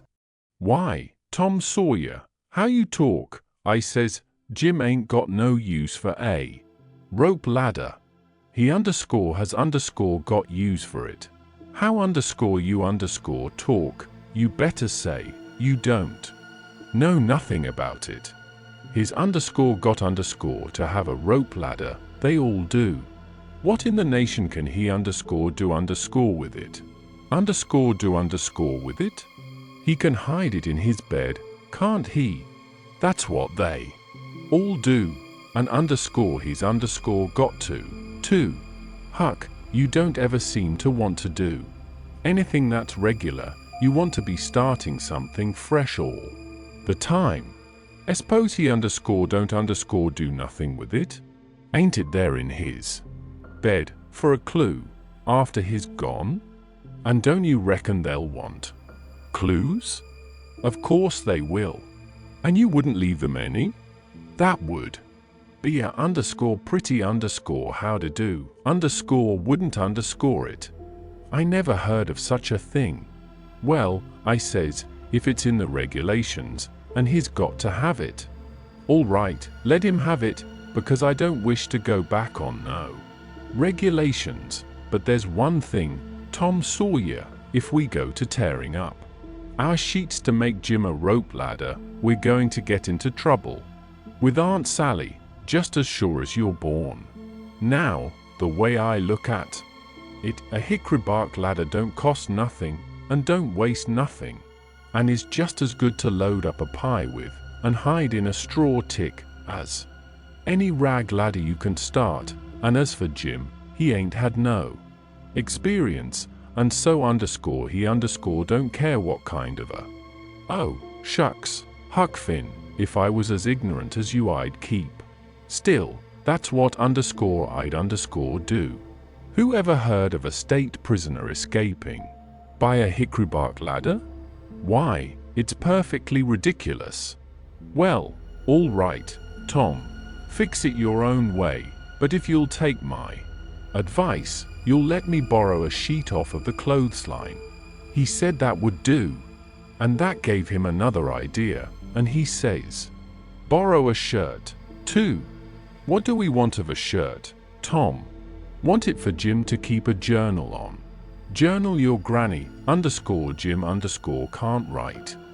Suppose he can't write. He can make marks on the shirt, can't he, if we make him a pen out of an old pewter spoon or a piece of an old iron barrel hoop?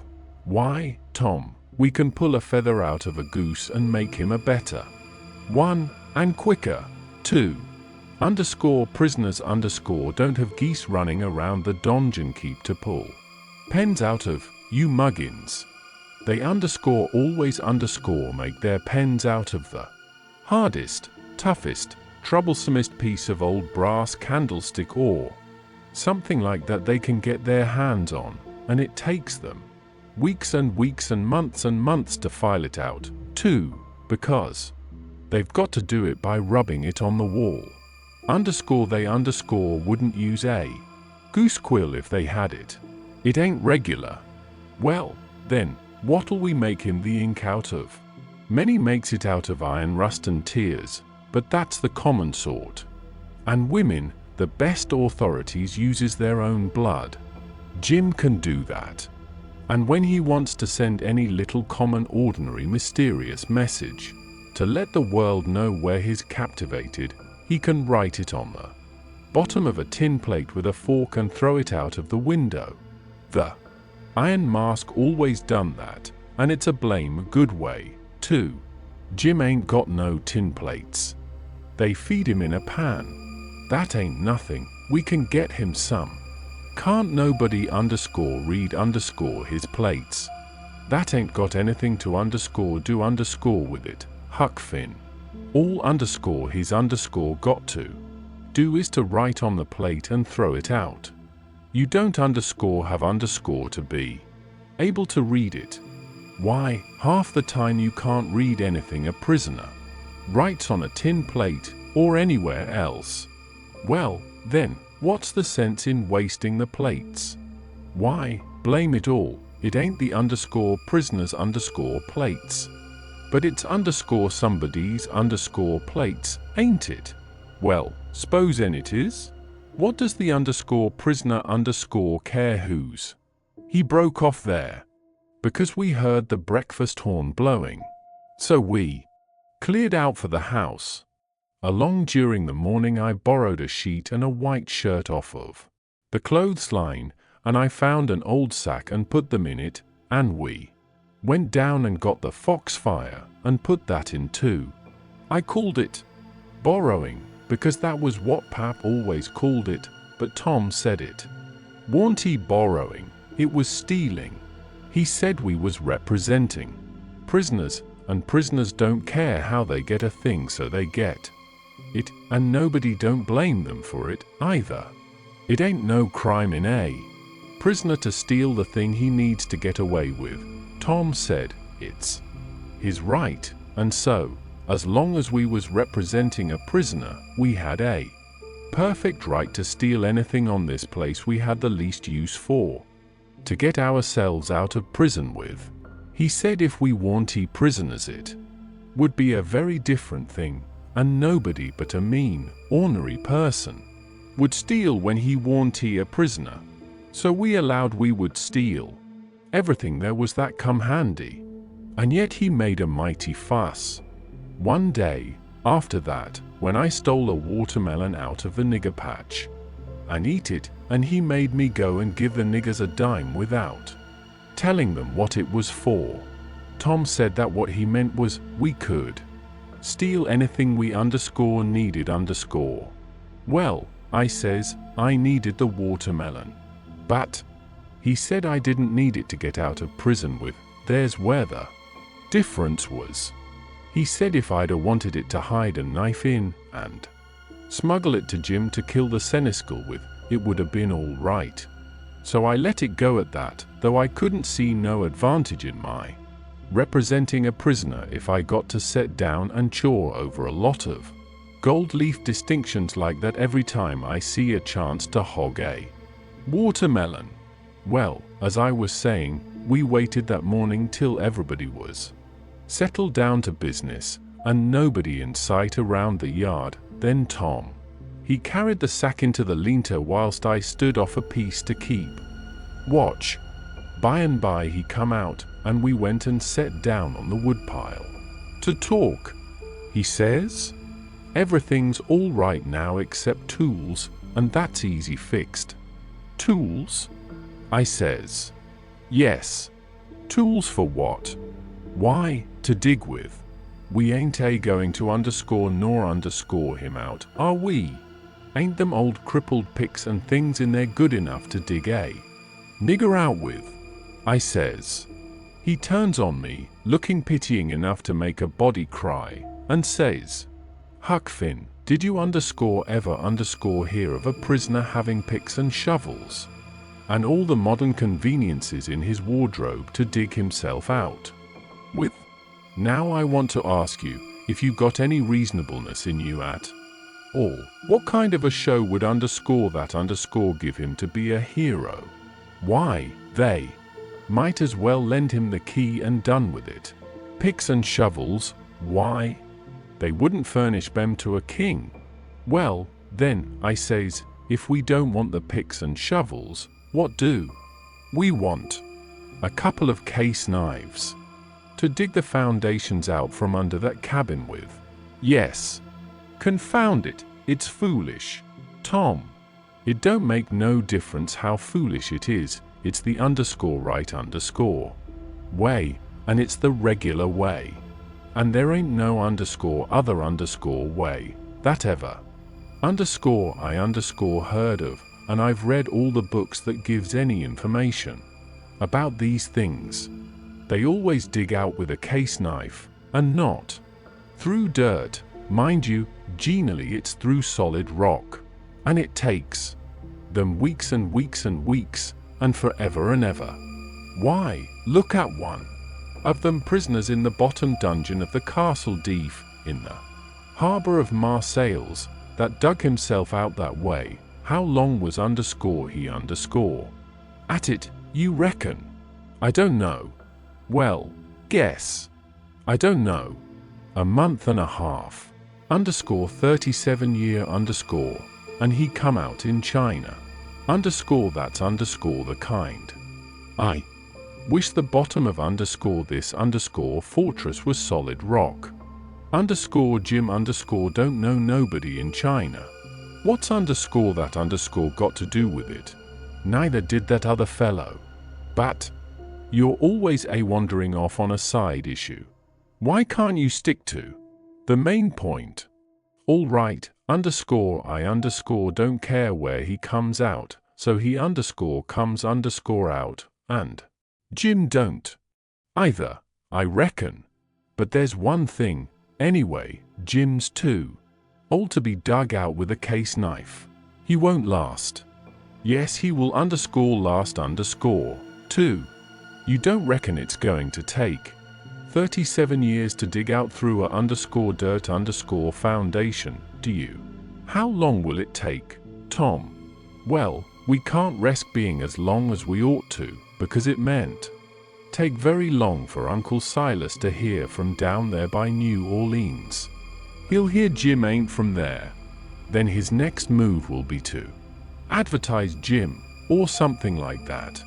So we can't risk being as long digging him out as we ought to.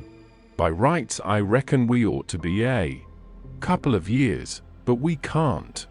Things being so uncertain, what I recommend is this, that we really dig right in, as quick as we can, and after that, we can let on to ourselves that we was at it 37 years.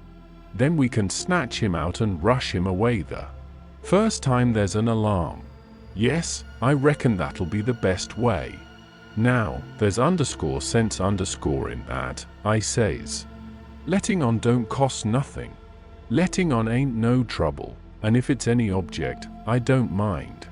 Letting on we was at it 150 year. It wouldn't strain me. None, after I got my hand in. So I'll mosey along now, and smouch a couple of case knives. Smouch 3, he says, we want one to make a saw out of. Tom, if it ain't unregular and irreligious to seegist it, I says. There's an old rusty saw blade around yonder sticking under the weatherboarding behind the smoke house. He looked kind of weary and discouraged like, and says, it ain't no use to try to learn you nothing, Huck. Run along and smouch the knives, 3 of them. So I done it. Chapter 36. As soon as we reckoned everybody was asleep that night, we went down the lightning rod and shut ourselves up in the lean-to and got out our pile of foxfire and went to work. We cleared everything out of the way, about 4 or 5 foot along the middle of the bottom log. Tom said he was right behind Jim's bed now, and we'd dig in under it, and when we got through there couldn't nobody in the cabin ever know there was any hole there, because Jim's counterpin hung down most of the ground, and you'd have to raise it up and look under to see the hole. So we dug and dug with the case knives till most midnight, and then we was dog tired, and our hands was blistered, and yet you couldn't see we'd done anything hardly. At last I says, this ain't no 37-year job, this is a 38-year job. Tom Sawyer. He never said nothing, but he sighed, and pretty soon he stopped digging, and then for a good little while I knowed that he was thinking. Then he says, it ain't no use, Huck, it ain't going to work. If we was prisoners, it would, because then we'd have as many years as we wanted, and no hurry, and we wouldn't get but a few minutes to dig every day, while they was changing watches, and so our hands wouldn't get blistered, and we could keep it up right along, year in and year out, and do it right, and the way it ought to be done. But we can't fool along, we got to rush, we ain't got no time to spare. If we was to put in another night this way, we'd have to knock off for a week to let our hands get well. Couldn't touch a case knife with them sooner. Well, then, what we going to do, Tom? I'll tell you.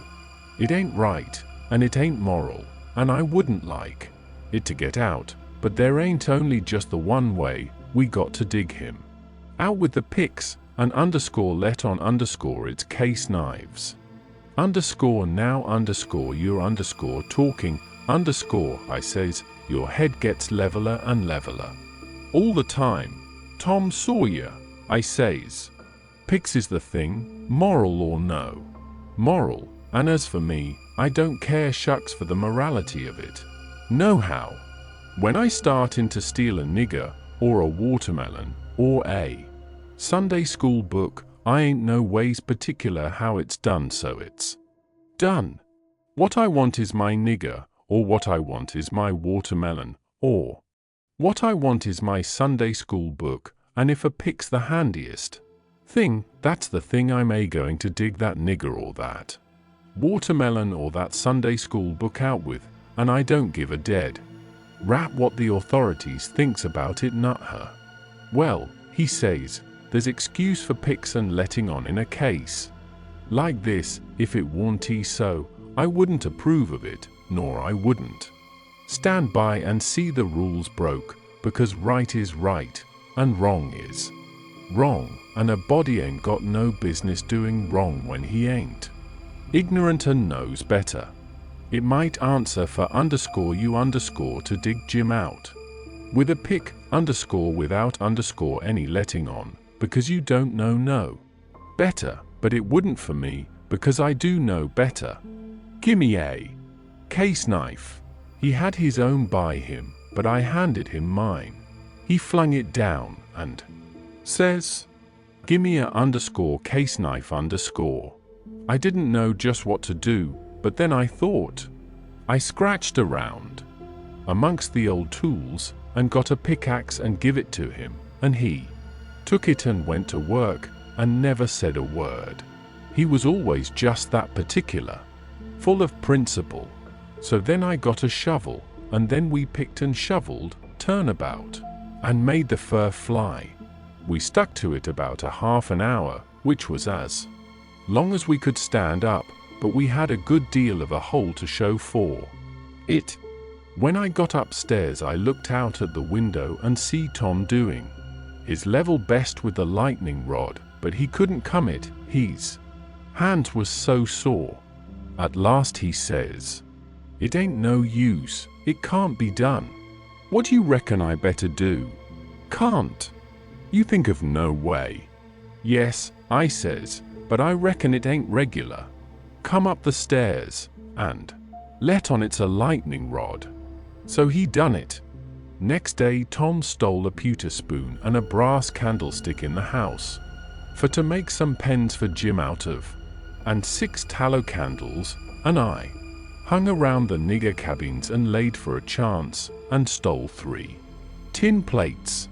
Tom says it wasn't enough, but I said nobody wouldn't ever see the plates that Jim throwed out because they'd fall in the dog fennel and Jimson weeds under the window hole. Then we could tote them back and he could use them over again. So Tom was satisfied. Then he says, "Now, the thing to study out is how to get the things to Jim. Take them in through the hole," I says, "when we get it done." He only just looked scornful and said something about nobody ever heard of such an idiotic idea, and then he went to studying.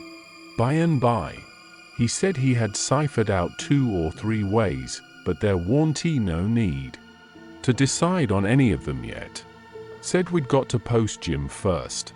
That night we went down the lightning rod a little after 10 and took one of the candles along and listened under the window hole and heard Jim snoring, so we pitched it in and it didn't wake him.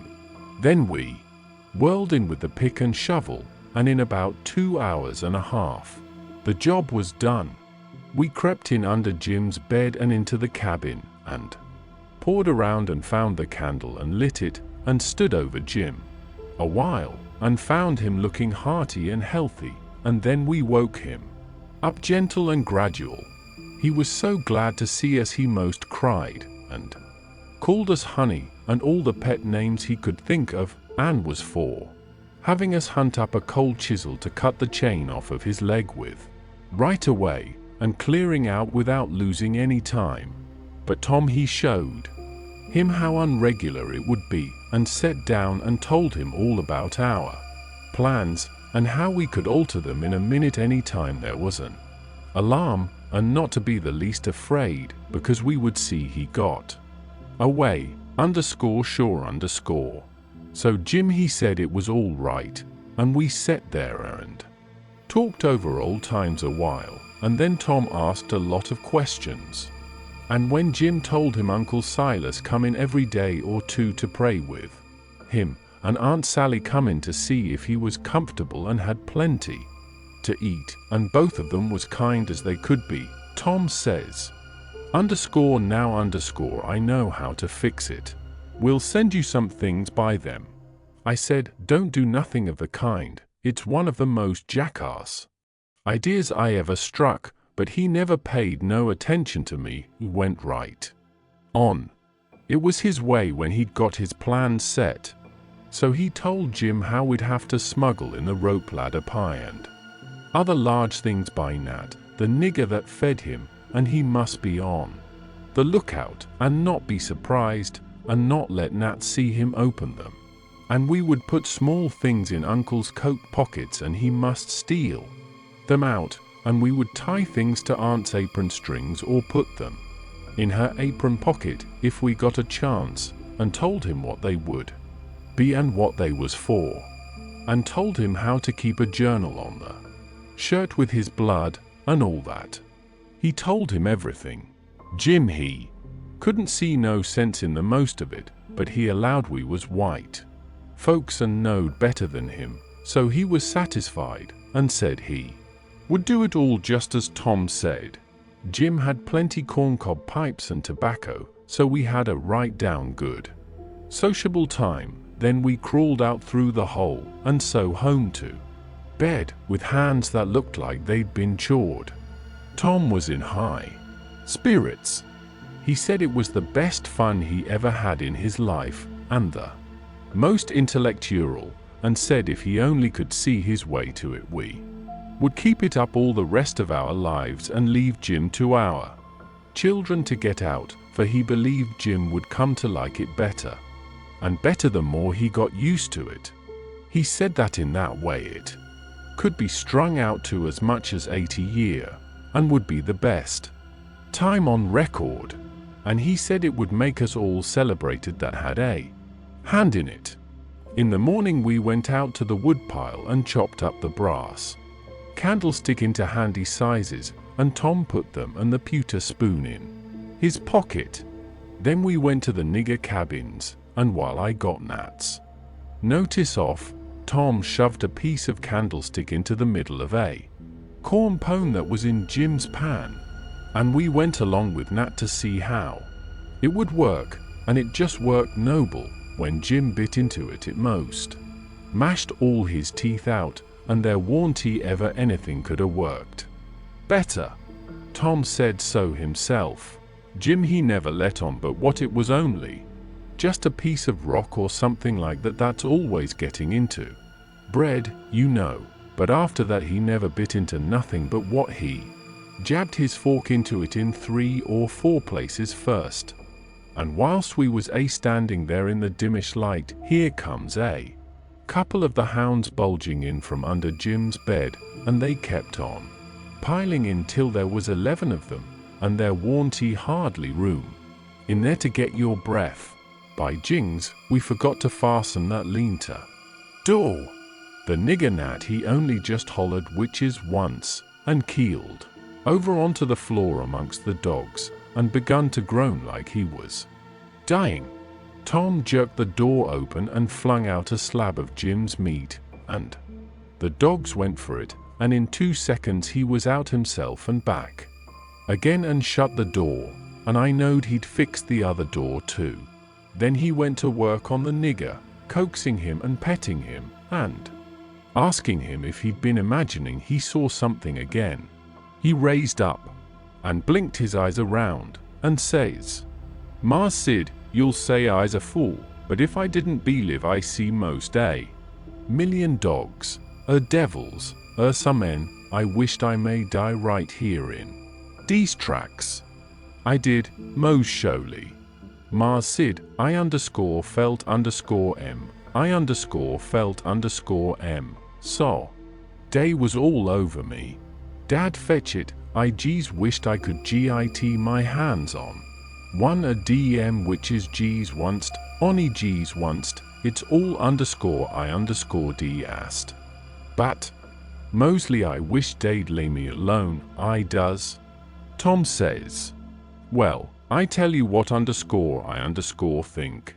What makes them come here just at this runaway nigger's breakfast time? It's because they're hungry. That's the reason. You make them a witch pie, that's the thing for underscore you underscore to do. But my lan, Mars Sid, how's underscore I underscore gwin to make a witch pie? I don't know how to make it. I hain't ever hearn sich a thing before the dot. Well, then, I'll have to make it myself. Will you do it, honey, will you? I'll wash up the ground under your foot. I will. All right, I'll do it, seeing it's you, and you've been good to us and showed us the runaway nigger. But you got to be mighty careful.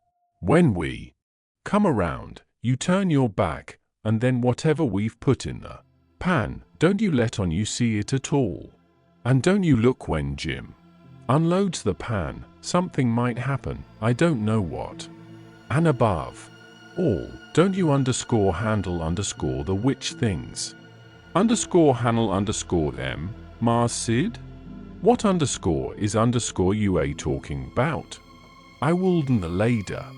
Waiter my finger on M, not FR 10,100,000 billion dollars. I wouldn't. Chapter 37. That was all fixed. So then we went away and went to the rubbish pile. In the backyard, where they keep the old boots, and rags, and pieces of bottles, and wore-out tin things, and all such truck, and scratched around and found an old tin washpan, and stopped up the holes as well as we could, to bake the pie in, and took it down cellar and stole it full of flour and started for breakfast, and found a couple of shingle nails that Tom said would be handy for a prisoner to scrabble his name and sorrows on the dungeon walls with, and dropped one of them in Aunt Sally's apron pocket, which was hanging on a chair, and t'other we stuck in the band of Uncle Silas's hat, which was on the bureau, because we heard the children say their pa and ma was going to the runaway nigger's house this morning, and then went to breakfast, and Tom dropped the pewter spoon in Uncle Silas's coat pocket, and Aunt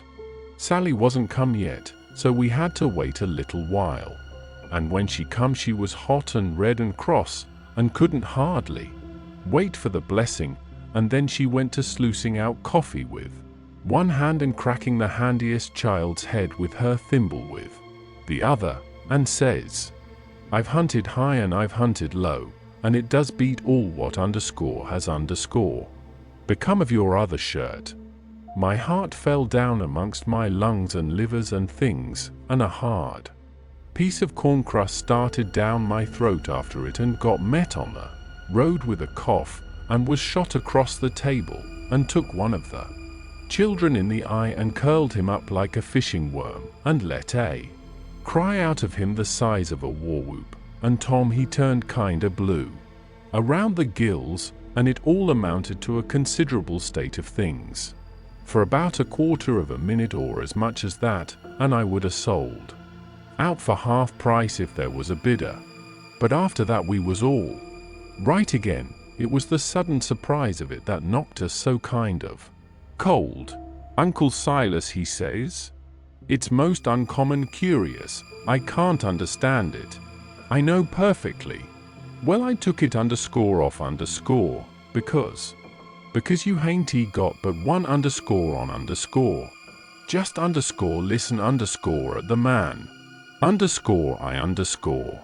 No, you took it off, and know it by a better way than your wool-gathering memory, too, because it was on the clothesline yesterday. I see it there myself. But it's gone, that's the long and the short of it, and you'll just have to change to a red flannel one till I can get time to make a new one. And it'll be the third I've made in 2 years. It just keeps a body on the jump to keep you in shirts, and whatever you do manage to underscore do underscore with Bem, all is more n underscore I underscore can make out. A body a d think you underscore would underscore learn to take some sort of care of rem at your time of life. I know it, Sally, and I do try all I can. But it oughtn't to be altogether my fault, because, you know, I don't see them nor have nothing to do with them except when they're on me, and I don't believe I've ever lost one of them underscore off underscore of me. Well, it ain't underscore your underscore fault if you haven't, Silas. You'd have done it if you could, I reckon. And the shirt ain't all that's gone, nut her. There is a spoon gone, and underscore that underscore ain't all. There was 10, and now there is only 9. The calf got the shirt, I reckon, but the calf never took the spoon, underscore that's underscore certain. Why, what else is gone, Sally? There are 6 underscore candles underscore gone, that's what. The rats could have got the candles, and I reckon they did. I wonder they don't walk off with the whole place, the way you're always going to stop their holes and don't do it, and if they warn't fools they'd sleep in your hair. Silas, underscore you'd underscore never find it out, but you can't lay the underscore spoon underscore on the rats, and that I underscore know underscore.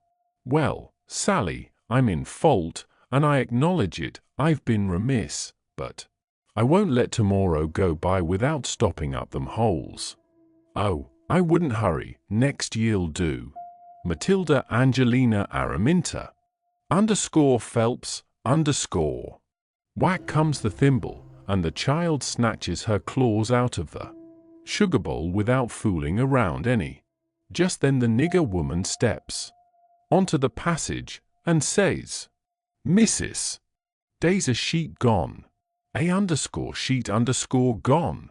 Well, for the land's sake, I'll stop up them holes underscore today underscore," says Uncle Silas, looking sorrowful. "Oh, underscore do underscore shet up, s'pose the rats took the underscore sheet? Where's underscore it gone? Liza? Clar to goodness I hain't no notion, Miss Sally. She was on de close line yestiddy, but she done gone, she ain't a no mo now. I reckon the world underscore is underscore coming to an end.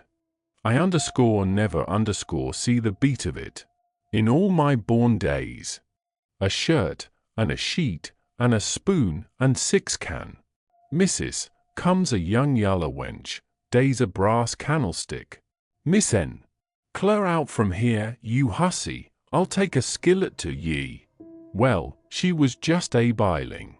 I begun to lay for a chance, I reckoned I would sneak out and go for the woods till the weather moderated. She kept a raging right along, running her insurrection all by herself, and everybody else mighty meek and quiet, and at last Uncle Silas, looking kind of foolish, fishes up that spoon out of his pocket. She stopped, with her mouth open and her hands up, and as for me, I wished I was in Jerusalem or somewheres. But not long, because she says, "It's underscore just underscore as I expected. So you had it in your pocket all the time. And like as not you've got the other things there, too. How'd it get there?"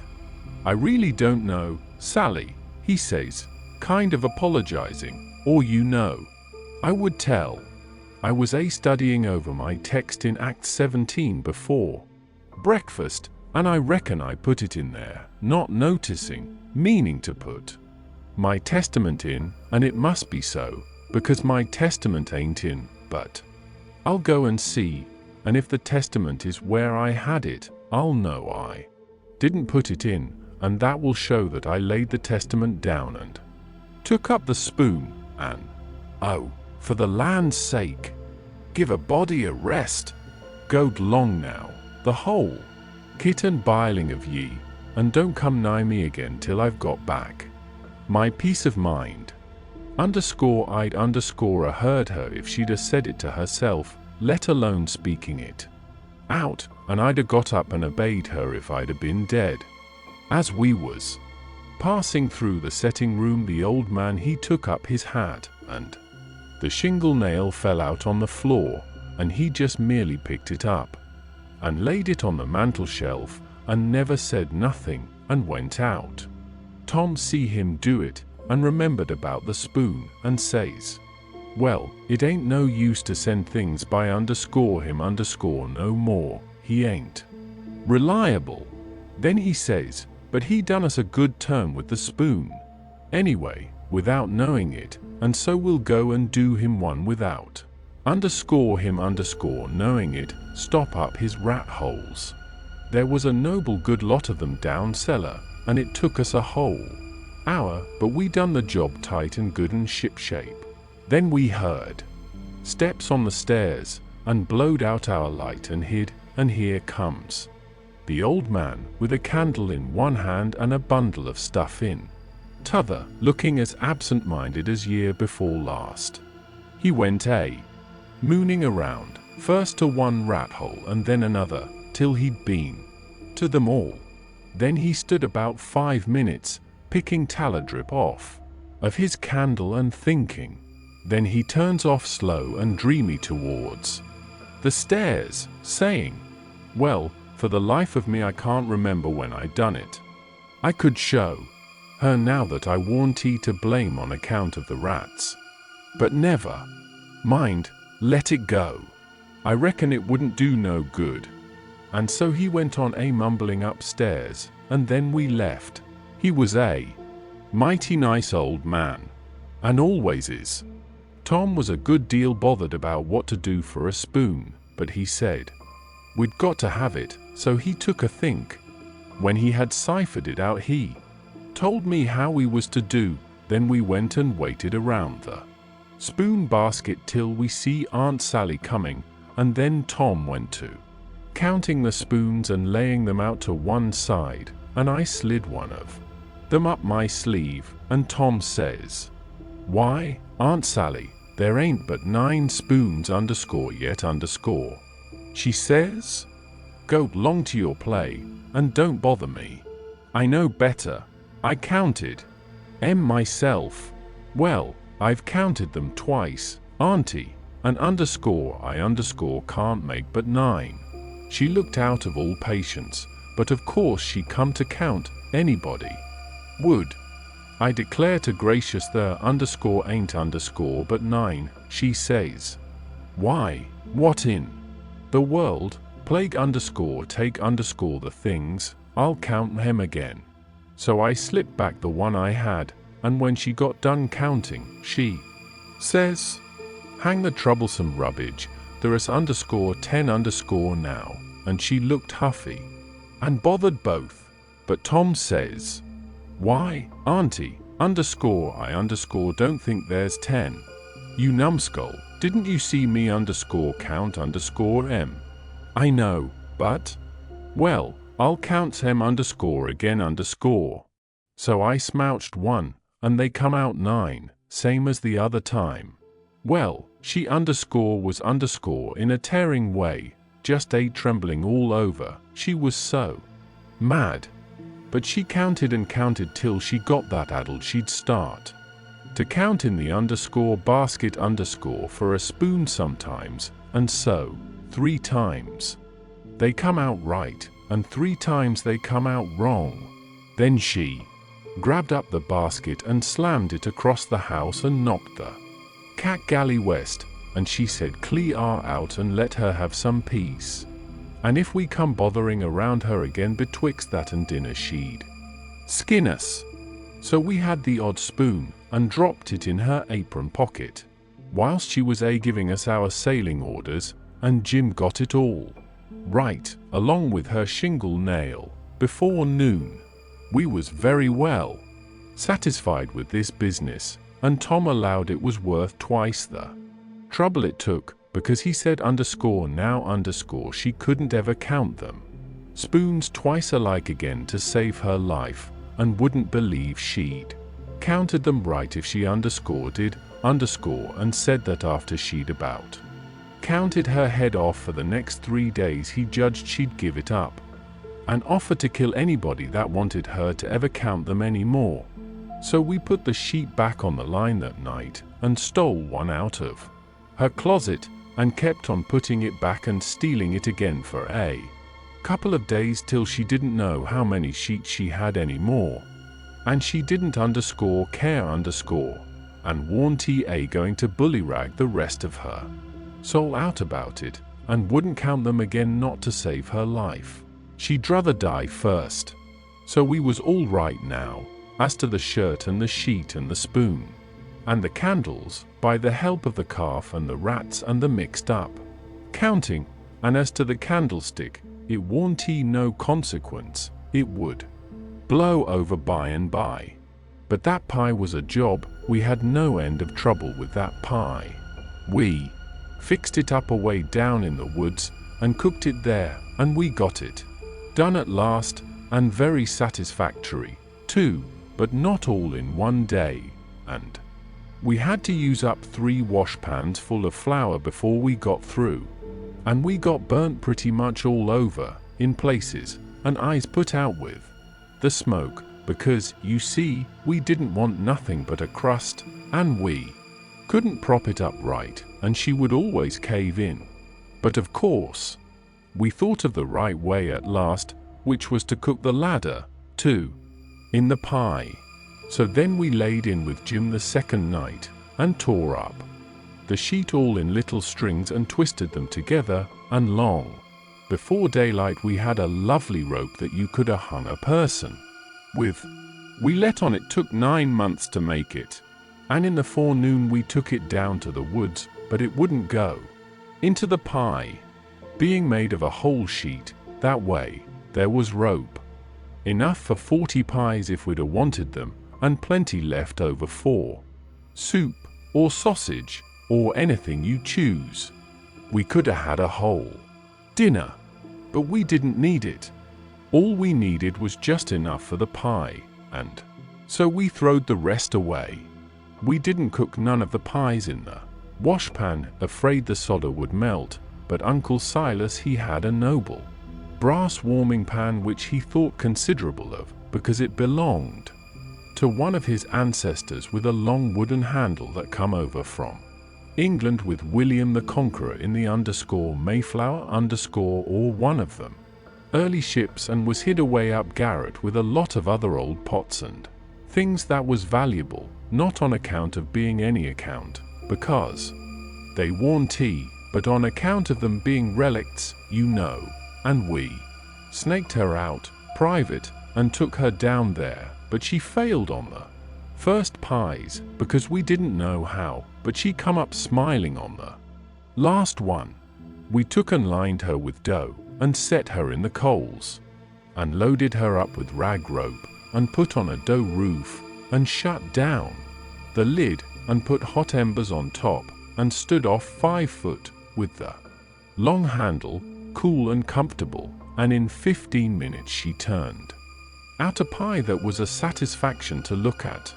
But the person that ate it would want to fetch a couple of cags of toothpicks along, for if that rope ladder wouldn't cramp him down to business, I don't know nothing what I'm talking about, and lay him in enough stomachache to last him till next time, too. Nat didn't look when we put the witch pie in Jim's pan, and we put the 3 tin plates in the bottom of the pan under the victuals, and so Jim got everything all right, and as soon as he was by himself he busted into the pie and hid the rope ladder inside of his straw tick, and scratched some marks on a tin plate and throwed it out of the window hole. Chapter 38. Making them pens was a distressed tough job, and so was the saw, and Jim allowed the inscription was going to be the toughest of all. That's the one which the prisoner has to scrabble on the wall. But he had to have it. Tom said he'd got to their warranty, no case of a state prisoner not scrabbling his inscription to leave behind, and his coat of arms. Look at Lady Jane Grey, he says, look at Guilford Dudley, look at old Northumberland. Why, Huck, suppose it is considerable trouble. What you going to do? How you going to get around it? Jim's got to do his inscription and coat of arms. They all do. Jim says, why, Mars Tom, I hain't got no coat o' arm, I hain't got nothing but dish your ole shirt, you knows I got to keep the journal on that. Oh, you don't understand, Jim, a coat of arms is very different. Well, I says, Jim's right, anyway, when he says he ain't got no coat of arms, because he hain't.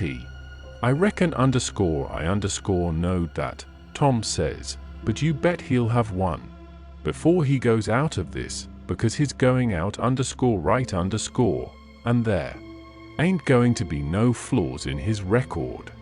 So whilst me and Jim filed away at the pens on a brickbat apiece, Jim making his end out of the brass and I making mine out of the spoon, Tom set to work to think out the coat of arms.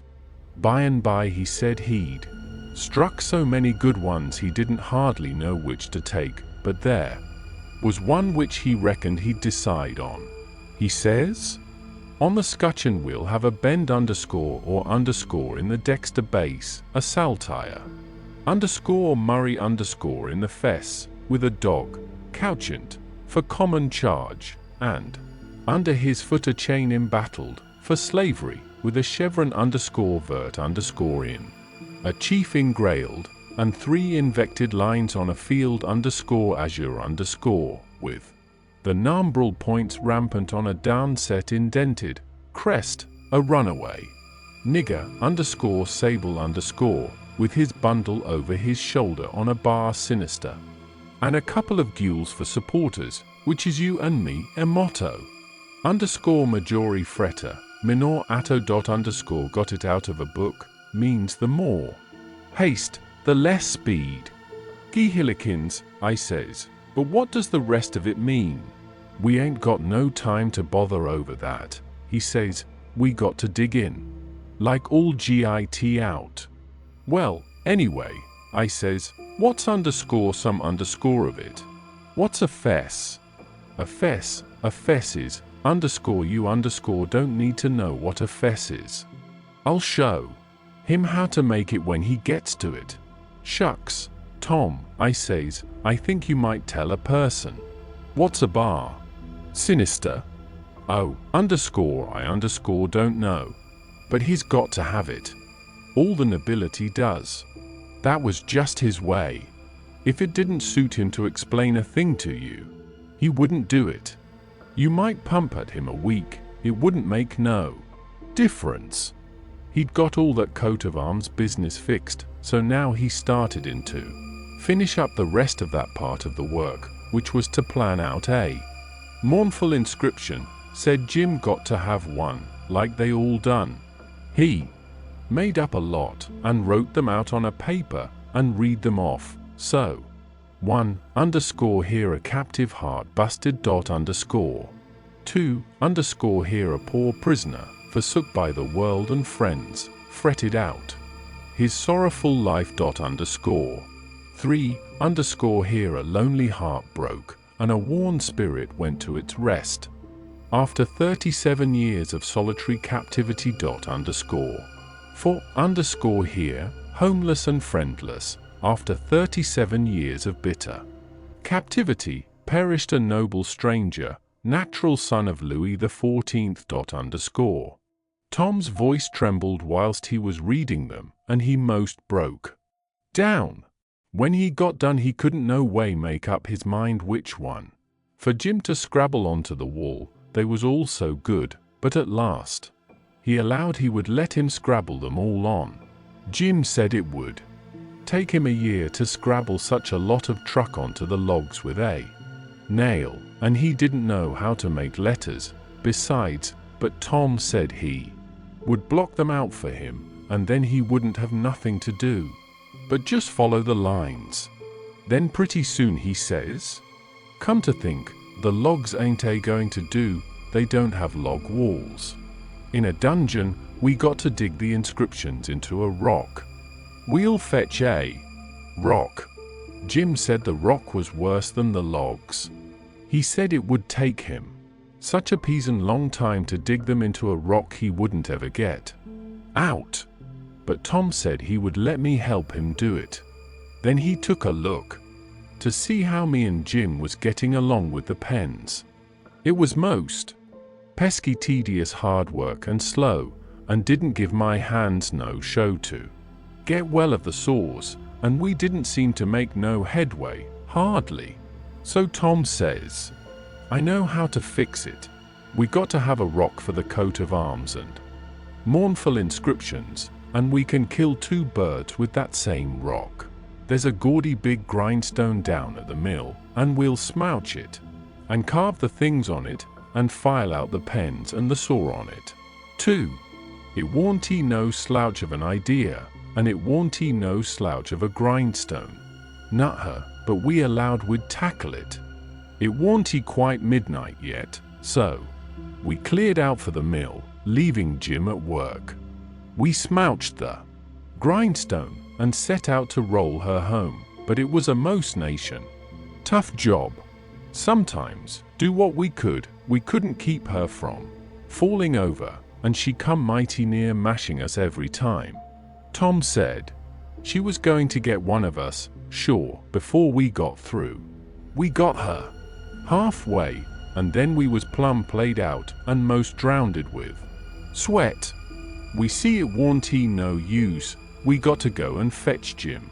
So he raised up his bed and slid the chain off of the bed leg and wrapped it round and round his neck, and we crawled out through our hole and down there, and Jim and me laid into that grindstone and walked her along like nothing, and Tom superintended. He could out-superintend any boy I ever see. He knowed how to do everything.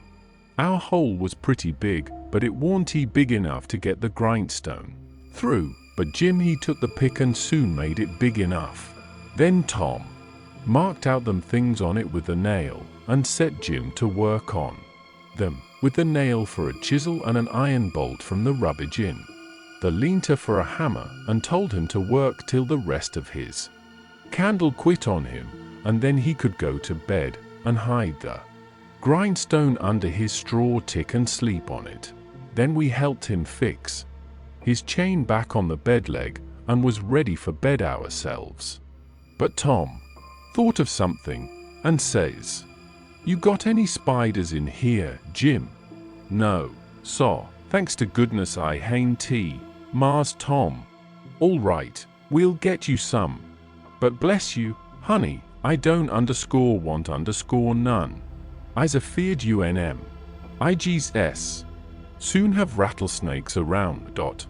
Tom thought a minute or two and says, "It's a good idea, and I reckon it's been done.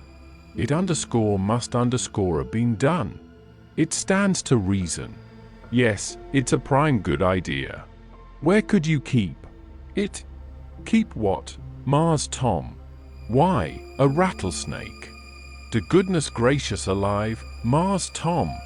Why, if dey was a rattlesnake too, come in here I'd take and bust right out though that log wall, I would, with my head." "Why, Jim, you wouldn't be afraid of it after a little. You could tame it. Tame it. Yes, easy enough. Every animal is grateful for kindness and petting, and they wouldn't think of hurting a person that pets them. Any book will tell you that. You try, that's all I ask. Just try for 2 or 3 days. Why, you can get him so, in a little while, that he'll love you, and sleep with you, and won't stay away from you a minute, and will let you wrap him round your neck and put his head in your mouth. Please Mars Tom, don't talk so. I can't stan it. He'd let me. Shove his head in my mouth, for a favor, hain't he it? I lay he'd wait POW full long time for I ast him. En that, I don't want him to sleep with me. Jim, don't act so foolish. A prisoner's got to have some kind of a dumb pet, and if a rattlesnake hain't ever been tried, why, there's more glory to be gained in your being the first to ever try it than any other way you could ever think of to save your life. Why, Mars Tom, I don't want no sich glory. Snake take bite Jim's chin off, den war is the glory? No, so, I don't want no sich doings. Blame it, can't you try, I only want you to try, you needn't keep it up if it don't work. But the trouble all done if the snake bite me while I's a-trying him. Mars Tom, I's willin' to tackle mose anything at ain't unreasonable. But FUEN Huck fetches a rattlesnake in here for me to tame, I's gwin to leave that's sure. Well, then, let it go, if you're so bull-headed about it. We can get you some garter snakes, and you can tie some buttons on their tails, and let on their rattlesnakes, and I reckon that'll have to do. IKN Stan underscore DEM underscore Mars Tom, but blame F I couldn't get along without. I tell you that. I never knowed Beeford T was so much bother and trouble to be a prisoner. Well, it underscore always underscore is when it's done right. You got any rats around here? No, so, I hain't seed none. Well, we'll get you some rats. Why, Mars Tom, I don't underscore want underscore no rats. Dazed a dad blamedest critters. To disturb a body, rustle round over him, bite his feet, when he's trying to sleep, I ever see. No, so, gimme to snakes, I's got to have it but don't gimme no rats, I hain't got no use FRM. Scasely. But, Jim, you underscore got underscore to have they all do. So don't make no more fuss about it. Prisoners ain't ever without rats.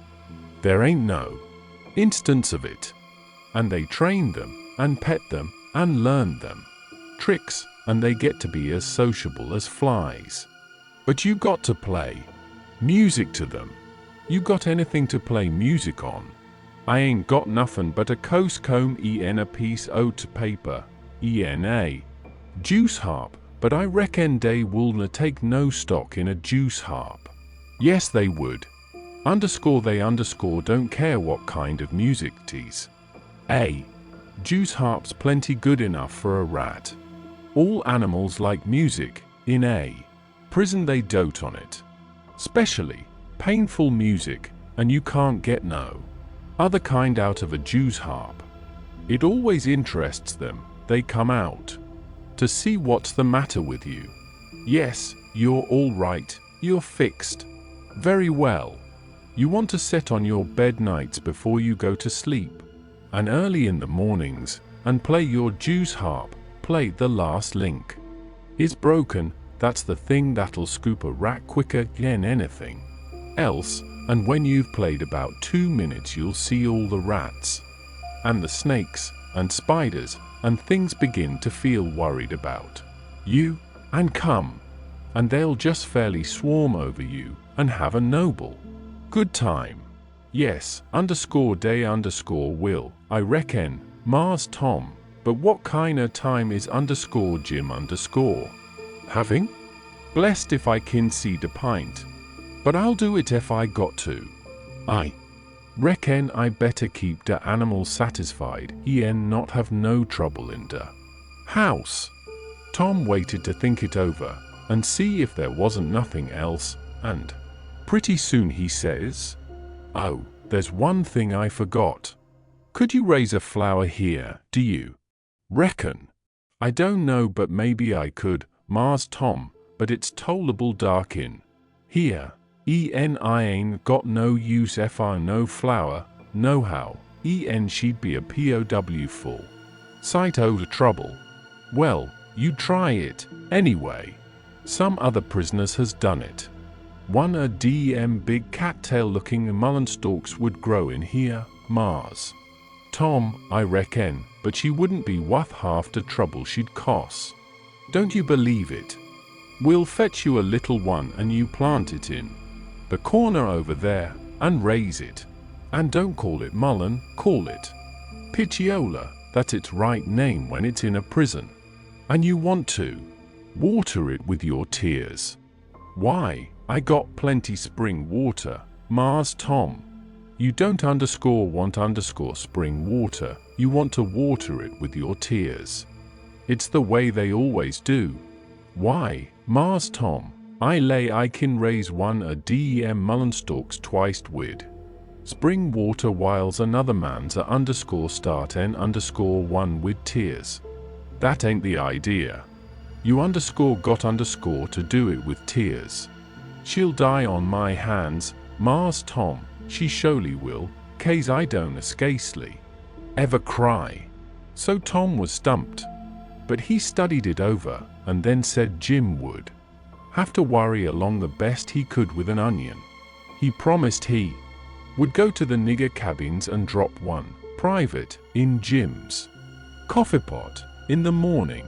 Jim said he would soon have tobacco in his coffee, and found so much fault with it, and with the work and bother of raising the mullen, and juice harping the rats, and petting and flattering up the snakes and spiders and things, on top of all the other work he had to do on pens, and inscriptions, and journals, and things, which made it more trouble and worry and responsibility to be a prisoner than anything he ever undertook, that Tom most lost all patience with him, and said he was just loaded down with more gaudier chances than a prisoner ever had in the world to make a name for himself, and yet he didn't know enough to appreciate them, and they was just about wasted on him. So Jim he was sorry, and said he wouldn't behave so no more, and then me and Tom shoved for bed. Chapter 39. In the morning we went up to the village and bought a wire rat trap and fetched it down and unstopped the best rat hole, and in about an hour we had 15 of the bulliest kind of ones, and then we took it and put it in a safe place under Aunt Sally's bed.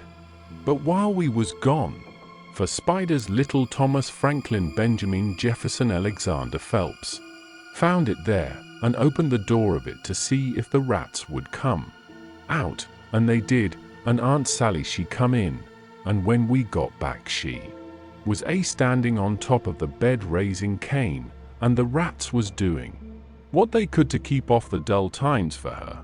So she took and dusted us both with the hickory, and we was as much as 2 hours catching another 15 or 16, drat that meddlesome cub, and they warn't he the likeliest, not her, because the first haul was the pick of the flock.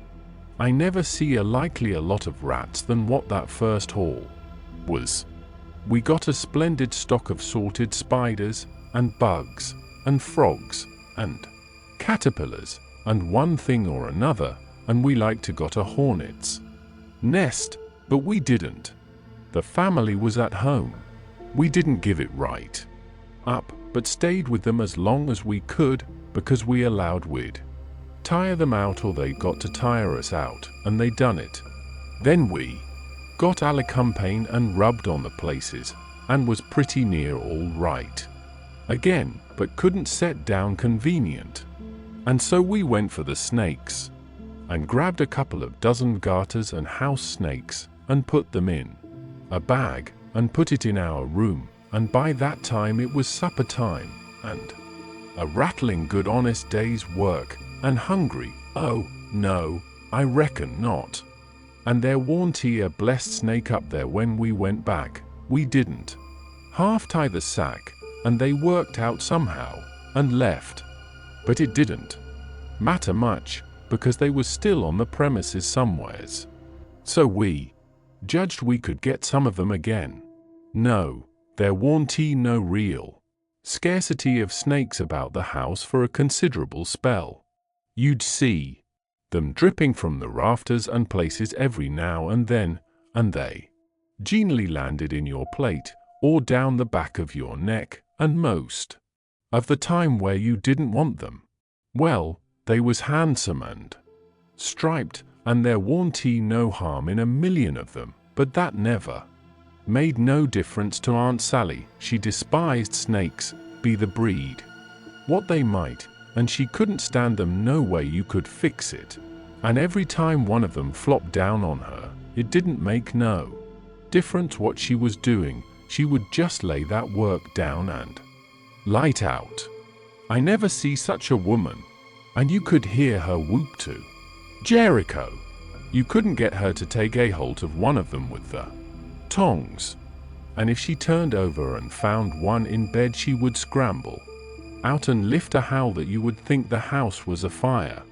She disturbed the old man so that he said he could most wish there hadn't ever been no snakes created. Why, after every last snake had been gone clear out of the house for as much as a week, Aunt Sally warned over it. Yet she warned near over it, when she was setting thinking about something you could touch her on the back of her neck with a feather, and she would jump right out of her stockings. It was very curious. But Tom said all women was just so. He said they was made that way for some reason or other. We got a licking every time one of our snakes come in her way, and she allowed these lickings warranty nothing to what she would do if we ever loaded up the place again with them. I didn't mind the lickings, because they didn't amount to nothing, but I minded the trouble we had to lay in another lot. But we got them laid in, and all the other things, and you never see a cabin as blithesome as Jim's was when they'd all swarm out for music and go for him. Jim didn't like the spiders, and the spiders didn't like Jim, and so they'd lay for him and make it mighty warm for him. And he said that between the rats and the snakes and the grindstone there warn't no room in bed for him. Scacely, and when there was a body couldn't sleep, it was so lively. And it was always lively, he said, because they never all slept at one time, but took turnabout, so when the snakes was asleep the rats was on deck, and when the rats turned in the snakes come on watch, so he always had one gang under him, in his way, and t'other gang having a circus over him, and if he got up to hunt a new place the spiders would take a chance at him as he crossed over. He said if he ever got out this time he wouldn't ever be a prisoner again, not for a salary. Well, by the end of 3 weeks everything was in pretty good shape. The shirt was sent in early, in a pie, and every time a rat bit Jim he would get up and write a little in his journal whilst the ink was fresh, the pens was made, the inscriptions and so on was all carved on the grindstone, the bed leg was sawed in two, and we had it up the sawdust, and it give us a most amazing stomachache. We reckoned we was all going to die, but didn't. It was the most undigestible sawdust I ever see, and Tom said the same. But as I was saying, we'd got all the work done now, at last, and we was all pretty much fagged out, too, but mainly Jim. The old man had wrote a couple of times to the plantation below Orleans to come and get their runaway nigger, but hadn't got no answer because there warn't no such plantation, so he allowed he would advertise Jim in the St. Louis and New Orleans papers, and when he mentioned the St. Louis ones it give me the cold shivers, and I see we hadn't no time to lose. So Tom said, now for the non-nameless letters. What's them? I says. Warnings to the people that something is up. Sometimes it's done one way, sometimes another. But there's always somebody spying around that gives notice to the governor of the castle. When Louis XVI was going to light out of the Tuileries, a servant girl done it. It's a very good way, and so is the non-nameless letters. We'll use them both, and it's usual for the prisoner's mother to change clothes with him, and she stays in, and he slides out in her clothes. We'll do that, too. But looky here, Tom, what do we want to warn anybody for that? Something's up? Let them find it out for themselves, it's there. Look out. Yes, I know, but you can't depend on them. It's the way they've acted. From the very start, left us to do everything . They're so confiding, and mullet-headed they don't take notice of nothing at all. So if we don't give them notice, there won't be nobody nor nothing to interfere with us, and so after all our hard work and trouble this escape will go off perfectly flat, won't amount to nothing, won't be nothing to it. Well, as for me, Tom, that's the way I'd like. Shucks, he says, and looked disgusted.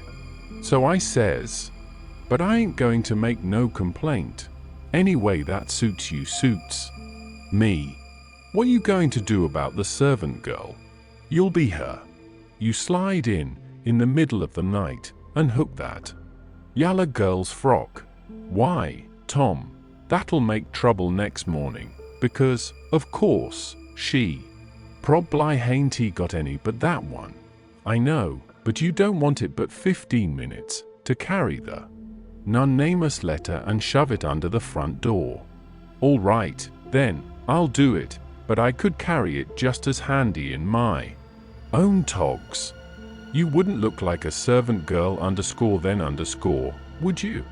No, but there won't be nobody to see what I look like, anyway, That ain't got nothing to do with it. The thing for us to do is just to do our duty and not worry about whether anybody sees us do it or not. Hain't you got no principle at all? All right, I ain't saying nothing, I'm the servant girl. Who's Jim's mother? I'm his mother. I'll hook a gown from Aunt Sally. Well, then, you'll have to stay in the cabin when me and Jim leaves. Not much. I'll stuff Jim's clothes full of straw and lay it on his bed to represent his mother in disguise, and Jim LL take the nigger woman's gown off of me and wear it, and we'll all evade together. When a prisoner of style escapes, it's called an evasion. It's always called. So when a king escapes, for instance, and the same with a king's son, it don't make no difference whether he's a natural one or an unnatural one. So Tom he wrote the non-nameless letter, and I smouched the yalla wench's frock that night, and put it on, and shoved it under the front door, the way Tom told me to. It said, _beware. Trouble is brewing. Keep a sharp lookout. _unknown friend. Next night we stuck a picture, which Tom drawed in blood, of a skull and crossbones on the front door, and next night another one of a coffin on the back door. I never see a family in such a sweat. They couldn't have been worse scared if the place had been full of ghosts, laying for them behind everything and under the beds and shivering through the air. If a door banged, Aunt Sally she jumped and said, "Ouch!" If anything fell, she jumped and said, "Ouch!" If you happened to touch her when she warn't noticing, she done the same. She couldn't face no way and be satisfied, because she allowed there was something behind her every time, so she was always whirling around sudden and saying ouch, and before she'd got 2/3 around she'd whirl back again and say it again, and she was afraid to go to bed, but she dasn't set up. So the thing was working very well. Tom said he never see a thing work more satisfactory. He said it showed it was done right. So he said, "Now for the grand bulge." So the very next morning at the streak of dawn we got another letter ready, and was wondering what we better do with it, because we heard them say at supper they was going to have a nigger on watch at both doors all night. Tom he went down the lightning rod to spy around, and the nigger at the back door was asleep, and he stuck it in the back of his neck and come back. This letter said, "Don't betray me, I wish to be your friend. There is a desperate gang of cutthroats from over in the Indian Territory going to steal your runaway nigger tonight, and they have been trying to scare you so as you will stay in the house and not bother them. I am one of the gang, but have got religion and wish to quit it and lead an honest life again, and will betray the hellish design. They will sneak down from northwards, along the fence, at midnight exact, with a false key, and go in the nigger's cabin to get him. I am to be off a piece and blow a tin horn if I see any danger, but stead of that I will be like a sheep. Soon as they get in and not blow at all, then whilst they're getting his chains loose, you slip there and lock them in, and can kill them at your leisure. Don't do anything but just the way I am telling you. If You do, they will suspicion something and raise whoop jamboree-hoo. I do not wish any reward but to know I have done the right thing. Unknown friend. Chapter 40. We was feeling pretty good after breakfast and took my canoe and went over the river fishing with a lunch and had a good time and took a look at the raft and found her all right and got home late to supper and found them in such a sweat and worry they didn't know which end they was standing on and made us go right off to bed the minute we was done supper and wouldn't tell us what the trouble was and never let on a word about the new letter, but didn't need to because we knowed as much about it as anybody did, and as soon as we was half upstairs and her back was turned, we slid for the cellar cupboard and loaded up a good lunch and took it up to our room and went to bed and got up about 11:30, and Tom put on Aunt Sally's dress that he stole and was going to start with the lunch, but says, "Where's the butter?" I laid out a hunk of it, I says, on a piece of a corn pone. "Well, you left it laid out, then it ain't here." "We can get along without it," I says. "We can get along with it, too," he says, "just you slide down cellar and fetch it, and then mosey right down the lightning rod and come along. I'll go and stuff the straw into Jim's clothes to represent his mother in disguise, and be ready to like a sheep and shove soon as you get there." So out he went, and down cellar went I. The hunk of butter, big as a person's fist, was where I had left it, so I took up the slab of corn pone with it on, and blowed out my light, and started upstairs, very stealthy, and got up to the main floor all right. But here comes Aunt Sally with a candle, and I clapped the truck in my hat, and clapped my hat on my head, and the next second she see me, and she says, "You been down cellar?" "Yes, em." "What you been doing down there?" "Nothin'. Nothing. "No, em." "Well, then, what possessed you to go down there this time of night?" "I don't know, Slem." "You don't know, don't answer me that way." "Tom, I want to know what you been doing down there." "I hain't been doing a single thing, Aunt Sally. I hope to gracious if I have. I reckon she'd let me go now, and as a general thing she would, but I suppose there was so many strange things going on she was just in a sweat about every little thing that warn't yardstick straight, so she says, very decided, "You just march into that setting room and stay there till I come. You been up to something you know business to, and I lay I'll find out what it is before I'm done with you." So she went away as I opened the door and walked into the setting room. My, but there was a crowd there. 15 farmers, and every one of them had a gun. I was most powerful sick and slunk to a chair and sat down. They were sitting around, some of them talking a little, in a low voice, and all of them fidgety and uneasy, but trying to look like they warn't tea, but I knowed they was, because they was always taking off their hats and putting them on, and scratching their heads and changing their seats and fumbling with their buttons. I warn't easy myself, but I didn't take my hat off, all the same.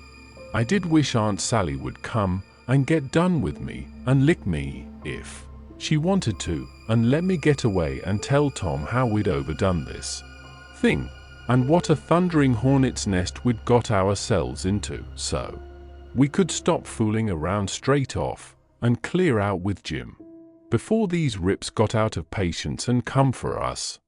At last she come and begun to ask me questions, but I couldn't answer them straight. I didn't know which end of me was up, because these men was in such a fidget now that some was wanting to start right now and lay for them desperados, and saying it warn't but a few minutes to midnight, and others was trying to get them to hold on and wait for the sheep signal, and here was Auntie pegging away at the questions, and me shaking all over and ready to sink down in my tracks. I was that scared, and the place getting hotter and hotter, and the butter beginning to melt and run down my neck and behind my ears. And pretty soon, when one of them says, I'm for going and getting in the cabin. First and right now and catching them when they come, I most dropped, and a streak of butter come trickling down my forehead, and Aunt Sally she see it, and turns white as a sheet, and says, for the land's sake, what is the matter with the child? He's got the brain fever as sure as you're born, and they're oozing out. And everybody runs to see, and she snatches off my hat, and out comes the bread and what was left of the butter, and she grabbed me, and hugged me, and says, oh, what a turn you did give me, and how glad and grateful I am it. Ain't no worse, for luck's against us, and it never rains but it pours. And when I see that truck I thought we'd lost you, for I knowed by the color and all it was just like your brains would be if, dear, WHYDNTU tell me that was what you'd been down there for, I wouldn't a cared. Now clear out to bed, and don't let me see no more of you till morning. I was upstairs in a second, and down the lightning rod in another one, and shinning through the dark for the lean-to. I couldn't hardly get my words out, I was so anxious, but I told Tom as quick as I could we must jump for it now, and not a minute to lose, the house full of men yonder with guns. His eyes just blazed, and he says, no, is that so? Ain't it bully? Why, Huck, if it was to do over again, I bet I could fetch 200, if we could put it off till hurry, I says. Where's Jim? Right at your elbow, if you reach out your arm you can touch him. He's dressed, and everything's ready. Now we'll slide out and give the sheep signal.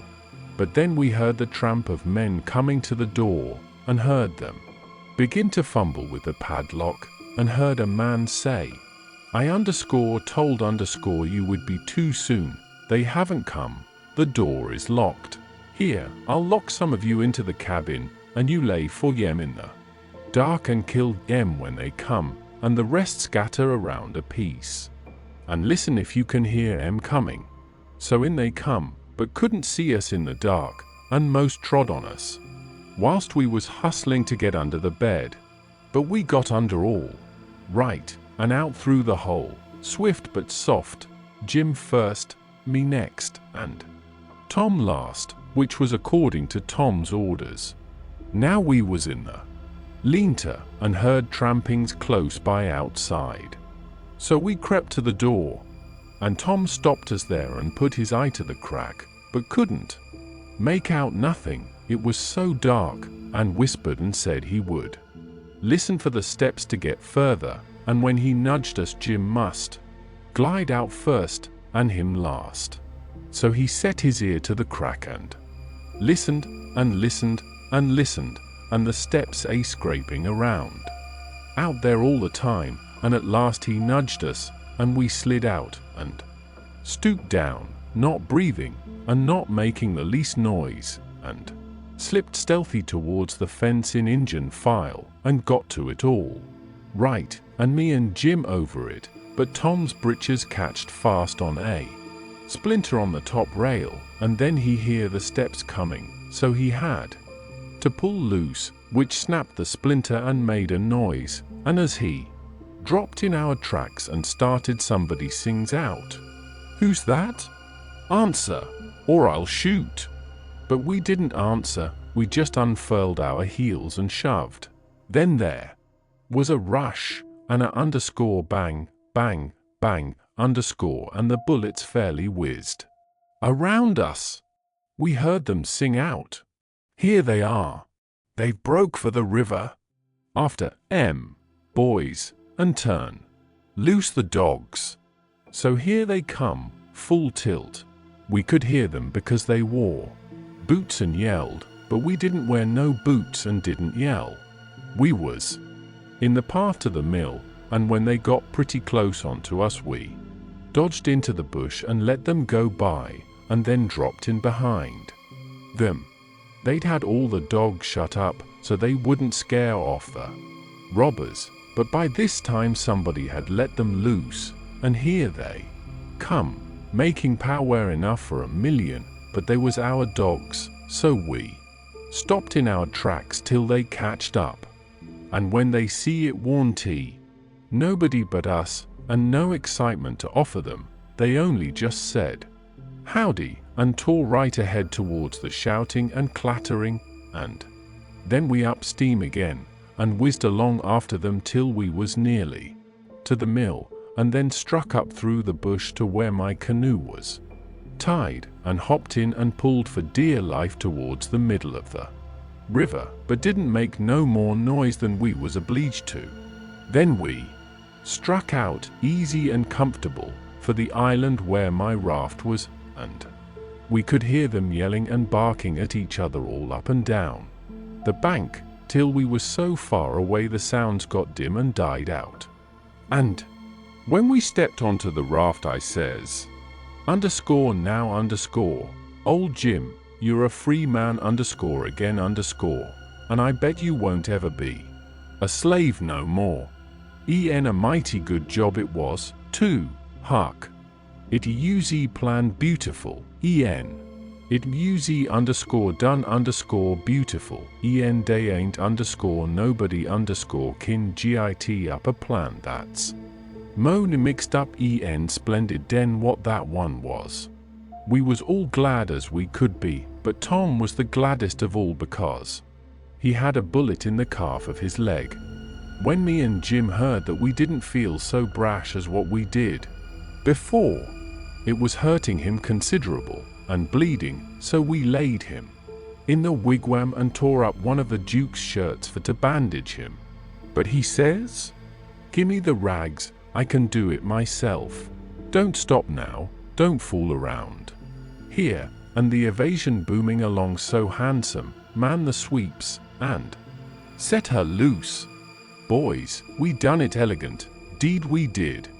I wish we'd a had the handling of Louis XVI, there wouldn't have been no a son of Saint Louis, ascend to heaven, wrote down in his biography. No, sir, we'd whooped him over the border That's what we'd have done with him and done it just as slick as nothing at all, too. Man the sweeps, man the sweeps." But me and Jim was consulting and thinking, and after we'd thought a minute, I says, "Say it, Jim." So he says, "Well, den, this is the way it looked to me, Huck.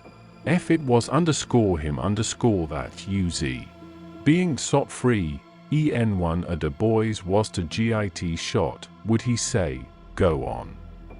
Save me, nemini about a Dr. Fr to save dis one.' Is that like Mars Tom Sawyer? Would he say that? You bet he wouldn't. Den. Is Jim Jine to say it? No, so I don't budge a step out in dis place. Doubter doctor, not if it's 40 year. I knowed he was white inside, and I reckoned he'd say what he did say, so it was all right now, and I told Tom I was going for a doctor. He raised considerable row about it, but me and Jim stuck to it and wouldn't budge, so he was for crawling out and setting the raft loose himself, but we wouldn't let him. Then he give us a piece of his mind, but it didn't do no good. So when he sees me getting the canoe ready, he says, "Well, Then, if you're bound to go, I'll tell you the way to do when you get to the village. Shut the door and blindfold the doctor tight and fast, and make him swear to be silent as the grave, and put a purse full of gold in his hand, and then take and lead him all around the back alleys and everywhere in the dark, and then fetch him here in the canoe, in a roundabout way amongst the islands, and search him and take his chalk away from him, and don't give it back to him till you get him back to the village, or else he will chalk this raft so he can find it again. It's the way they all do. So I said I would, and left, and Jim was to hide in the woods when he see the doctor coming till he was gone again. Chapter 41. The doctor was an old man, a very nice, kind-looking old man. When I got him up, I told him me and my brother was over on Spanish Island hunting yesterday afternoon, and camped on a piece of a raft we found, and about midnight he must have kicked his gun in his dreams, for it went off and shot him in the leg, and we wanted him to go over there and fix it, and not say nothing about it, nor let anybody know, because we wanted to come home this evening and surprise the folks. Who is your folks? He says. The Phelpses, down yonder. Oh, he says. And after a minute, he says, how'd you say he got shot? He had a dream, I says, and it shot him. Singular dream, he says. So he lit up his lantern and got his saddlebags, and we started. But when he sees the canoe, he didn't like the look of her, said she was big enough for one, but didn't look pretty safe for two. I says, oh, you needn't be afeared, sir, she carried the three of us easy enough. What three? Why, me and Sid, and underscore the guns, underscore that's what I mean. Oh, he says.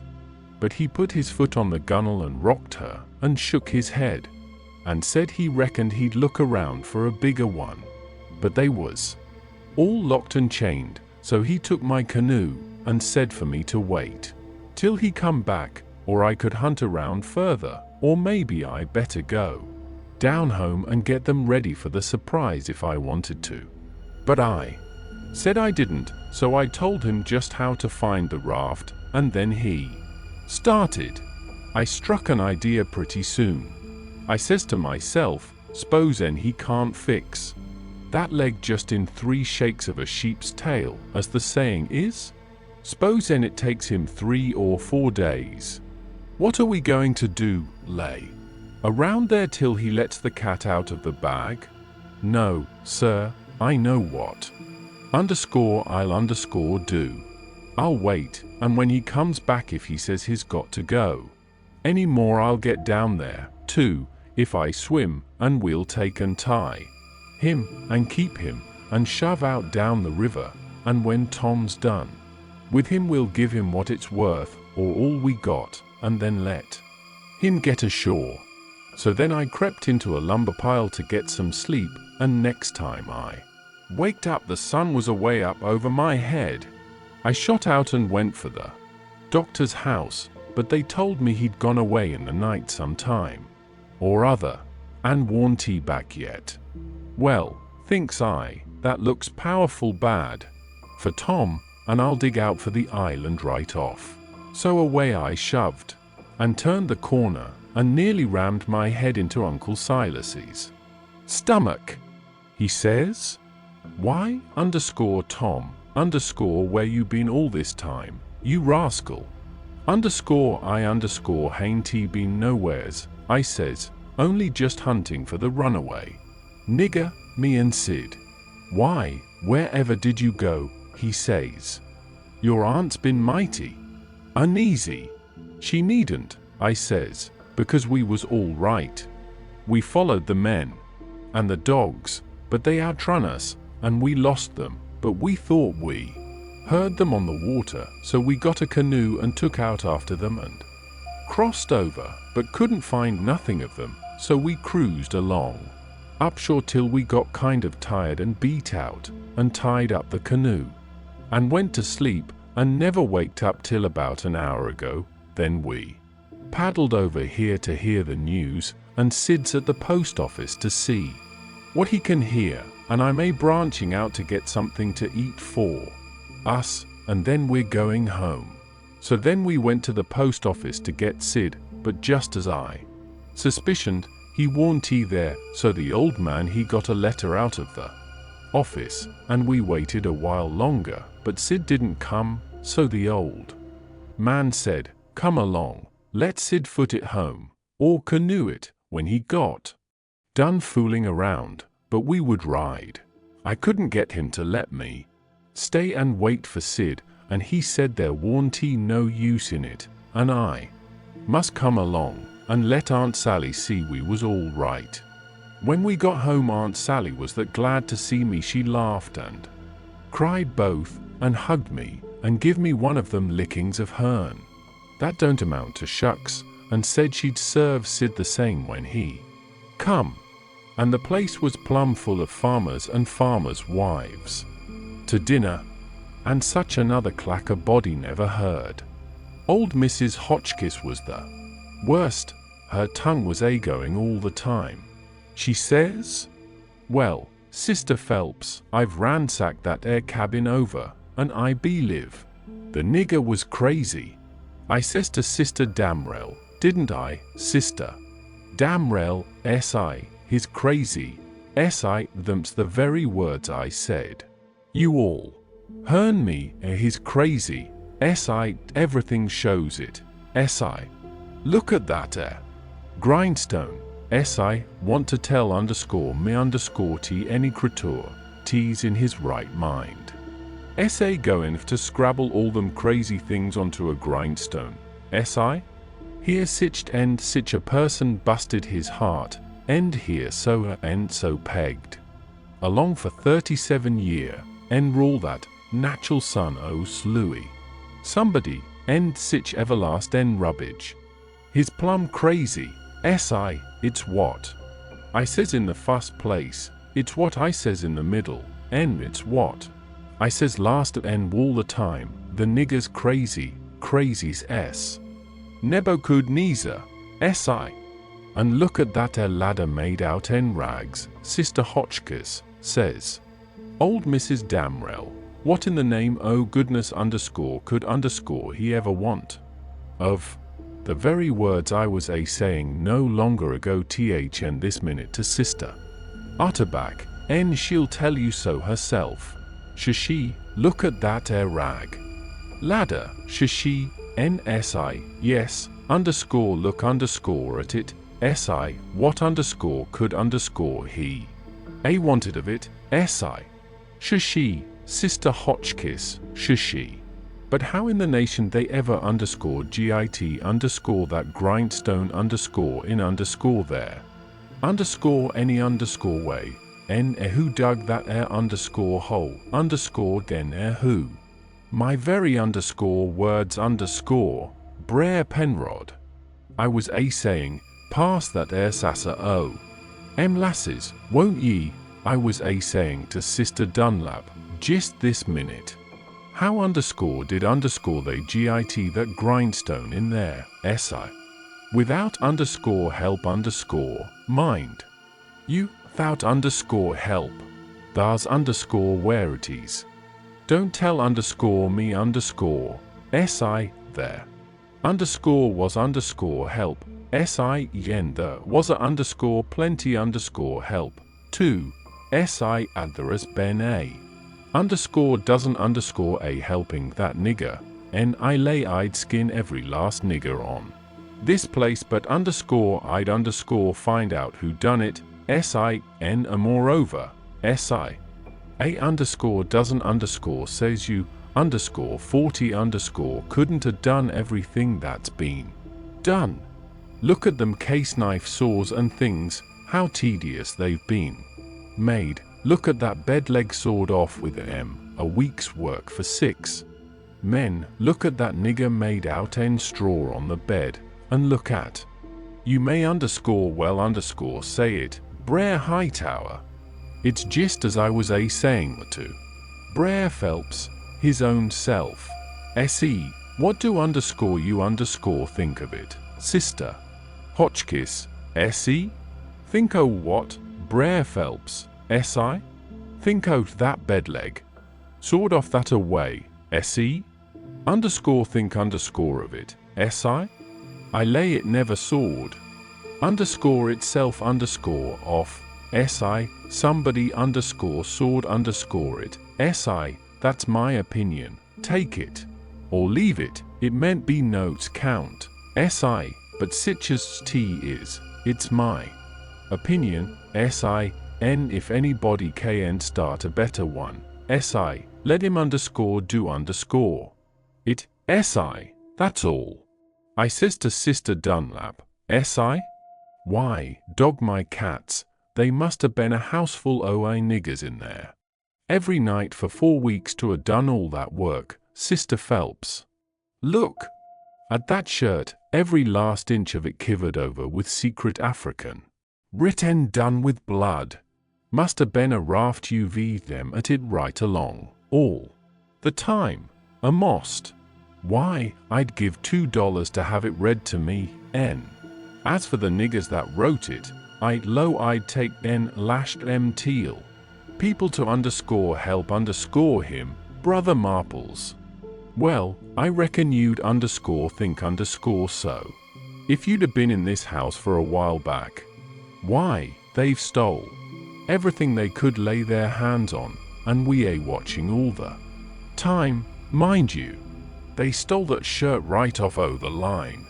And as for that sheet they made the rag ladder out of, there ain't no telling how many times they didn't steal that, and flour, and candles, and candlesticks, and spoons, and the old warming pan, and most 1,000 things that I disremember now, and my new calico dress, and me and Silas and my Sid and Tom on the constant watch day and night, as I was telling you, and not a one of us could catch hide nor hair nor sight nor sound of them, and here at the last minute, lo and behold, they slides right in under our noses and fools us, and not only fools us but the Indian Territory robbers too, and actually gets away with that nigger safe and sound, and that with 16 men and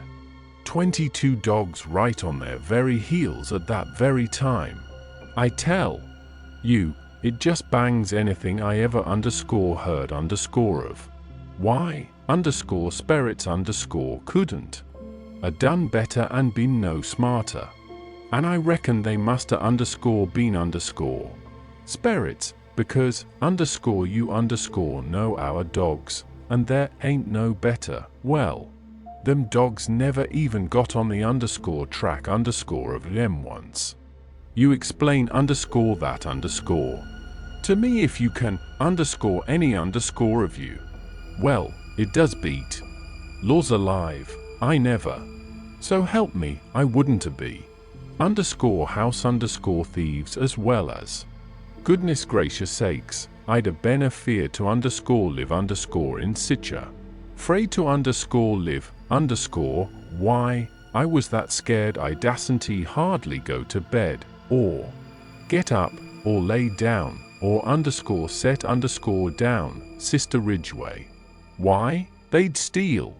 The very, why, goodness sakes, you can guess what kind of a fluster I was in by the time midnight come last night.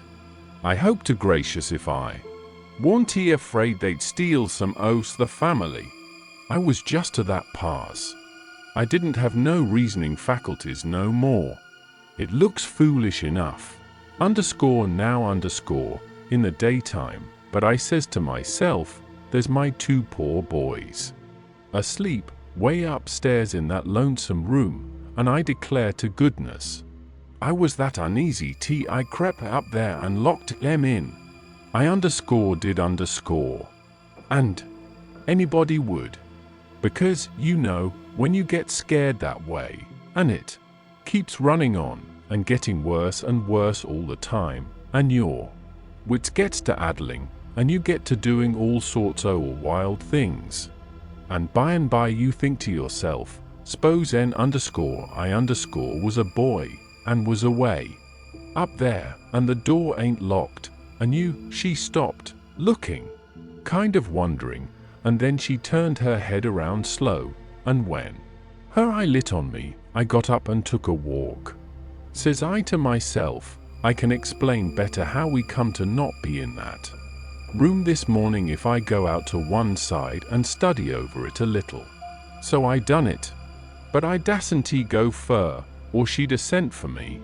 And when it was late in the day the people all went, and then I come in and told her the noise and shooting waked up me and Sid, and the door was locked, and we wanted to see the fun, so we went down the lightning rod, and both of us got hurt a little, and we didn't never want to try that no more. And then I went on and told her all what I told Uncle Silas before, and then she said she'd forgive us, and maybe it was all right enough anyway, and about what a body might expect of boys, for all boys was a pretty harum-scarum lot as fur as she could see, and so, as long as no harm hadn't come of it, she judged she better put in her time being grateful we was alive and well and she had us still, 'stead of fretting over what was past and done. So then she kissed me, and patted me on the head, and dropped into a kind of a brown study, and pretty soon jumps up, and says, "Why, lawsamercy, it's most night, and Sid not come yet. What has become of that boy?" I see my chance, so I skips up and says, "I'll run right up to town and get him," I says. "No you won't," she says. "You'll stay right where you are, _ones_. Enough to be lost at a time. If he ain't here to supper, your uncle's LL. Go." Well, he warn't there to supper, so right after supper Uncle went. He come back about 10 a little bit uneasy, hadn't run across Tom's track. Aunt Sally was a good _deal uneasy, but Uncle Silas he said, "There warn't no occasion to be, boys will be boys," he said, "and you'll see this one turn up in the morning all sound and right." So she had to be satisfied. But she said she'd set up for him a while anyway, and keep a light burning so he could see it. And then when I went up to bed she come up with me and fetched her candle, and tucked me in, and mothered me so good I felt mean, and like I couldn't look her in the face, and she sat down on the bed and talked with me a long time, and said what a splendid boy Sid was, and didn't seem to want to ever stop talking about him, and kept asking me every now and then if I reckoned he could have got lost, or hurt, or maybe drowned, and might be laying at this minute somewhere suffering or dead, and she not by him to help him. And so the tears would drip down silent, and I would tell her that Sid was all right, and would be home in the morning, sure, and she would squeeze my hand, or maybe kiss me, and tell me to say it again, and keep on saying it, because it done her good, and she was in so much trouble. And when she was going away she looked down in my eyes so steady and gentle, and says, "The door ain't going to be locked, Tom, and there's the window and the rod, but you'll be good, won't you? And you won't go? For my sake. Laws knows I wanted to go bad enough to see about Tom, and was all intending to go, but after that I wouldn't a went, not for kingdoms. But she was on my mind and Tom was on my mind, so I slept very restless. And twice I went down the rod away in the night, and slipped around front, and see her setting there by her candle in the window, with her eyes towards the road and the tears in them, and I wished I could do something for her, but I couldn't, only to swear that I wouldn't never do nothing to grieve her any more. And the third time I Waked up at dawn and slid down, and she was there yet, and her candle was most out, and her old grey head was resting on her hand, and she was asleep. Chapter 42. The old man was uptown again before breakfast, but couldn't get no track of Tom, and both of them sat at the table thinking, and not saying nothing, and looking mournful, and their coffee getting cold, and not eating anything. And by the old man says, "Did I give you the letter?" "What letter?" "The one I got yesterday out of the post office." "No, you didn't give me no letter." "Well, I must have forgot it." So he rummaged his pockets, and then went off somewheres where he had laid it down, and fetched it, and give it to her. She says, "Why, it's from St. Petersburg, it's from Sis." I allowed another walk would do me good, but I couldn't stir. But before she could break it open, she dropped it and run, for she see something. And so did I. It was Tom Sawyer on a mattress, and that old doctor, and Jim, in her calico dress, with his hands tied behind him. And a lot of people. I hid the letter behind the first thing that come handy, and rushed. She flung herself at Tom, crying, and says, "Oh, he's dead, I know he's dead." And Tom he turned his head a little, and muttered something or other, which showed he warn't in his right mind. Then she flung up her hands, and says, "He's alive, thank God."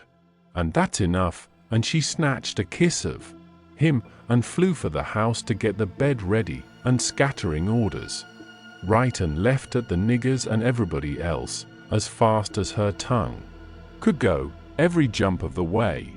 I followed the men to see what they was going to do with Jim, and the old doctor and Uncle Silas followed after Tom into the house. The men was very huffy, and some of them wanted to hang Jim for an example to all the other niggers around there, so they wouldn't be trying to run away like Jim done, and making such a raft of trouble, and keeping a whole family scared most to death for days and nights. But the others said, "Don't do it, it wouldn't answer at all, he ain't our nigger, and his owner would turn up and make us pay for him, sure." So that cooled them down a little, because the people that's always the most anxious for to hang a nigger that hain't he done just right is always the very ones that ain't the most anxious to pay for him when they've got their satisfaction out of him. They cussed Jim considerable, though, and give him a cuff or two side the head once in a while, but Jim never said nothing, and he never let on to know me, and they took him to the same cabin, and put his own clothes on him, and chained him again, and not to no bed leg this time, but to a big staple drove into the bottom log, and chained his hands too, and both legs, and said he warn't to have nothing but bread and water to eat after this till his owner come, or he was sold at auction, because he didn't come in a certain length of time, and filled up our hole, and said a couple of farmers with guns must stand watch around about the cabin every night, and a bulldog tied to the door in the daytime, and about this time they was through with the job and was tapering off with a kind of general goodbye cussing, and then the old doctor comes and takes a look, and says, "Don't be no rougher on him than you're obliged to, because he ain't a bad nigger." When I got to where I found the boy, I see I couldn't cut the bullet out without some help, and he warn't in no condition for me to leave to go and get help, and he got a little worse and a little worse, and after a long time he went out of his head, and wouldn't let me come nigh him any more, and said if I'd chalked his raft he'd kill me, and no end of wild foolishness like that, and I see I couldn't do anything at all with him, so I says I got to have help somehow, and the minute I says it out crawls this nigger from somewheres and says he'll help, and he done it too, and done it very well. Of course I judged he must be a runaway nigger, and there I was and there I had to stick right straight along all the rest of the day and all night. It was a fix, I tell you. I had a couple of patients with the chills, and of course I'd have liked to run up to town and see them, but I dasn't, because the nigger might get away, and then I'd be to blame, and yet never a skiff come close enough for me to hail. So there I had to stick, plumb until daylight this morning, and I never see a nigger that was better nuss or faithfuler, and yet he was risking his freedom to do it, and was all tired out, too, and I see plain enough he'd been worked main hard lately. I like the nigger for that, I tell you, gentlemen, nigger like that is worth $1,000, and kind treatment, too. I had everything I needed, and the boy was doing as well there as he would have done at home, better, maybe, because it was so quiet, but there I was with both of 'em on my hands, and there I had to stick till about dawn this morning. Then some men in a skiff come by, and as good luck would have it the nigger was setting by the pallet with his head propped on his knee sound asleep, so I motioned them in quiet, and they slipped up on him and grabbed him and tied him before he knowed what he was about, and we never had no trouble.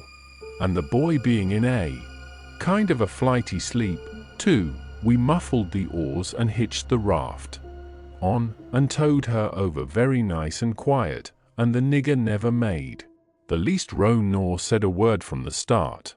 He ain't no bad nigger, gentlemen, that's what I think about him.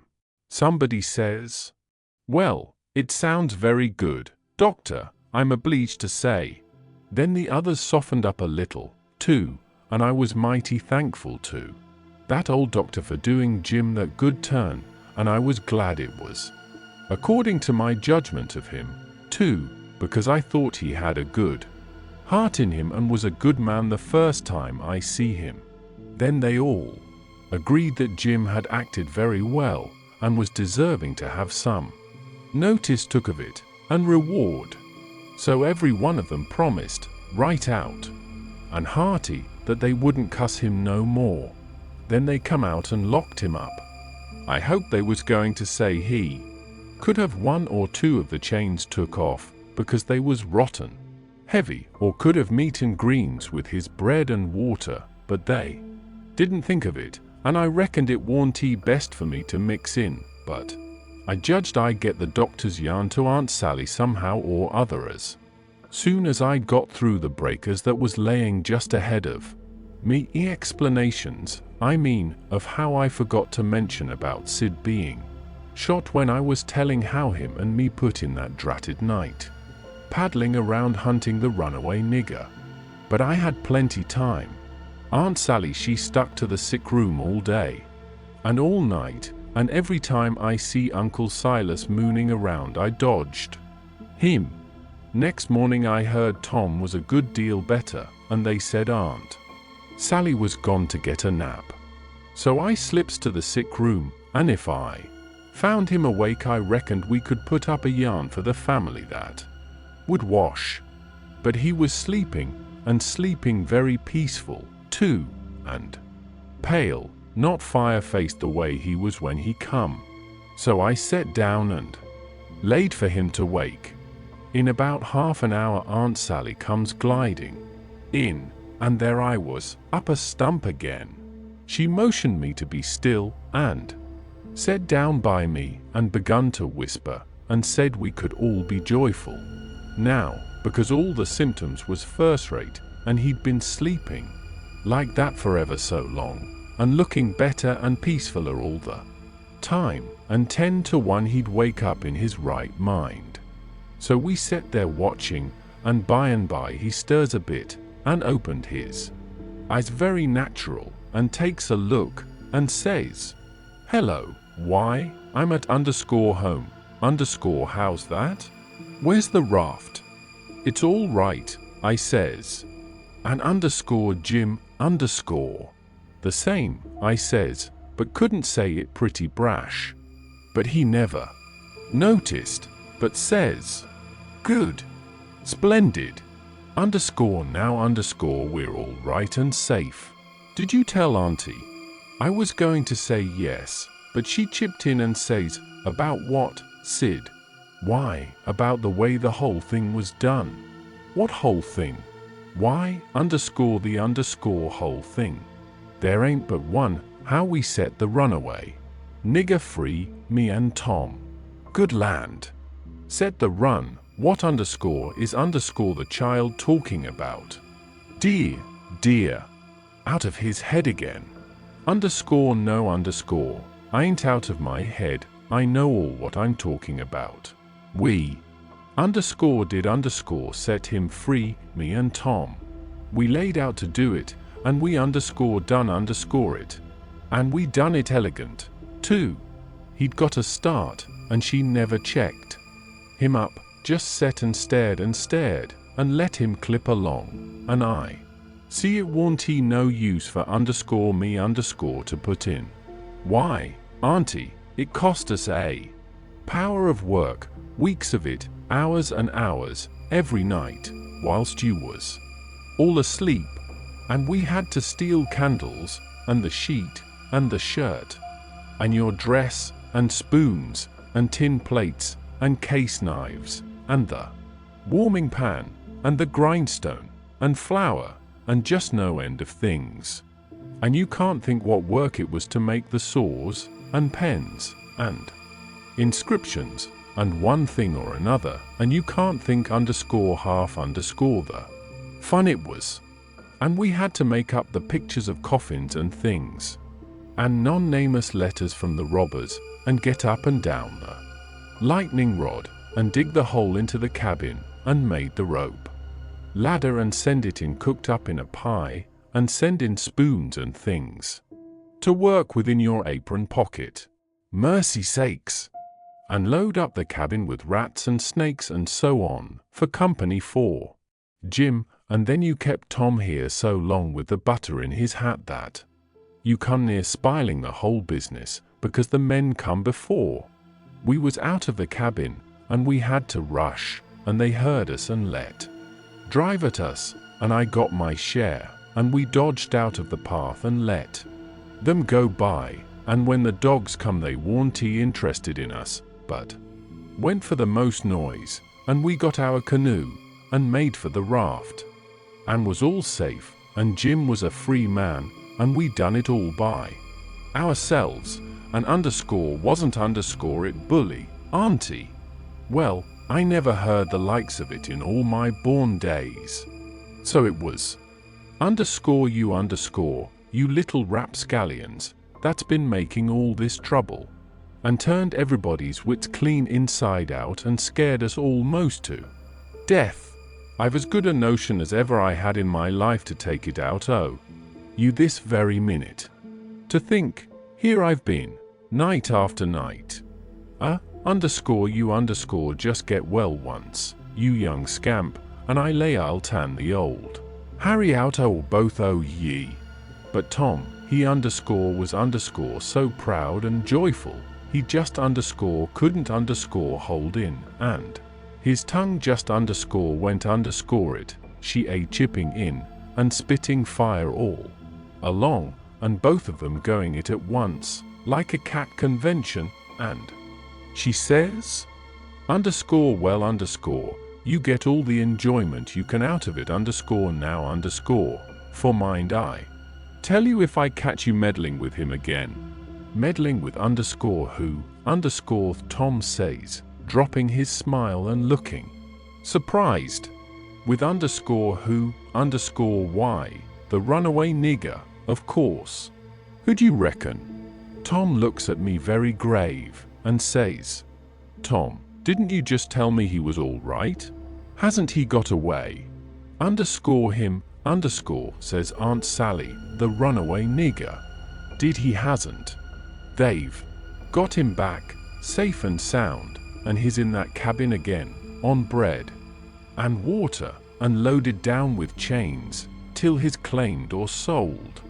Tom rose square up in bed, with his eye hot, and his nostrils opening, and shutting like gills, and sings out to me, "They hain't he no underscore right underscore to shut him up. Underscore shove, underscore, and don't you lose a minute. Turn him loose. He ain't no slave, he's as free as any creature that walks this earth." What underscore does underscore the child mean? I mean every word I underscore say underscore, Aunt Sally, and if somebody don't go, underscore I'll underscore go. I've knowed him all his life, and so has Tom, there. Old Miss Watson died 2 months ago, and she was ashamed she ever was going to sell him down the river, and underscore said underscore so, and she set him free in her will. Then what on earth did underscore you underscore want to set him free for, seeing he was already free? Well, that underscore is underscore a question, I must say, an underscore just underscore like women. Why, I wanted the underscore adventure underscore of it, and I'd a waded neck deep in blood. To goodness alive, Aunt Polly, if she warn't he standing right there, just inside the door, looking as sweet and contented as an angel half full of pie, I wish I may never.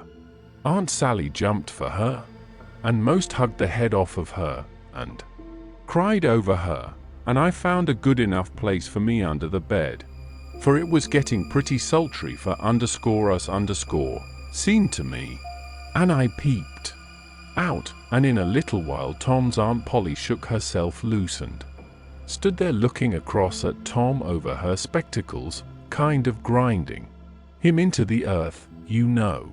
And then she says, "Yes, you underscore better underscore turn our head away, I would if I was you, Tom." "Oh, dearie me," says Aunt Sally, underscore is underscore he changed so? Why, that ain't underscore Tom underscore, it's Sid, Tom's. Why, where is Tom? He was here a minute ago. You mean where's Huck underscore Finn underscore? That's what you mean.